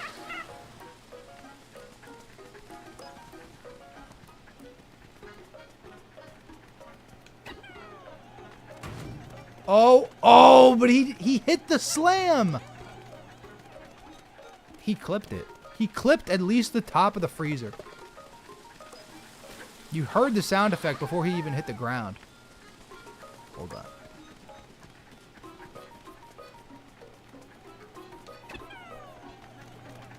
Dang it. I was like, I totally believe, what was the name of the person who said this? Binga3. I totally believe that Binga3 has attempted this with purples for an amount of time. But, like, oh, I really want to see if it's possible. Oh, it just feels so good, and then they just fall right there.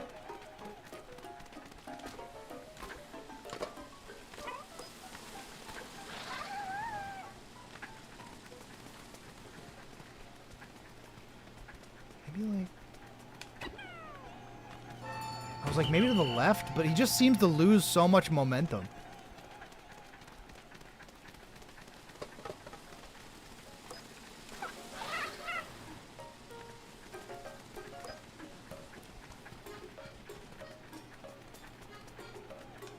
Yeah, I can't even throw. Like, I tried to get a little bit lower to do it.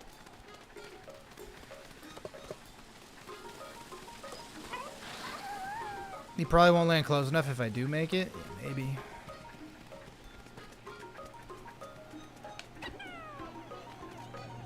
Ah, it's like so right there, dude. Wonder if you could do it spicied since your movement is faster.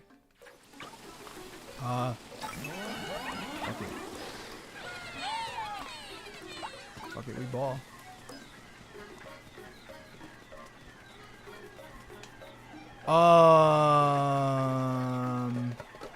Huh.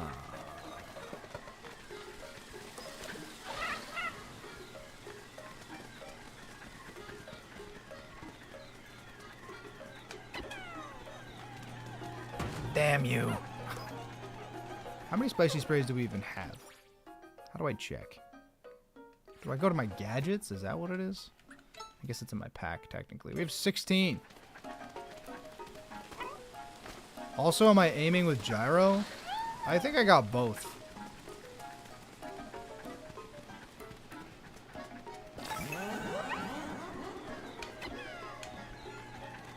Damn you. You only get a couple shots. All this for a single onion? Are we just doing this for the funny or what? Kind of both.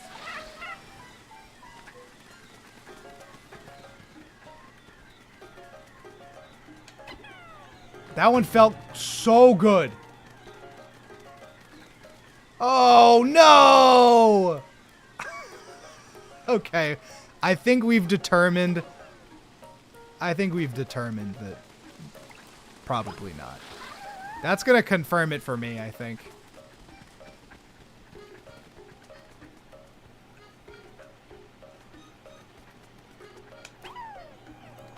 I think it's all about the arc that the Pikmin go in. You know? What the? Oh yeah, I forgot I can't. Hold on, god damn it.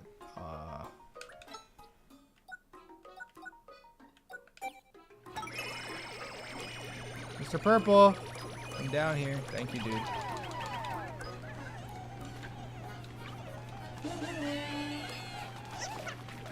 Yeah, at least we made it. At least we got a Pikmin up there, which is the important part. And we didn't have to go through the cave to get the ice onion, which is something that I've wanted to do, and I'm glad that it is possible.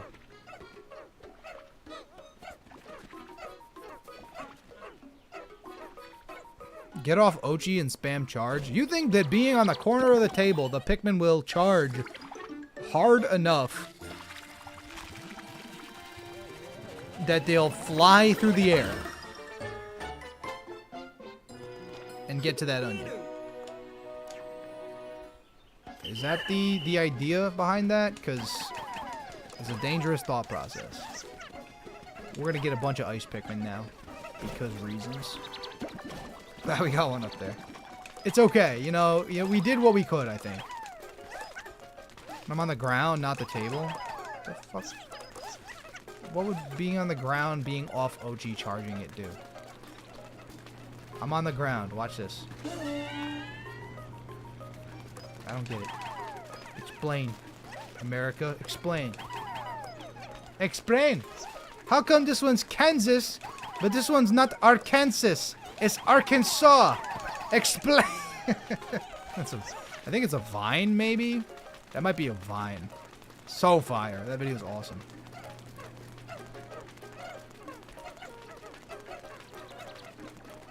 You can see the sparkle through the floor, which I find to be interesting, too.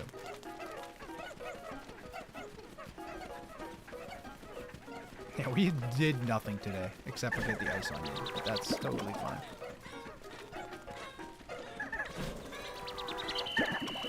They're singing the Water Wraith theme, which is awesome. Okay, so we potentially can still make it into a cave, so I think that's what we're going to try to do. I am probably just going to go through... Oh, that's not what I wanted to do. Hold up.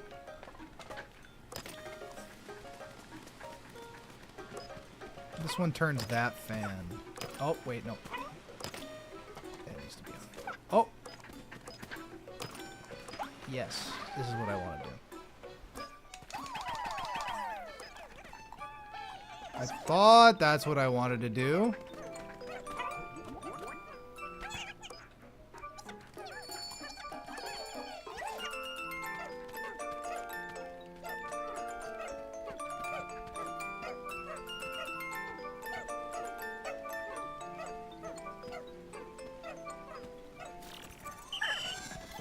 That is the Legend of Zelda's main theme. This is the music. Or Zelda's Lullaby or something, right? Song of Storms? Okay. It was Zelda. I knew it was Zelda. I didn't know maybe the exact track, but... Wait a minute, I'm confused. Oh, it's because I have two captains. No shit. Okay. Send Ochi. Ochi, stay here. Don't come back to me, buddy. Ochi, come back.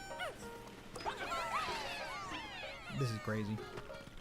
Kind of criminal. Fake Zelda fan? A little bit.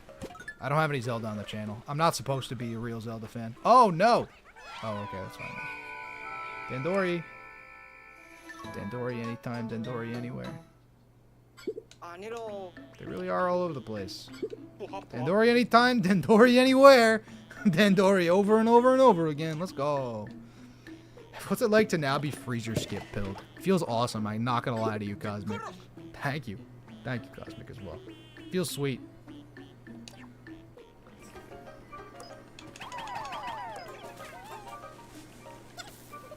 Listen.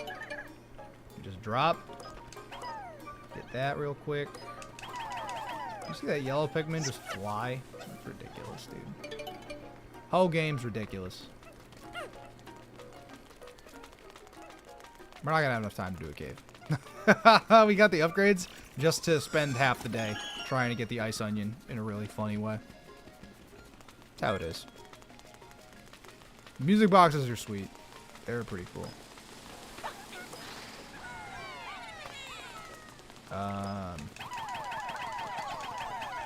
Do that. Where are the 17 who are just nowhere? That's confusing.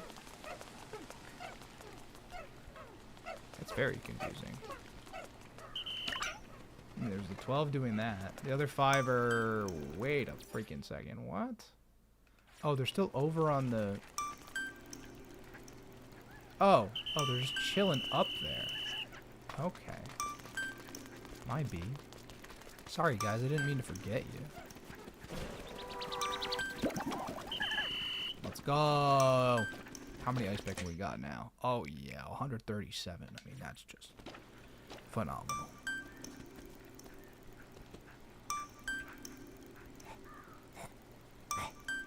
Ochi noises. Oh, he's so cute.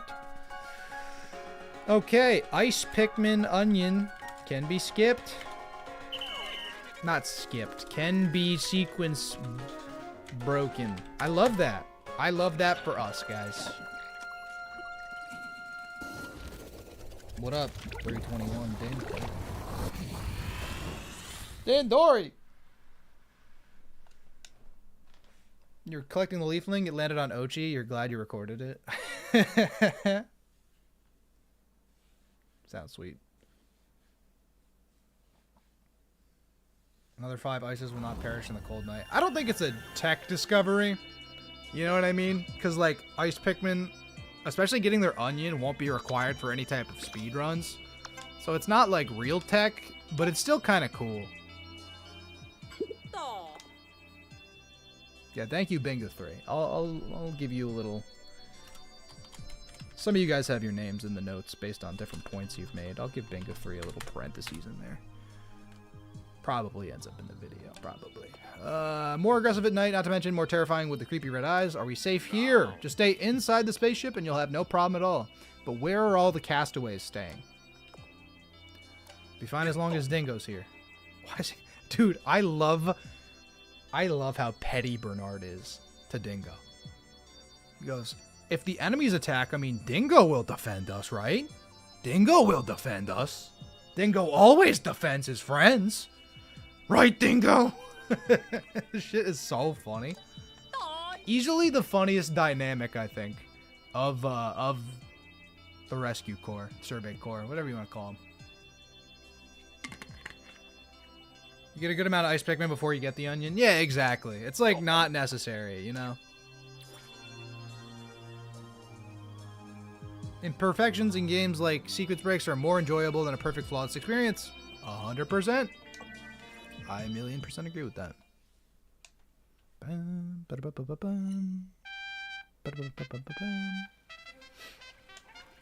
That.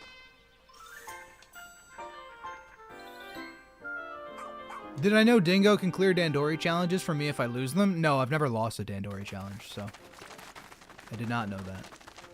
No, I knew that, but I mean, both things are true, I guess.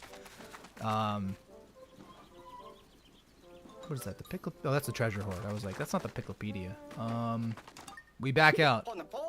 We haven't ever had Dingo do it for us.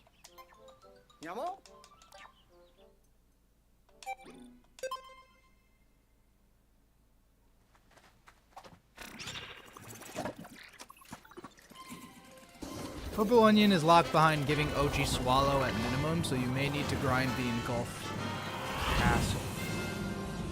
Wait, what? Purple Onion's locked behind giving Ochi Swallow at minimum, so you may need to grind the engulfed castle. Why would I need to grind the engulfed castle for that? You get Swallow from Olimar's shipwreck, right?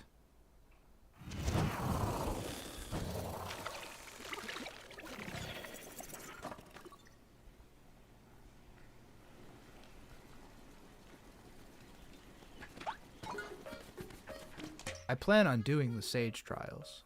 See, okay. He has a point? No, he doesn't. I don't understand. If there is a point, I don't get it. Because in order to unlock the Sage Trials in the first place, you have to beat Olimar's Shipwreck. Once you beat Olimar's Shipwreck, you get Swallow as an ability. Yeah, so you can't go into the Sage Trials without Swallow anyway. So there's no thought... I got nothing, guys. I got nothing. Anyway. Anyway, we're back here in the Hero's Hideaway.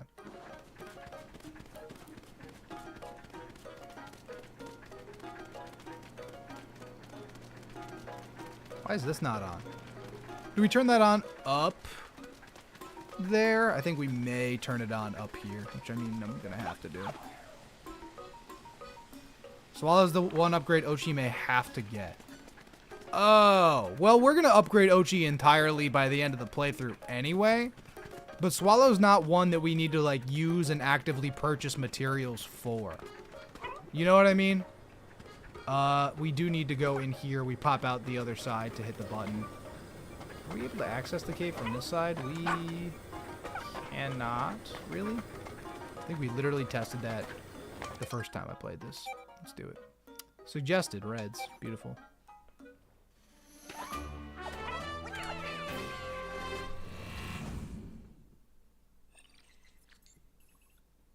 Do I plan on playing Pikmin 4 Kaizo? If it comes out. I don't know. That's dependent on it coming out, which it's a made up idea, so I don't know. I don't know. I cannot answer that question. Frozen Inferno, sub-level 1. We got Fiery Bulblaxes. This is the introduction for fire starters. Or pine cones, rather. Whatever you want to call them. You love that this is the fire equivalent of Submerged Castle. Yeah, but it is, but like no wraith spawns. If there were a fire wraith, I think that'd be dope. Some dried plants. We know this.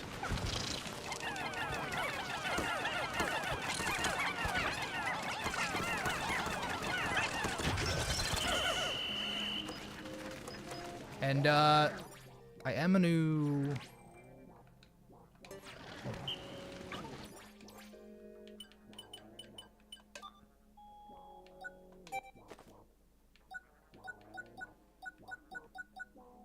Oh, pup gear. There we go. That's the only... See, you guys can see. The only pup gear we have so far is the Scorch Guard.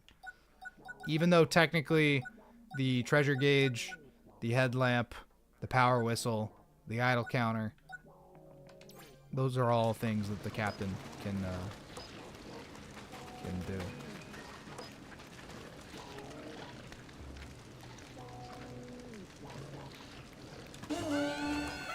90 reds, that should be no problem. I'm like, I don't need to do the whole Pikmin 2 throwing them, like, even a little bit, so I vibe. Firestarter tutorial cave. How do we feel about the fire starters? Not Torchic, not Chimchar, but these dudes. Get him, get him, get him, get him, get him. Not dead. They did not die. Give me them back.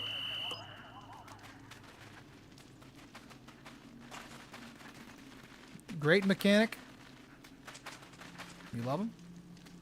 I like him personally. I really do. Wait a minute, I gotta be on top of Ochi's butt. Where do I gotta go for that? Oh, it's in the middle with the fire. Right. Kind of cool, but feel a bit janky sometimes. I love the idea that it's like a ball. Like your Pikmin can carry a ball with a timer on it. People will probably look at you weird if you tell them you love fire starters. I mean, liking matches and lighters. Liking fire is a totally normal human thing. Puff. If you take the fire starter, he's just chilling in there. Might be able to use it to burn something. You can use it to light another one of the bonfire altars and have even more fire starters at the ready. Yaw.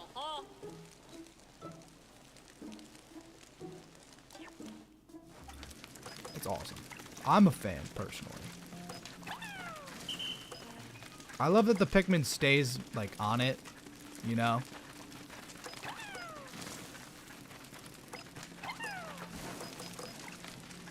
The only thing that's maybe a little bit awkward about it is the fact that you kind of need to change which Pikmin type you're throwing every single time you want to use it.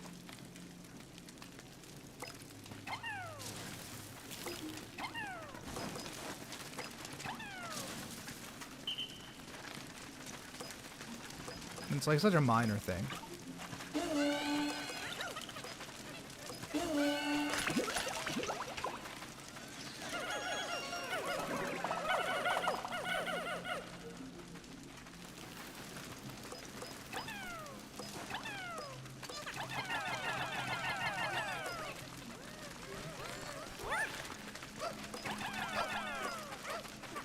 Feeling dead tired? I'll be able to watch the next stream in its entirety. You gotta go for now. Peace out, Oracle. When do I think Pikmin 5 will come out? When Toy Story 5 comes out. 3 years after it. 2030.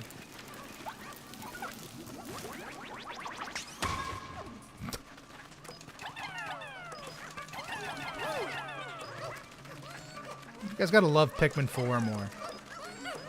Start loving Pikmin 4 more, chat.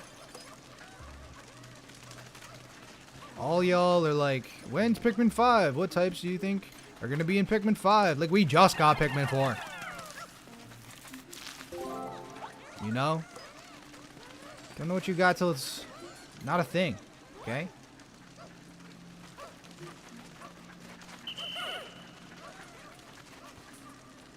We just got it. Who is not on this? I don't believe you. I totally threw enough Pikmin. You need mods, though. Yeah. Goomba Ninjas. Like a little right. I love Pikmin 4. We definitely need... We just need to mod the shit out of this game. And it's going to be the new Pikmin 2. I'm telling you. This is not at all what you guys are supposed to be doing.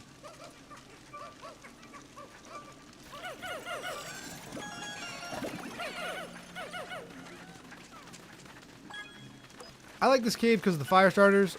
It's supposed to be like you're forced to use the fire starters. Like, we wouldn't have to come into this cave if we weren't doing 100% of everything.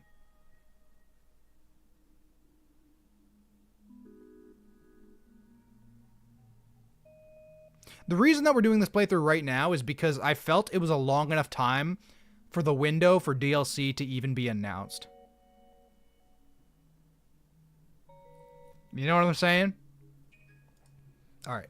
Introduction to pine cones, fire starters. There's a fiery, bulb blacks, pyroclasmic slooch, sizzling floors. It is noting that the Frozen Inferno is a quote-unquote required cave. Which means that, yes, they do indeed subject you to the fire starters before the Giant's Hearth, which is indeed nice. Watch them announce the DLC after I'm done. See.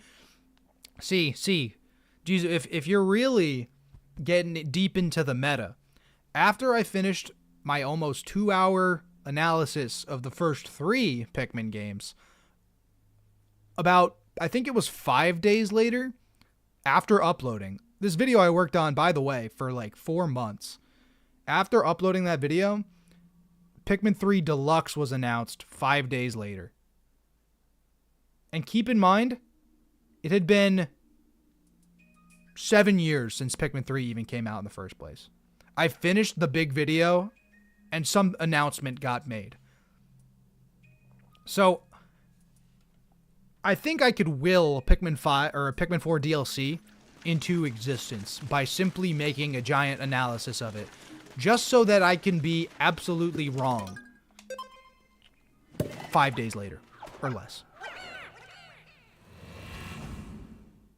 Pikmin 4 DLC gets announced. They announce New Game Plus, online Dandori battle, and just an improved performance thing. And it's like, okay. I guess fuck this 5-hour analysis, I guess. That's fine. Here we go. Wait a minute. Can I run past this? Out of curiosity. Okay, I was like, I totally should be able to. There are rock Pikmin in here, and there's an ice Pikmin candy pop bug, which I really like.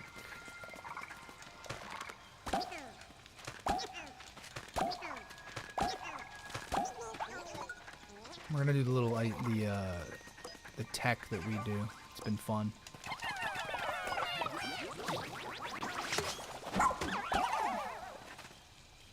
If you guys haven't seen that before, it's pretty cool.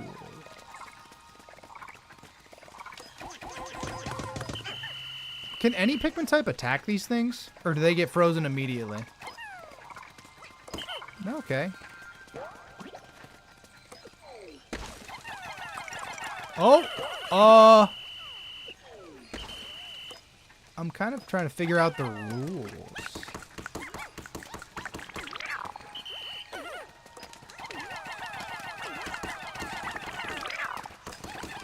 Okay, the rules are, there are no rules. They're chilly. Sorry, guys. I don't mean for you to be chilly. Hey, wait. Where are my other 2 ice Pikmin at? Oh. It's like, why are you over there? Whatever. This particular sub-level I remember raving about. Where, like, there's an ice Wally Hop with environmental hazards, with buildable structures, with ice Pikmin in a cave. Like, we won, guys. That clip stands true, even to right now. We won with Pikmin 4. Straight up. We did.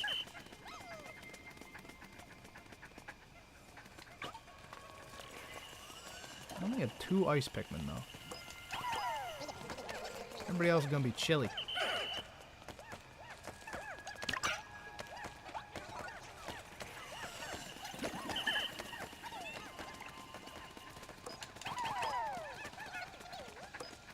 Actually, wait a minute. Let's do this first.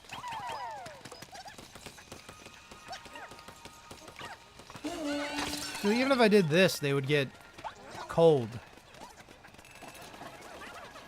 Do they, if they are holding something and get cold, do they drop it? No, they keep it with them. Oh, but I can just run into them with Ochi's body. And it's fine. Interesting. That was interesting. Like, yeah, if I just touched them.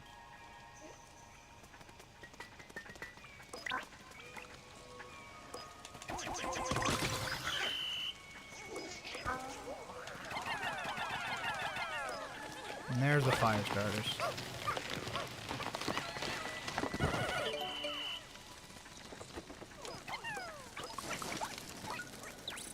What happens if I throw this at you? Nothing. A little damage? He takes damage from the fire? Hold on. I gotta confirm or deny that. Yeah, he does. He takes a little sliver of damage. He takes about 1/8 of his health from a fire starter. That's so interesting.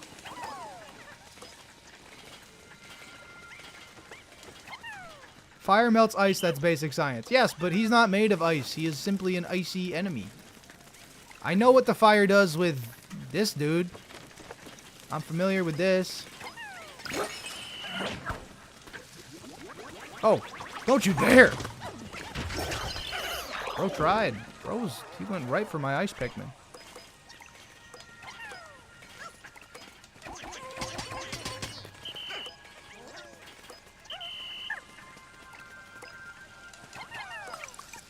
Do rock Pikmin damage this?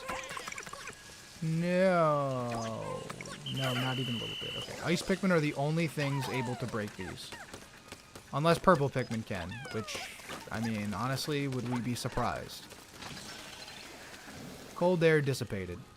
Phenomenal.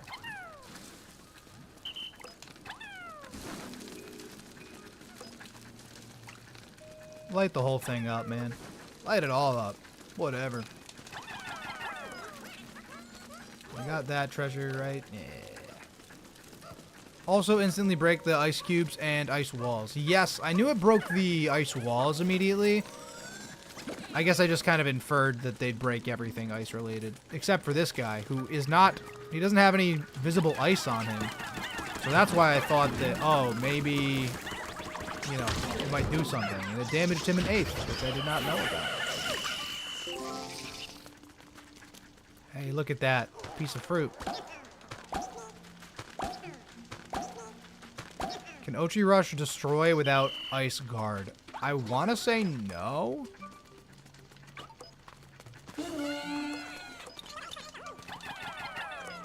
But maybe.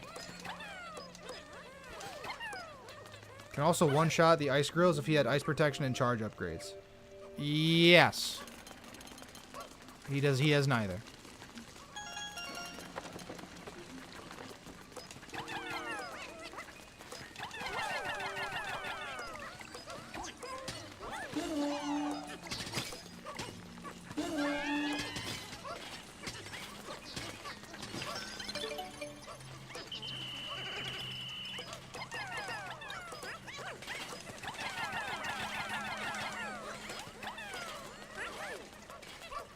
There's a few notes I want to make for the sub-level. Okay.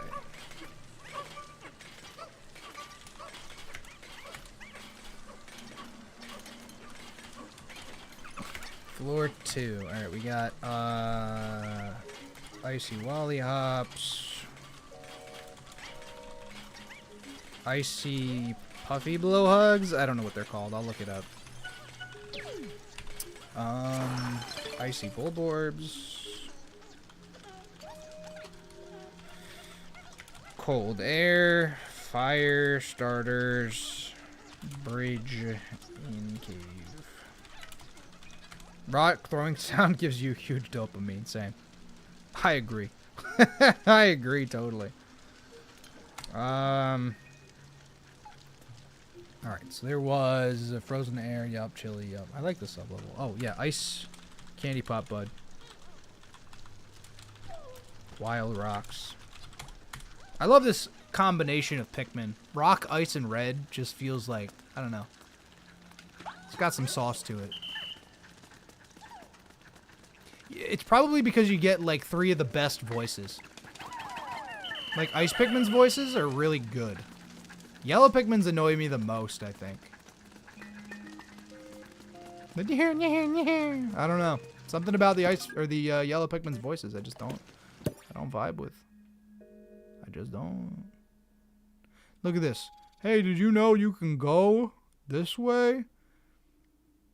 This green arrow is pointless. Absolutely pointless.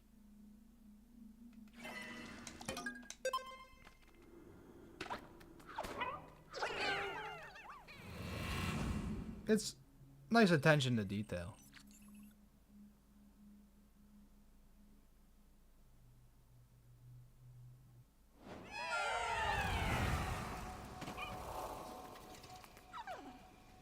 The whole cave is basically an icy version of the shower room because of the tile.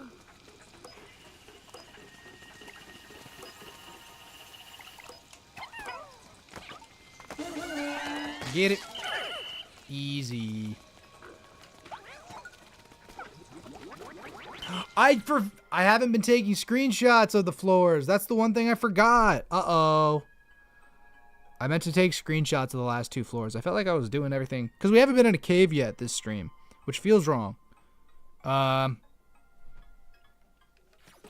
was like, what's the most iconic part of the cave? And it's like, well... It's okay. No, we can go back. It's fine. But...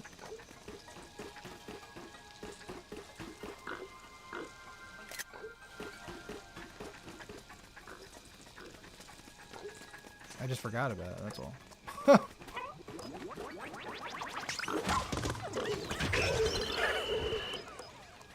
I'll maybe go back in, yeah. I don't freaking believe it. I feel like you can get Pikmin to so many cheesable places. I don't know, dude. Something about it don't seem right. I know. Yeah, if you gotta use the fire starter to burn and jump up here with Ochi and, you know, whatever. I disagree. I don't want to. Give me more of this.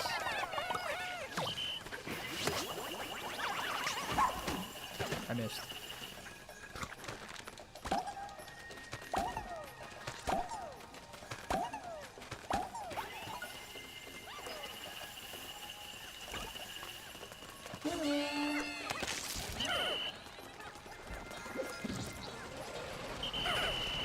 Oh!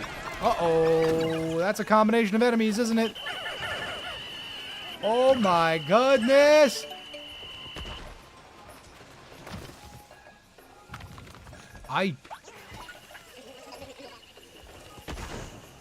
I'm mad. Number 1, I'm mad at the game.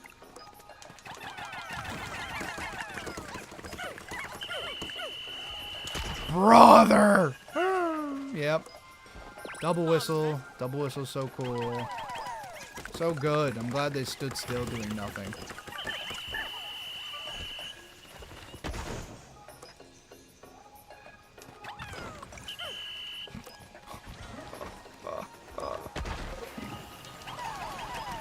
Uh-oh. Oh boy. Wait, he got hit with a snow boulder, and it actually murked him. That's good to know. That's what I'm gonna... Alright. Floor 1, that's what I'm writing it down. Hold on. Okay. Or not floor 1, excuse me. On floor 2, fire starters do 1/8 of icy wily or icy puffy blowhogs health. I wanted to write that down.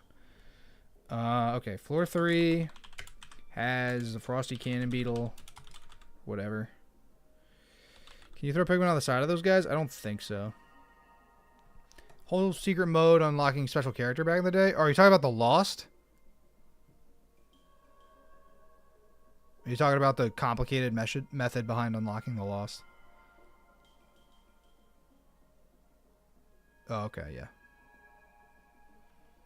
Are you soft locked if all your ice Pikmin die? That's a good question.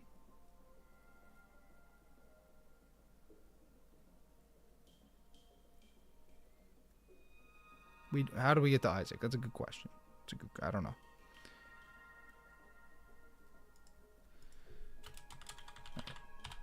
What have I been typing? Yeah, notes for a video.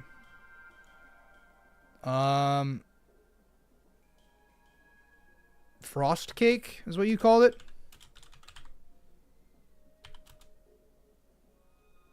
Depends on how you count the rewind time function. That's true. You can always just leave the cave though, right?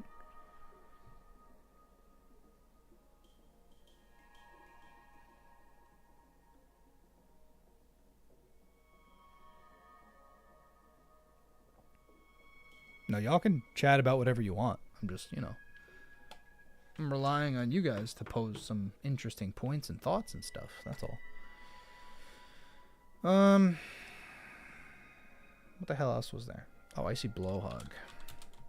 Lots of different icy enemies in this game. Really looking at it, I'm like, there's the puffy blowhogs, there's the regular blowhogs, there's the snow things, the frost cake, the Wally Hops get a variant, the Bulborbs get a variant. Like, they really icy everything, bro. Icy everything.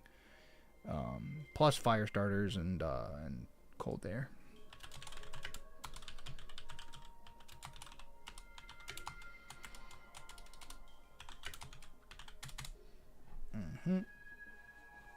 Now, give me 1 sec. I'm gonna grab a drink.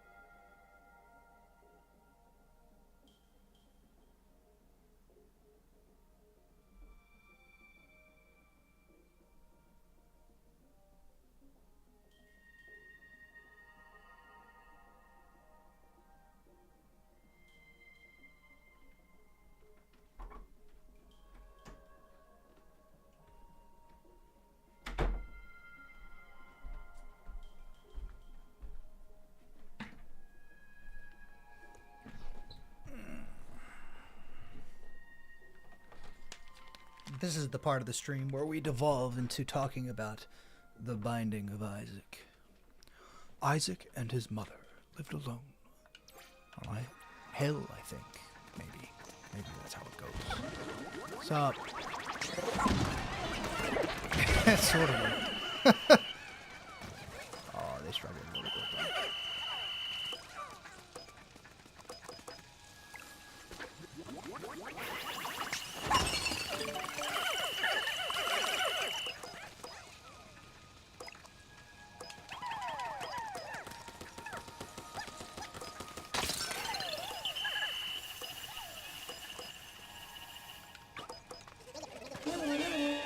Wait, do they just get cold on a timer?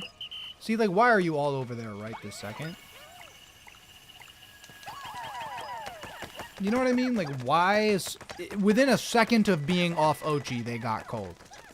That's my question.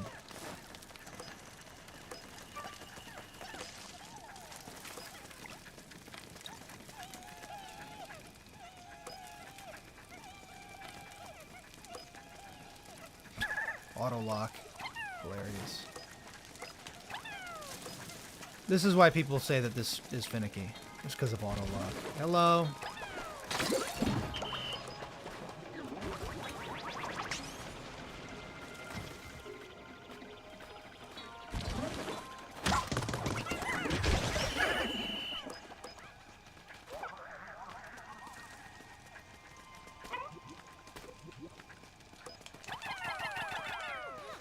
Cold take, ice should kill Pikmin. Ice hazards probably should. But, like, freezing cold air would be unbelievable if it killed Pikmin.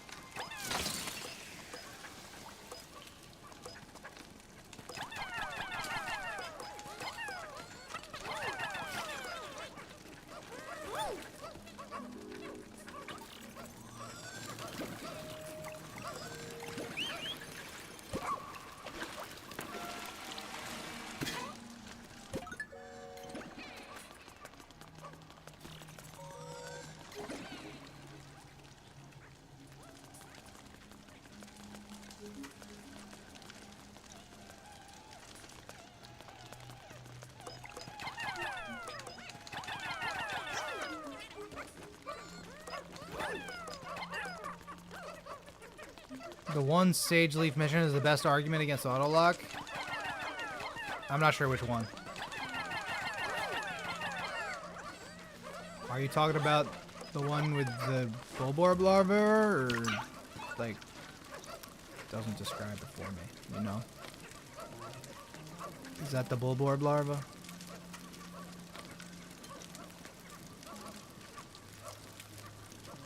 Yeah, okay. I should kill Pikmin. I think if Pikmin are frozen, they should be killed after a certain amount of time. Like, if they're shivering for a long enough time, I think they should freeze, and then once they freeze, then death is allowed to be in the cards. Maybe that's how I'd balance it, you know?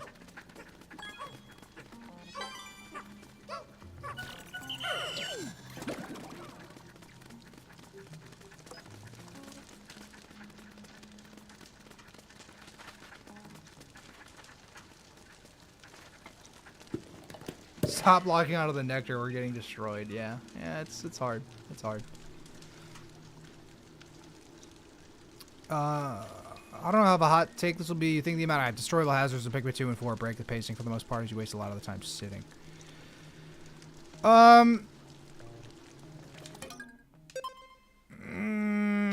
don't know. As somebody who plays Colossal Caverns, there are just like substantially more hazards in that. It never feels that bad in vanilla Pikmin to me. Frozen Inferno. Is this another fiery cannon beetle? I forget what the boss is here. Oh, unless it's the Frostmoth. Oh, it's Frostmoth, right? I believe it's Frostmoth.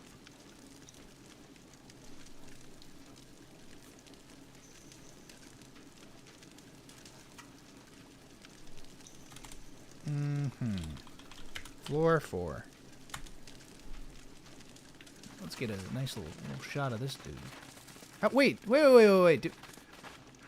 Oh, yeah, the 2 red Pikmin who died to the frost cake. I was like, when did we lose 2 Pikmin? It's like, I feel cheated.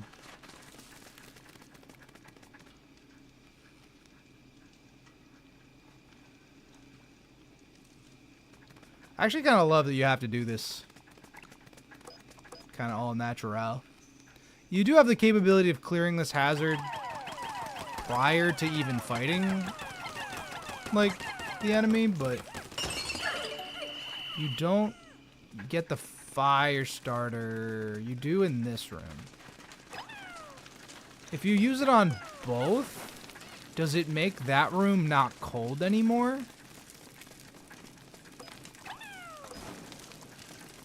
Like, this side may not be cold anymore, but it returns on this side. That's so interesting.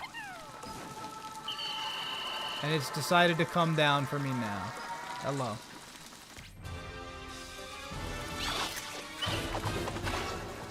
Does it eat? It must eat Pikmin. We haven't seen it eat Pikmin yet.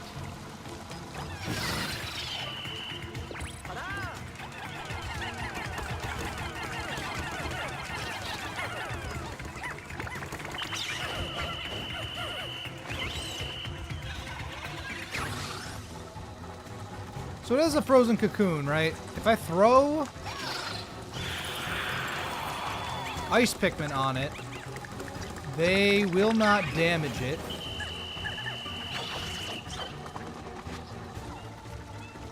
So you have to use the fire starters. These are things that I just did not know the first time.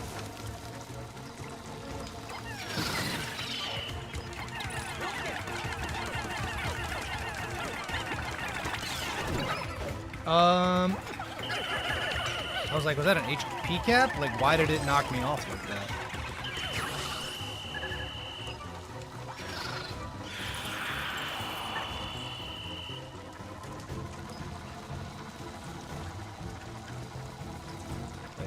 Wait, I got a screenshot of this, right? Kind of a really stupid one.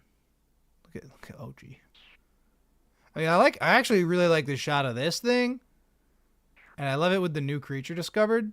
But, like, that's okay. That'll work out. It'll work out.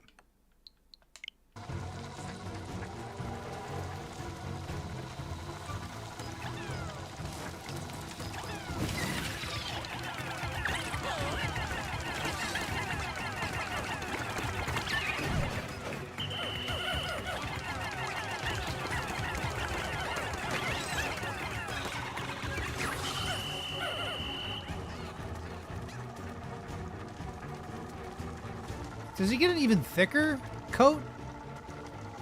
What does it do? What is it doing? It puts out the fire starters? Does it follow me now? It's gonna go put out the other one.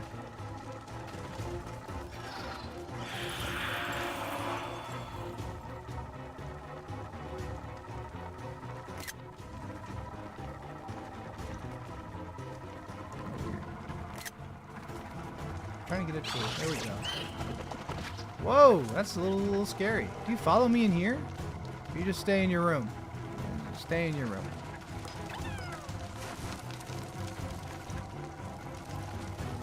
First player to see this attack. That's why we're here, guys.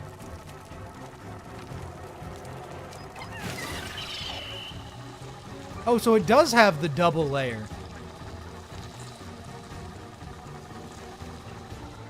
Does it get its first layer back after any time? That's what I want to know. I want to know if it somehow recovers its, like, second layer of coating.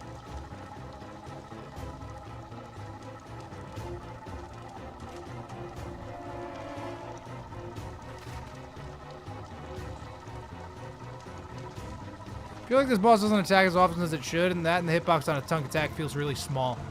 It looks really big. I don't think it is going to grow back its second layer of snow.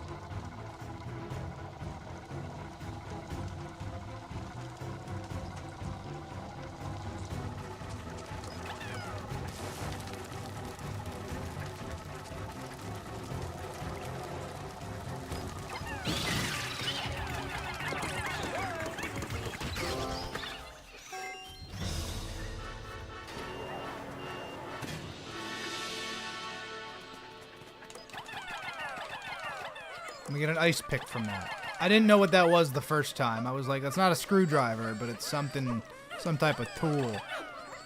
It is an ice pick, ladies and gentlemen. There's all this stuff, too. My goodness.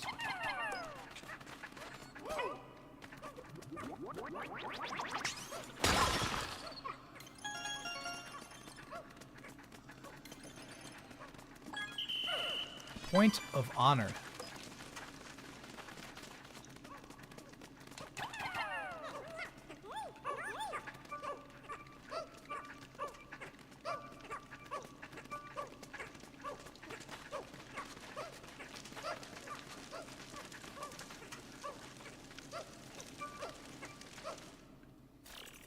Snowflake Fluttertail. Is that what it's called? I don't know what the names of the enemies are in Pikmin 4. I never really did a deep dive. I have never even looked at the Picklepedia. I haven't looked at any of the notes, honestly. That's why, I mean, I knew I was going to play through it again. That's what this whole playthrough is about, by the way. Okay. Fire starters.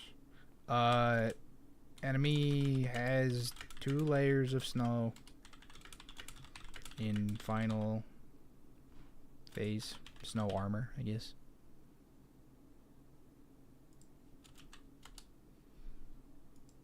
It's the point where you start finding leaflings in normal caves.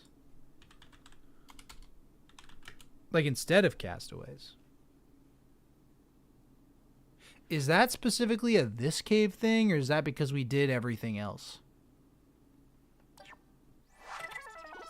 It is a little strange.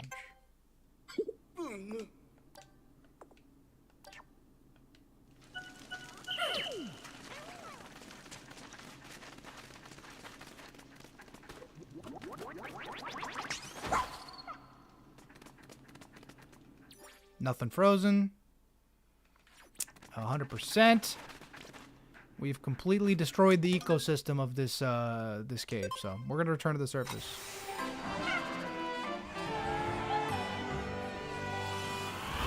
You can find leaflings in the giant's hearth like that? Well, yeah, no, sure, but just in some web. Oh, just chilling out and about. 100% of the Frozen Inferno's done.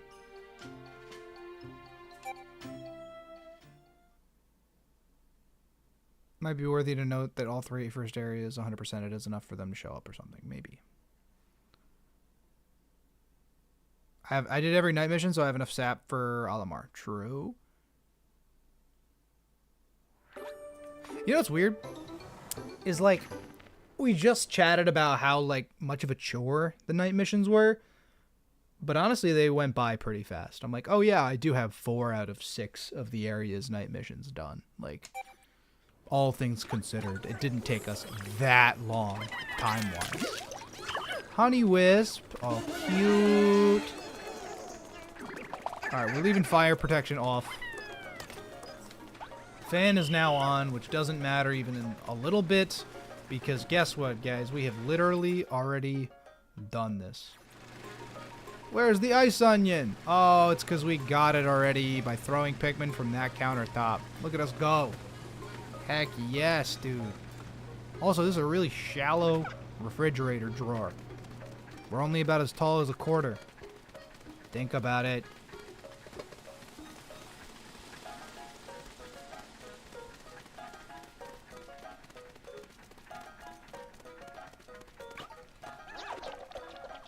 But does Ochi just teleport to us? If we come up here? Oh, no, never mind. I'm just being a moron. I love how Pikmin don't take any fall damage either. Like, nobody takes any fall damage. I guess, based on their size, maybe they shouldn't. But, like, also, it's a little strange. One of the model homes they show to potential buyers? Maybe. Could be. Alright. Oh, I meant to... Okay, wait, hold on. Actually, time out. We have over half the day left. I am going to go back and get 2 screenshots, and then we're going to leave the cave. Sounds good? Sounds good. Again, forgot about that part. I gotta get some screenshots. I gotta get some screenshots, guys. Got some. This lets us get it back up there easy, though. Does it let me back this way? It must, right? Without having it activated? No! So interesting. Because there's no fire right there.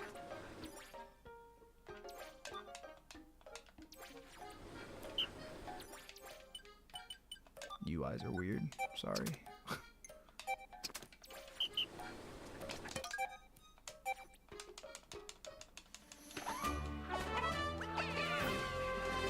Two quick screenshots. Really fast, guys. In and out. I promise.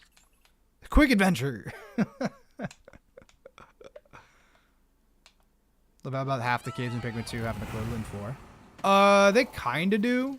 Yeah, I'd say about half. Some of the more iconic ones. Pikmin 4 caves are absolutely an upgrade for Pikmin 2. This is also kind of neat. This is the second time we've been in a cave. The same cave that we've already cleared out.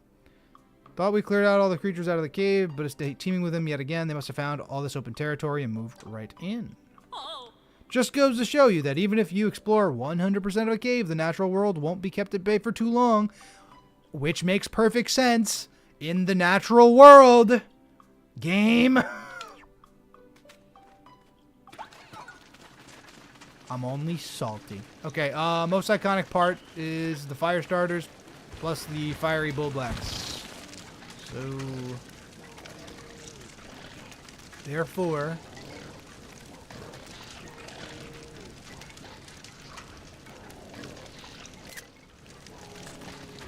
okay.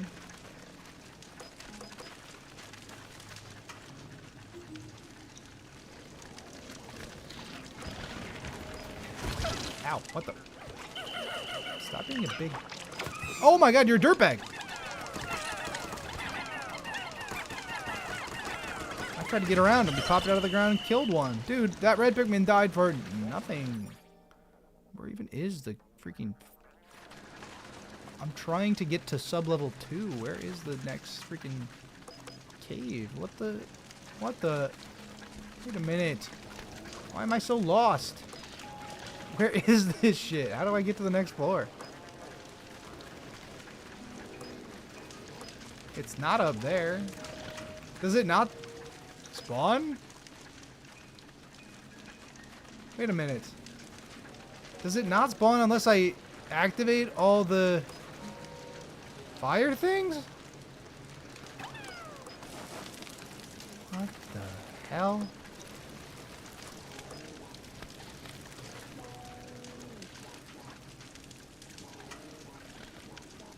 It's because I went in through the exit. It replaces the starting point with a way out.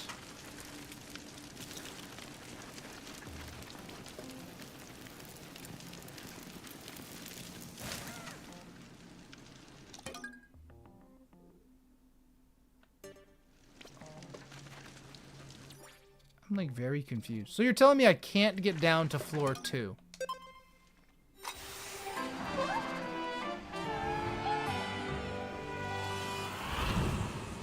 So I can simply revisit a sub-level. And that's it. And then I have to leave. So now I need to come back out and re-enter at floor 2.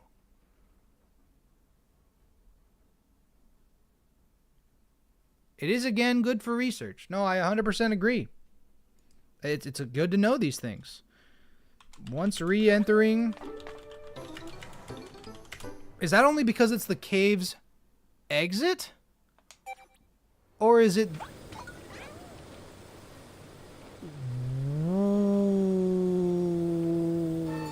What is going on here? What is happening? I'm going back to sub-level 1.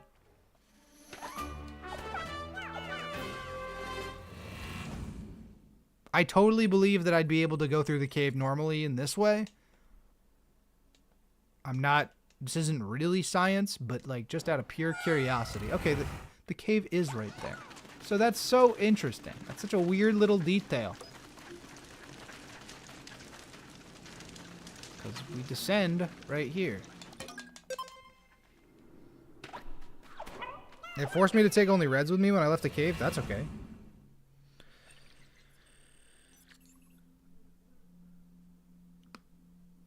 Oh, wait. Are you saying instead of allowing me to... Oh. Instead of allowing me to choose the types I want? Makes sense if I went back to the final floor. There's a lot happening right now. My attention span is waning, I think. Most iconic part is most likely the ice wally hop and the bridge. At least in my eyes. This is the most iconic part for sure. I'll see if I can get anything else in there.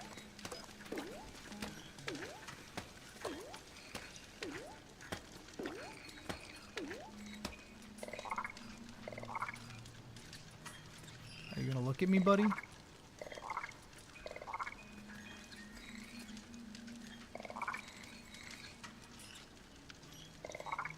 Maybe I get the fire starter.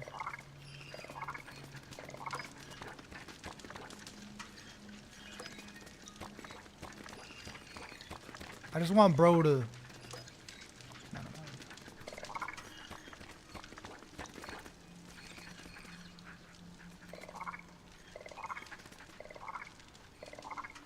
This'll do. This is fine. Hey, wait. I get the wild rocks in here, too. Hold on. Yeah, okay. Not so bad. I should pick the wild rocks as well. Thinking about it. 10 whole rocks are great. Mediana came back? Mediana, what the heck? What's good? Thank you very much. Let's go. That's Pog. Thank you so much, guys. No cold orbs, okay.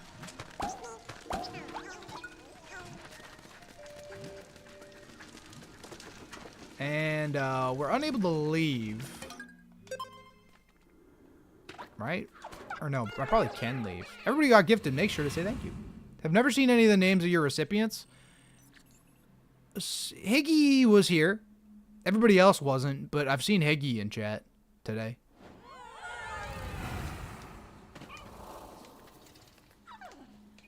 You're too inconsistently here to be to recognize? Oh, true. Higgy was here, though. The others weren't, but Higgy was. What's up? Tries to sneak attack me. What a freaking loser. I do like how all the hazards are gone, though. Like, all the ice stuff, like, you can just send it. I imagine the boss respawns, too. I'm hoping so, anyway. I'm just here to dono and chill? Hell yeah, dude. I mean, you don't have to do the first one. You've done plenty of the first one. Do some of the second one. Chill out. Talk about Pikmin 4 with me. What's good? Why are you so distant? No, I'm kidding. We got all the screenshots we need. Let's send it. Okay, wait. So I'm exiting the cave. I have reds and rocks. I went in through the entrance. All good. Great. Coming out of this cave, does it let me choose what Pikmin types I want to use? Like every other cave in the game does. Or, yeah. I think every other cave, but we'll see.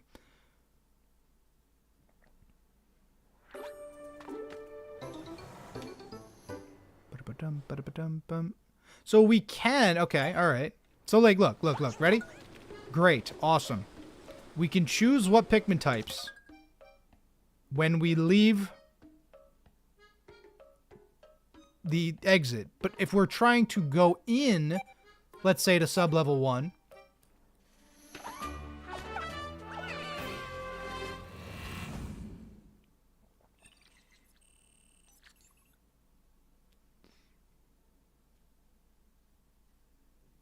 got some pizza on the way and plans for the friend. Not sure how long.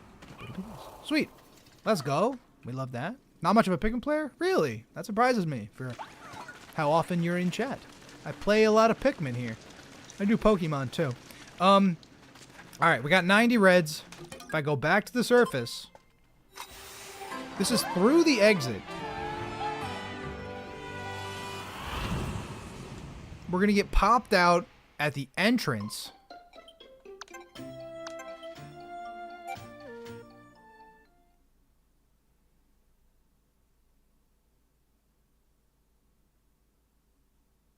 If I entered the submerged castle through the exit, would it force blues when leaving then?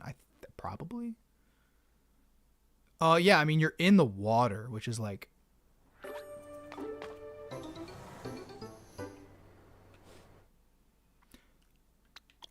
I see what you mean. It does indeed force red Pikmin. Like, entirely. Okay. I gotta write this down. Alright, once re-entering a cave from its exit, you cannot descend floors. Instead, there will be an exit fan instead of a cave that brings you further. Upon exiting to the starting entrance, I guess, you will be forced to exit with red Pikmin. This is simply for the frozen inferno. I imagine it works that, I'm just gonna write, probably works that way for the submerged castle. I also want pizza now. Is that crazy? Definitely getting a little hungered. Could be that way. I've had 2 pieces of toast today. Not very much food, but I also spent a ton of money on food over the last like 3 days just from traveling and doing nonsense and stuff. So I don't want to spend my money on food right now. Will playing Pikmin 4 make your wife come back? No. No, Pikmin players, we don't date. We've been over this. We gotta get to the Plunder Palace now.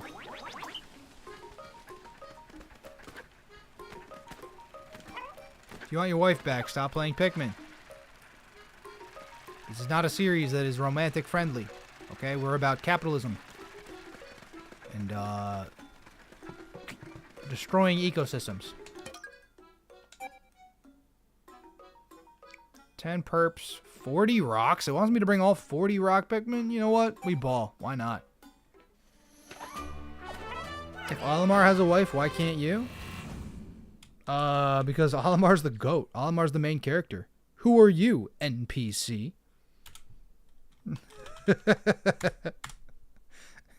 You're not the main character. Sorry. Nobody can have a wife except for the main character. You're nothing to Olimar. Doo-doo-doo. So cute. Plunder Palace, floor 1. Bread bugs. Bearded damp rats. Orange. Dwarf orange bulborbs.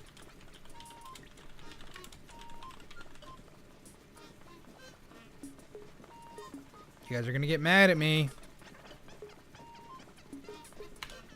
You guys are gonna get mad at me. You know I don't give a shit about these things. I do feel really bad. I gotta get a screenshot. This is easily the most iconic part. It's just bread bug plus, I mean, this whole little bit, right? Doo-doo-doo. Crack.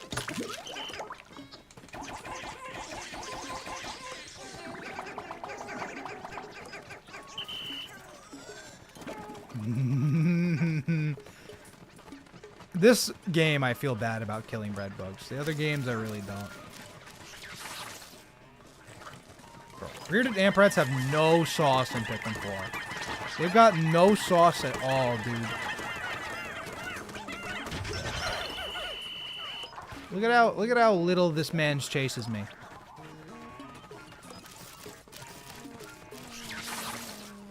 Look at this. He didn't even turn around. He barely tried.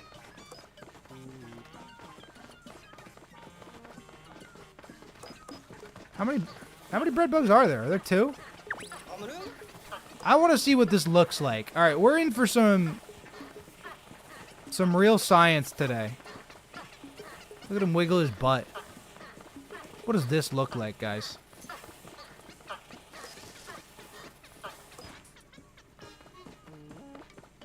What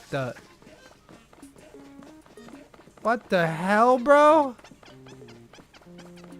It's not buried at all. That's confusing. Is he hiding it?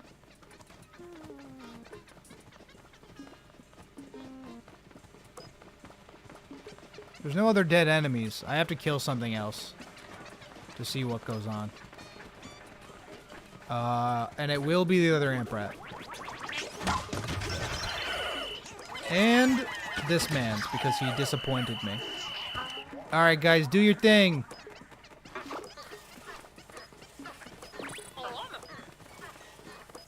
Don't just let it walk off with that. Why not, Shepard? What's the harm? I want to see what this animation looks like. So the first dude hit it in the plants. There's a treasure in there. How does this...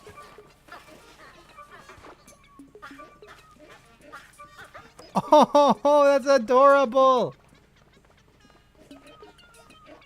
Okay. Nope, hey, go away.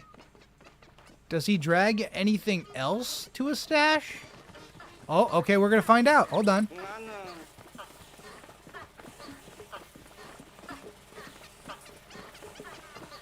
Hid the corpse in the grass is very funny.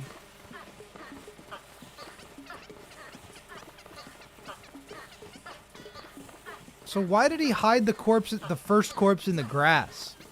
How come that was his behavior for this one, but this one he's gonna completely bury? Okay, great. All right. So now, each of the bread bugs has taken one thing and buried it somewhere. If I... Oh. If I kill some more enemies... I'm doing bread bug science, guys. This is literally why you're here. If you're a bread bug fan, and you haven't left a like yet, I don't know what you're doing, because this is literally bread bug science. Like, where is it gonna take this one?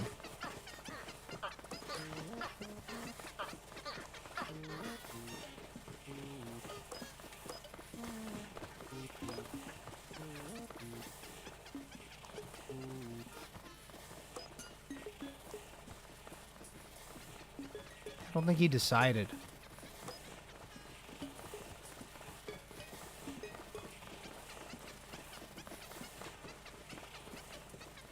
In circles, it seems.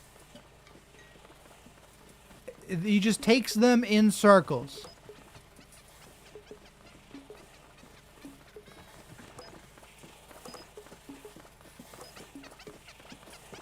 He will walk in circles with this orange Bulborb's corpse until the end of time. Bread bugs seem to ignore materials outright, which is interesting.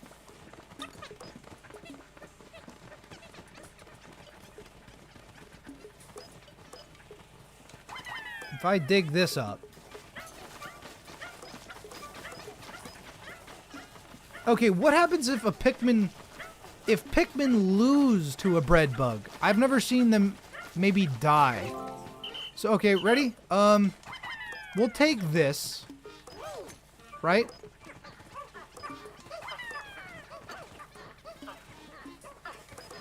I'm gonna throw one yellow on this orange dude. What happens here?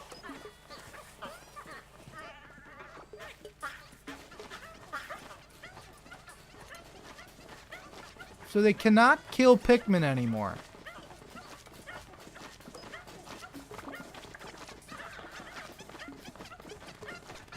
Oh, this guy, and he stole the chip.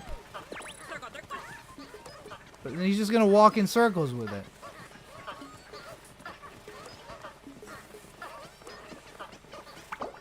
Excavation complete. Okay, wait. So ready? It has been unburied, but does this guy re-bury it?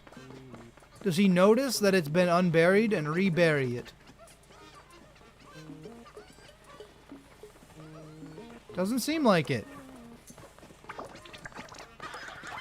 But if I move this...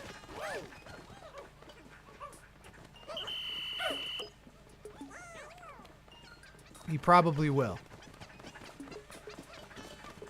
This is so very silly. There he goes. He gets excited. And he's gonna go bury it right in that spot. Okay, we've done enough bread bug science.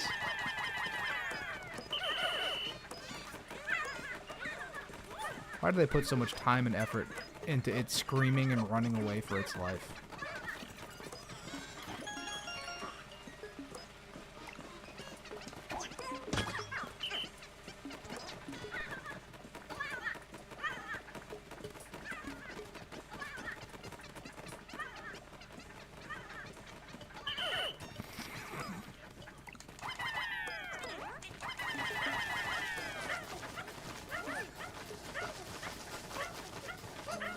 Even the giant one's charge attack just knocks them back.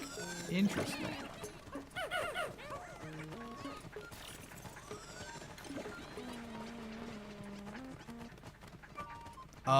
This is one that didn't make any sense to me. I Ochi charged this at one point, and it was just very weird.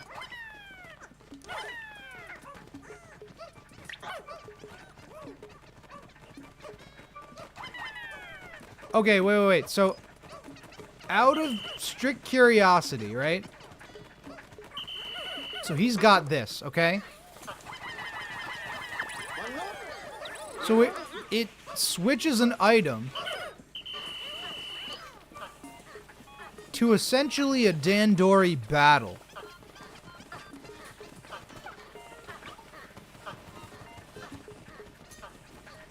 You roll pickups. D20 is broken. That was a D12.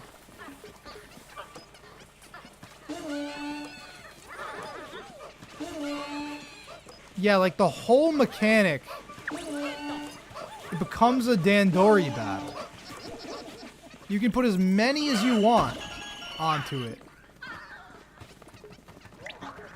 Come pick up your bro. He's too drunk. He needs to go home. There you go. Tuck him into bed. What a good friend.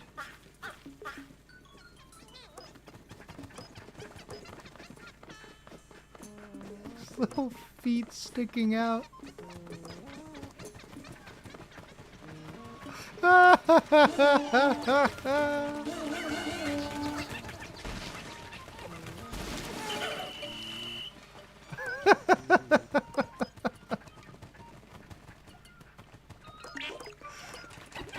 Boom!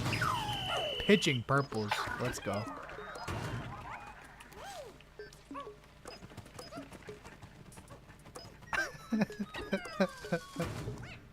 This is awesome.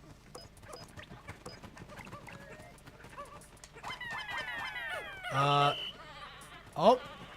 Okay, this is what happens if they're in a stalemate. They won't move anywhere. Eventually he'll get pissed and shake them off.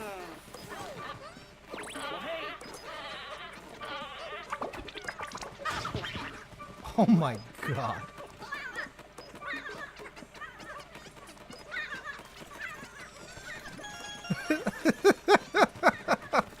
I'm obsessed with this enemy behavior, bro. I am obsessed with the enemy behavior. It's just so funny.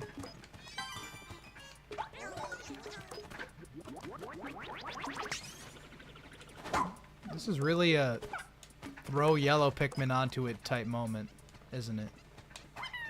Why? Is it from further over? Do I have to go all the way over here to do it? Is that why? Or is it... Oh. Yeah. Sure.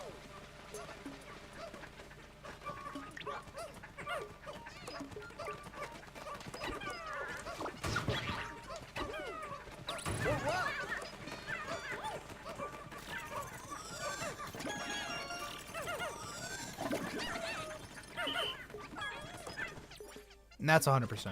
Wait, this is a 5-floor cave? Jesus.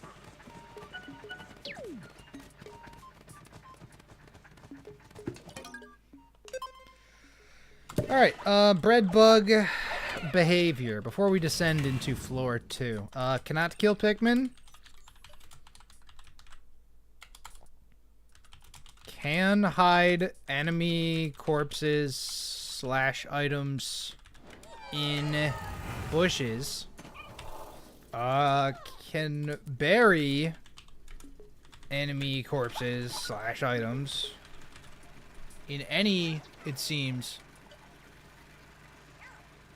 spot. What the, is that the torso? It is the torso. Wild rocks, let's go.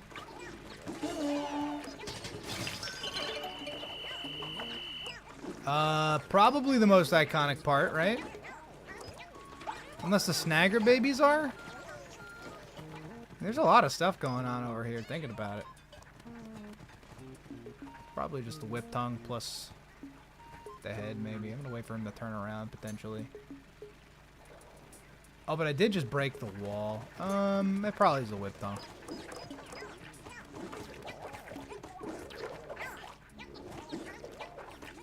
He's having trouble, clearly.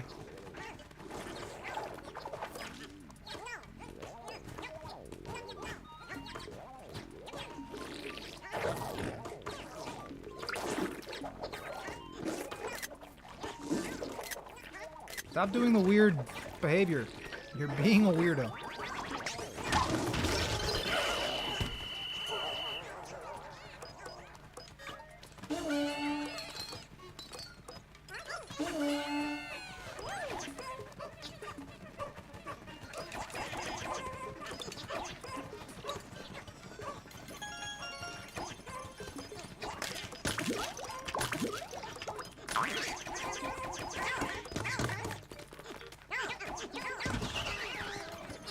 A dead baby bird. This game's PG, remember, guys. Remember, this game is PG.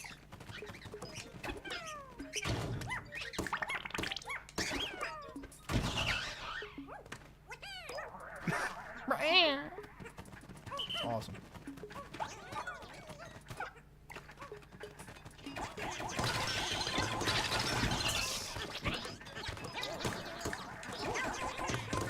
I imagine this doesn't count as a hard surface because it's like foam. It's like a foam mat.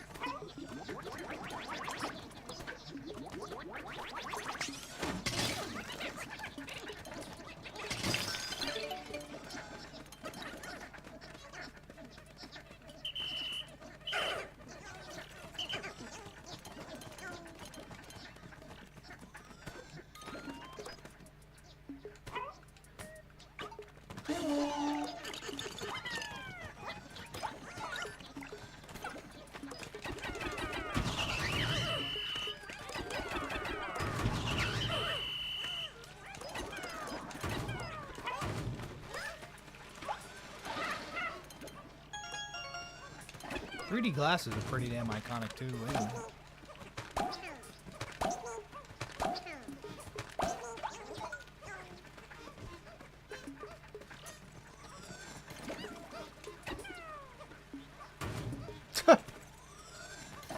Well, yeah, okay, that's fine, I guess.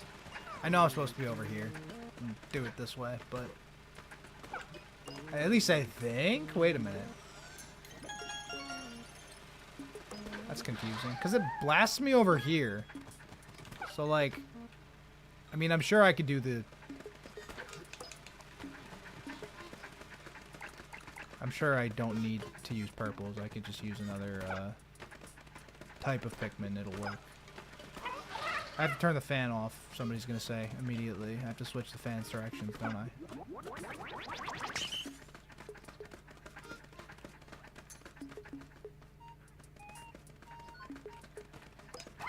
This is cool. I like this. Again, caves are much more dynamic. Why'd my phone buzz? What the heck? LinkedIn? I got an email from LinkedIn saying somebody I didn't fucking know posted. I don't care, LinkedIn. I do not give a shit. LinkedIn is so toxic, bro. It is, I swear to God, it is toxic positivity. Sounds like that shouldn't be a real thing, but it totally is. Can I knock the leg off with a rush? Maybe, but it's too late now.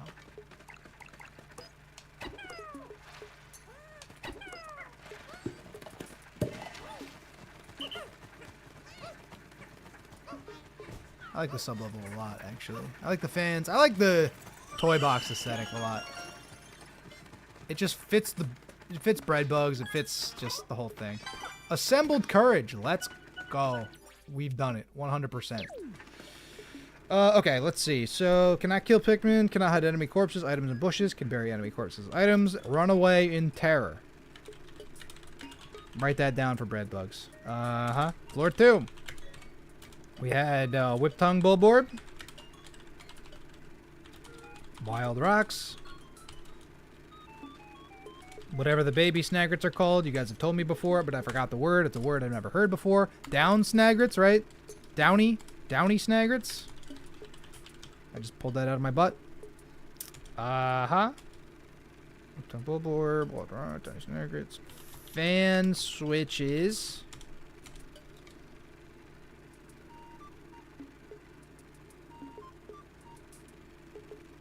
Probably a cold take. You missed the branded Pikmin 2 treasures. I understand that. I think it's not necessary, but I understand it.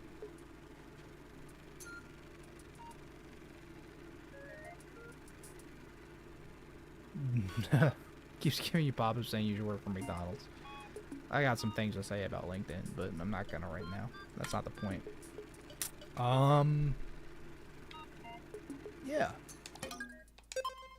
Neato sub-level.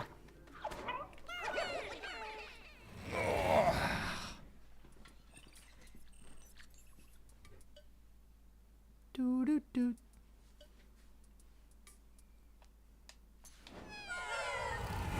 We've been playing for a long time.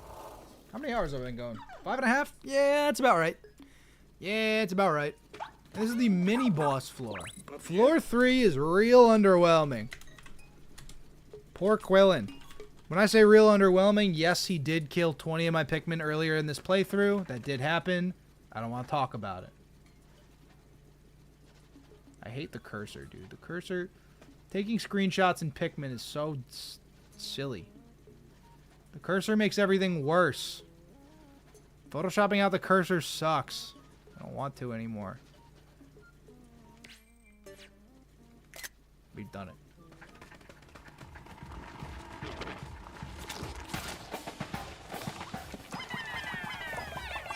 No photo mode is indeed a crime. Oh. I thought it might work there. I was so curious. Oh, wait, what?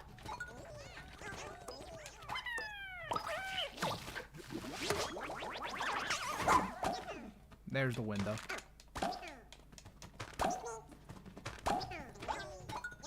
Would the drone work for pictures? Like, yes, but controlling it sucks so much that, like, not particularly. Like, it does, but I'd rather have my captain and Ochi there. Getting, like, the angle is just so whack. Like, it's much more dynamic being like this, you know what I mean? I can't even get up there, can I?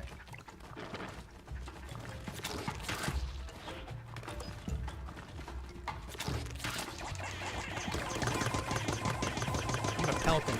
I'm pelting him.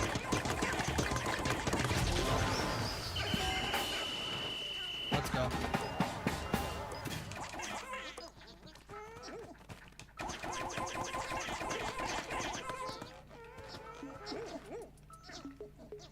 That soccer ball should totally be a treasure. You know, when I first landed on the sub-level, I kind of thought it might be. Fishy. If you throw rocks up to it, they could just AFK it, yeah. Step back, got a clean. Sweet. Let's go. Twyla from Konoha. Right, forgot. Yes. She's obsessed with sedimentary rock. Which is funny. Dun, dun, dun. Crag it all up. Let's go. Yay. Rock Pikmin noises, plus bread bugs, plus this music. I get down with this cave heavy, though. And Ochi's panting. The sound design's impeccable. Although that's literally all that there is on this sub-level. It is very underwhelming. How one of those ever managed to swallow the interstellar radio? Yo, true? Very good point. Okay, poor Quillen plus Castaway. Parentheses. Not much else. Not that that's like a horrible thing, you know? Like, having a floor like that's fine. I'm just saying, it was the smallest floor we've ever seen so far. Alright, Flighty Joust Mites, Waddlequaff, a couple Waddlequaffs, doing weird nonsense. I think this is maybe the most iconic part. I'll have to get up to him, probably. Waddlequaff. Flighty Joust Mites.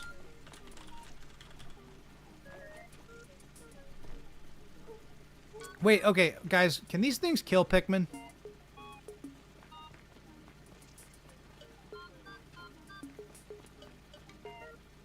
They can.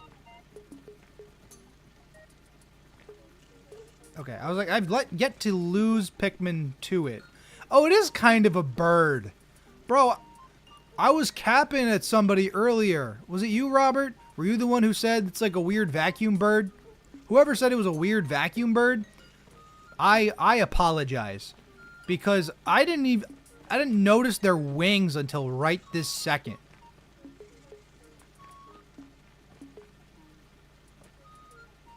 Then you built on it. Yeah, I apologize for that. I was capping a little bit. I will, you know, correct. I'll right my wrongs. I'm that type of content creator, okay? I say some wrong things. Somebody called this thing a vacuum bird, and I was like, what are you talking about? Vacuum bird. But it's got some birdness features to it. So little. His legs are really weird. I think this is... Oh, there is bread bugs. There's other bread bugs, too. Fantastic. We get all three of them in here? What the... Okay.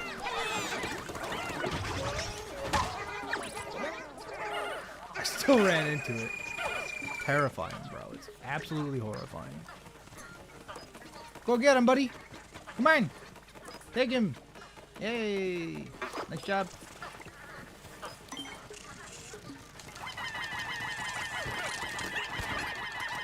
These things remind me of Maximum Spice, which makes me hate them.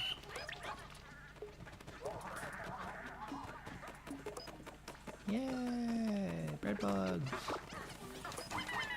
What's in here? Don't let it walk off with that. Why not? I love this so much, dude.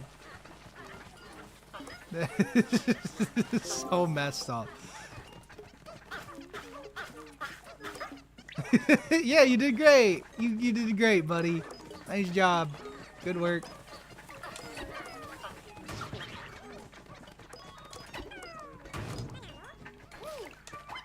I gotta throw at least 11 on stuff. Idle Pikmin not grabbing onto stuff is definitely a complaint you can levy against this game. Maybe not the complaint, but a complaint.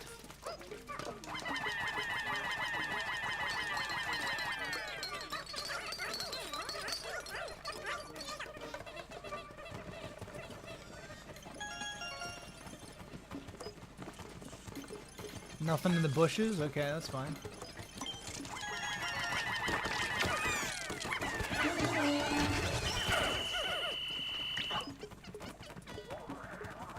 In Maximum Spice, they were very horrendous in the tundra. They were. They were absolutely nonsensical. I had no fun in the distant tundra. Maximum Spice was a different type of project. That shit... That might have been the most Dandori gameplay I've had to do. The margin for error was extremely slim.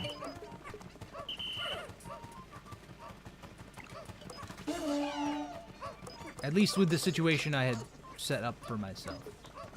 It was indeed Maximum Spice. It wasn't just some spice, it was maximum. It was maxed out, guys.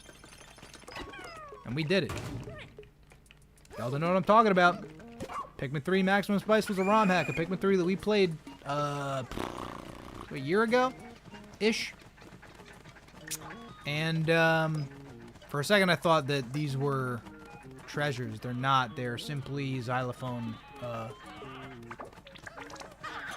sticks?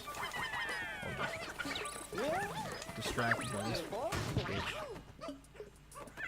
Wait. Sounded like a Pikmin died, but they didn't. Yeah. And there's a supercut of Maximum Spice on my channel. Go check it out if you want. Yay. Dude, this always feels like it will work, and then it never does. It always feels like it will work when I rush into a wall, that the rope will just fall down. But it has yet to work that way. I see. Can yellows make it up here? They can.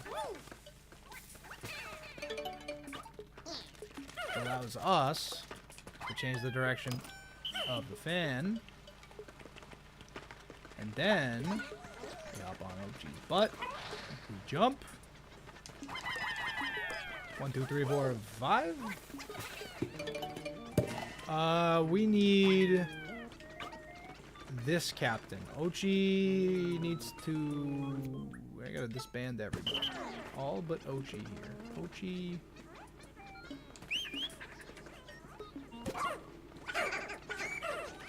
I do not want my captain to come with me. I want my captain to just take these dudes. I'm not gonna kill any of the other bread bugs on the sub-level, guys. I'm letting them do their thing, okay?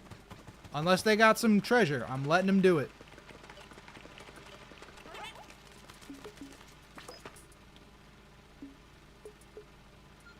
Collins and Shepard's constant interjections of don't let them take that just underlines the question of why the heck they aren't helping out. That's a good point.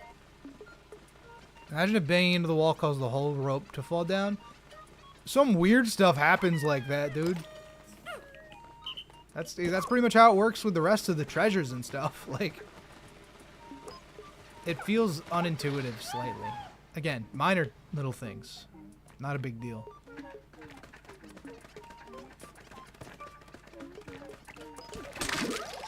What the?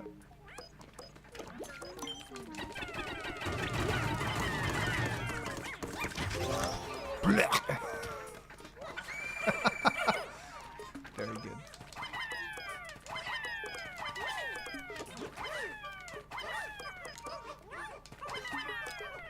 Here they come.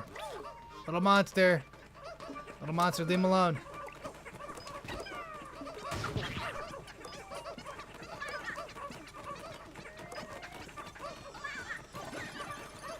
Speaking of videos, 216 Supercut and Galaxy Kaizo went crazy. Good job. Thank you. Thank you. So 216 Supercut didn't have as much sauce poured into it, obviously. But of course I was still happy with how it turned out. I didn't have the idea of making it 2 hours and 16 minutes until the final cut was around like 2 hours and 19 minutes. And I was like, oh, well, I guess I could cut 3 minutes off this to make it like, you know, a thing. So that's just what I did. Okay, wait, the cave is up there. Yes.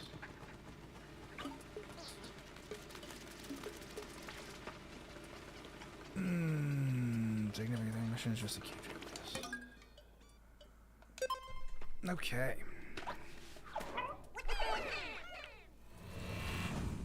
Bottle cloth, flighty joust mites, bread bugs. I'm gonna put xylophone,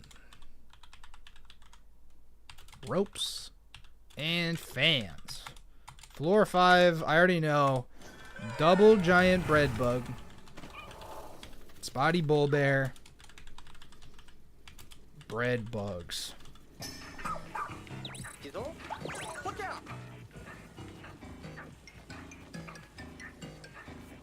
He's already talking about, oh, beat us to it, but like, come on, man.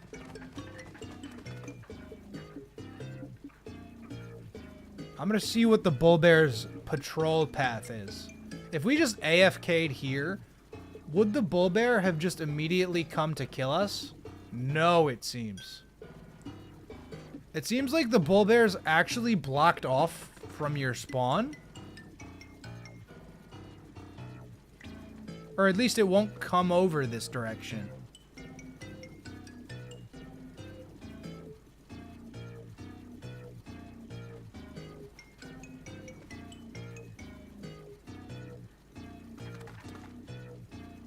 Yeah, okay. Maybe there's 2 spotty bull bears? There's another giant bread bug, but...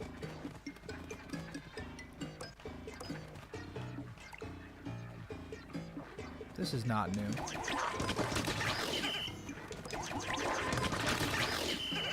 They are a little bit beefier. So he gets pissed at us. I want to see what this charge attack does. Or he just pushes us slightly.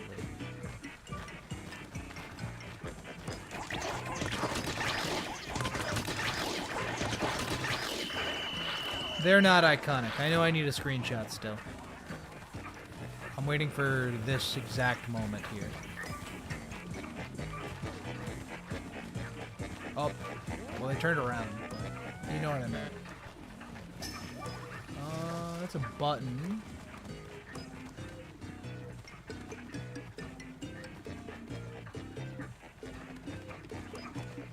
I want Giant Bread Bug to come back through here. Where are you going? What are you trying to... Oh, I see.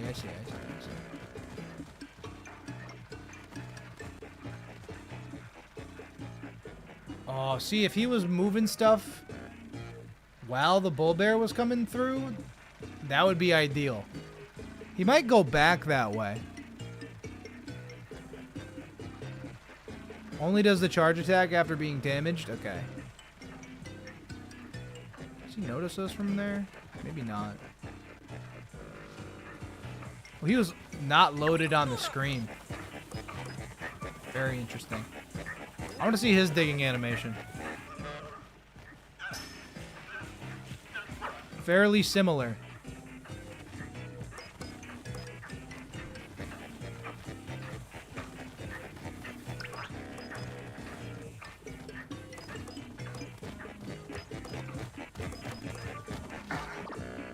You know, this'll do, actually. As long as I don't have this on. Colin, get off the screen so I can take a screenshot. Thank you. That's fine. That's good enough.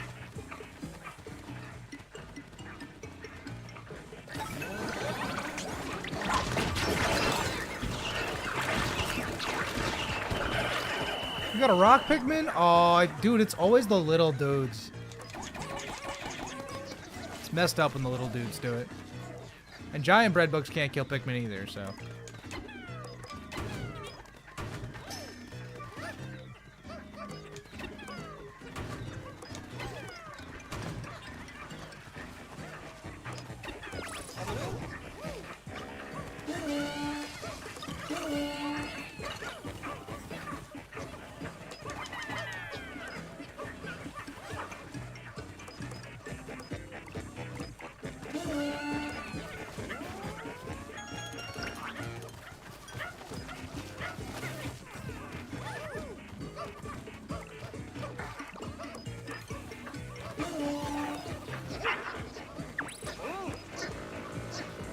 I love that they're being dragged like...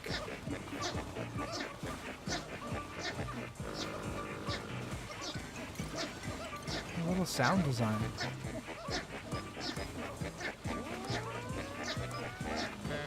I think they might be stutter stepping so hard because of the bull bear that was already on its way. See, it got attacked, so now it's gonna charge me, right?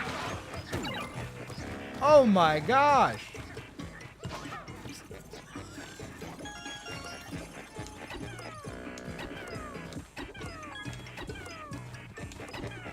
Wait, I forgot. Do purples not have the capability of bouncing on its... Wait a second. Oh, yeah! I forgot! So wild.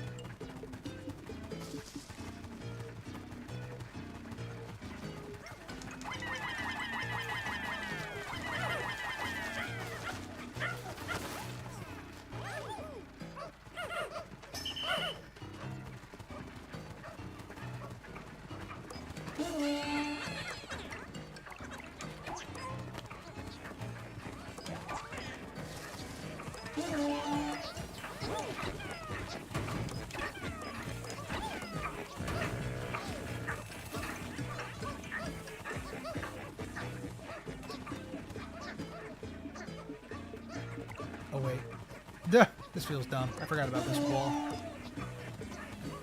Excuse me. None of you charged into it like you were supposed to. Is charge broken? Maybe. Who would have freaking guessed that charge as a mechanic would be sort of ill-functioning sometimes? Definitely not me.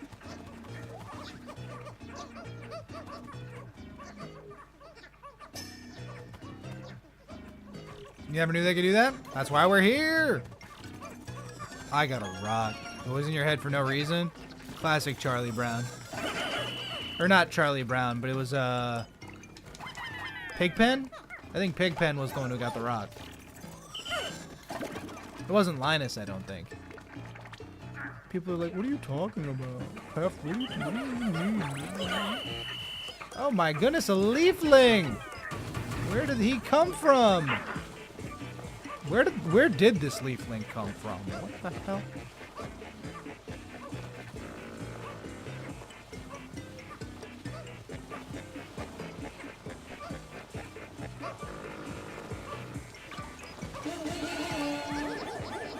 I want to see the speed at which my man gets carried. Look at this.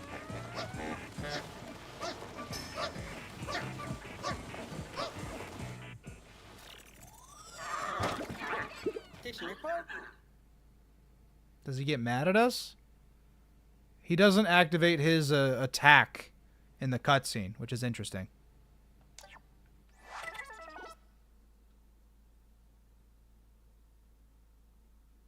The leaflings in caves are set in stone because this guy was also a blue leafling for you? Maybe it's a coincidence. I'm not sure. I'll have to check my last playthrough, maybe. I'm sure I did the caves in different order. Yeah, he doesn't even attack. The cutscene interrupted his, Oh, there we go. Oh, squish! Oh, it's GG. It's GG for my man. Sorry, buddy. That might be all the treasure. Probably not. Because there's all the stuff he buried seemingly up here, right? And there's the purple candy pop buds as well, which I want to make sure we take advantage of.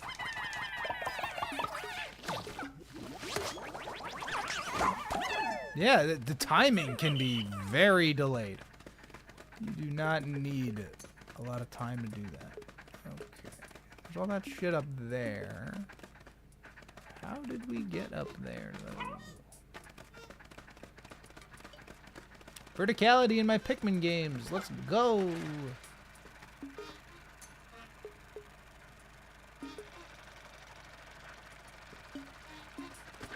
Oh my god, and the last flower, like, oh, this guy.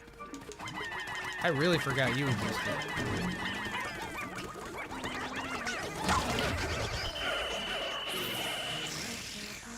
I totally forgot the last flower link was up here.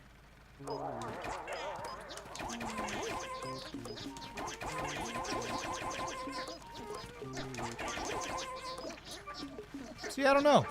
I think I like the sub-level more than the Glutton Kitchens one. The final one, anyway.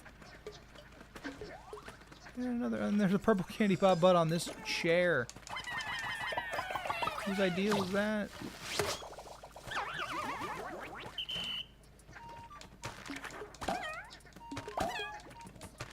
Mario Sunshine stage? Yeah, a little bit. It's got those blocky vibes for sure.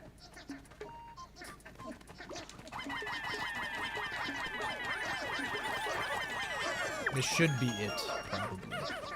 I'm almost positive.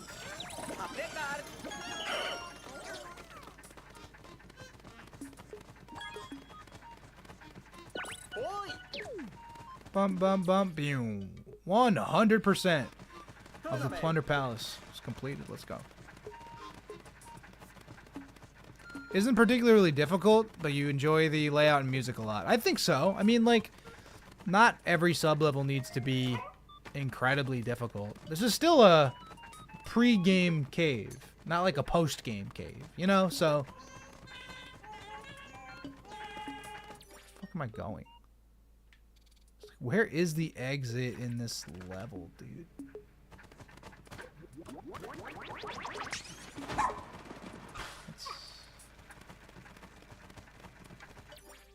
was like, yeah, we didn't even look over here yet, so. There we go. Now it shows it to us. Cool. Bread bugs, flowerlick.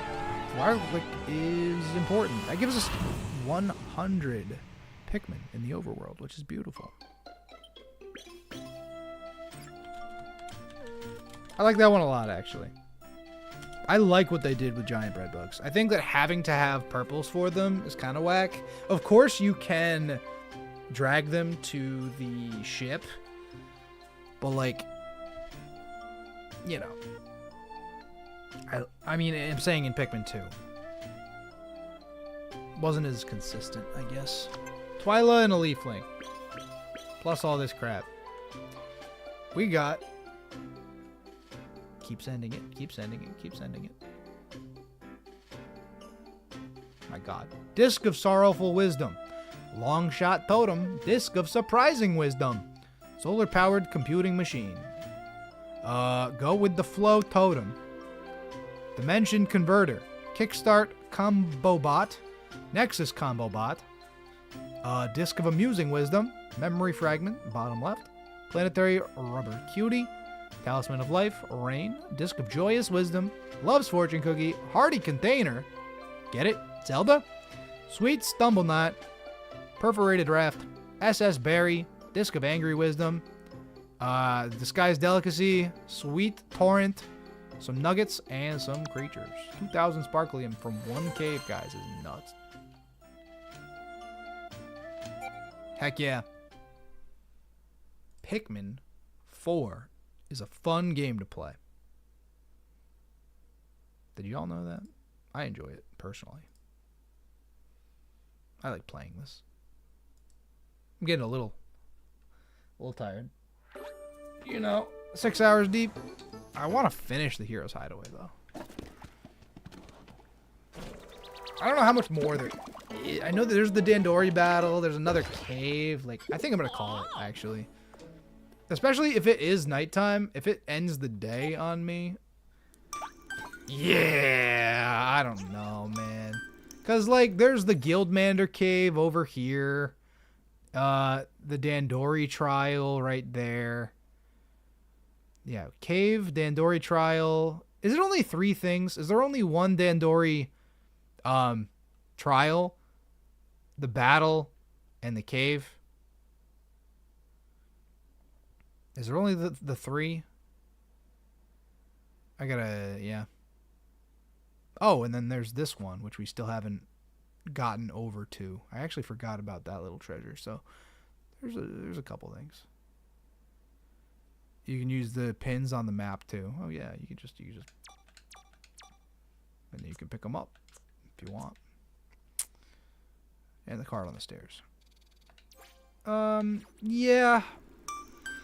You know, I wanted to get through more of the game today, but I think it's okay. I think 6 hours is definitely a lot. I don't expect anybody to ever fully watch these.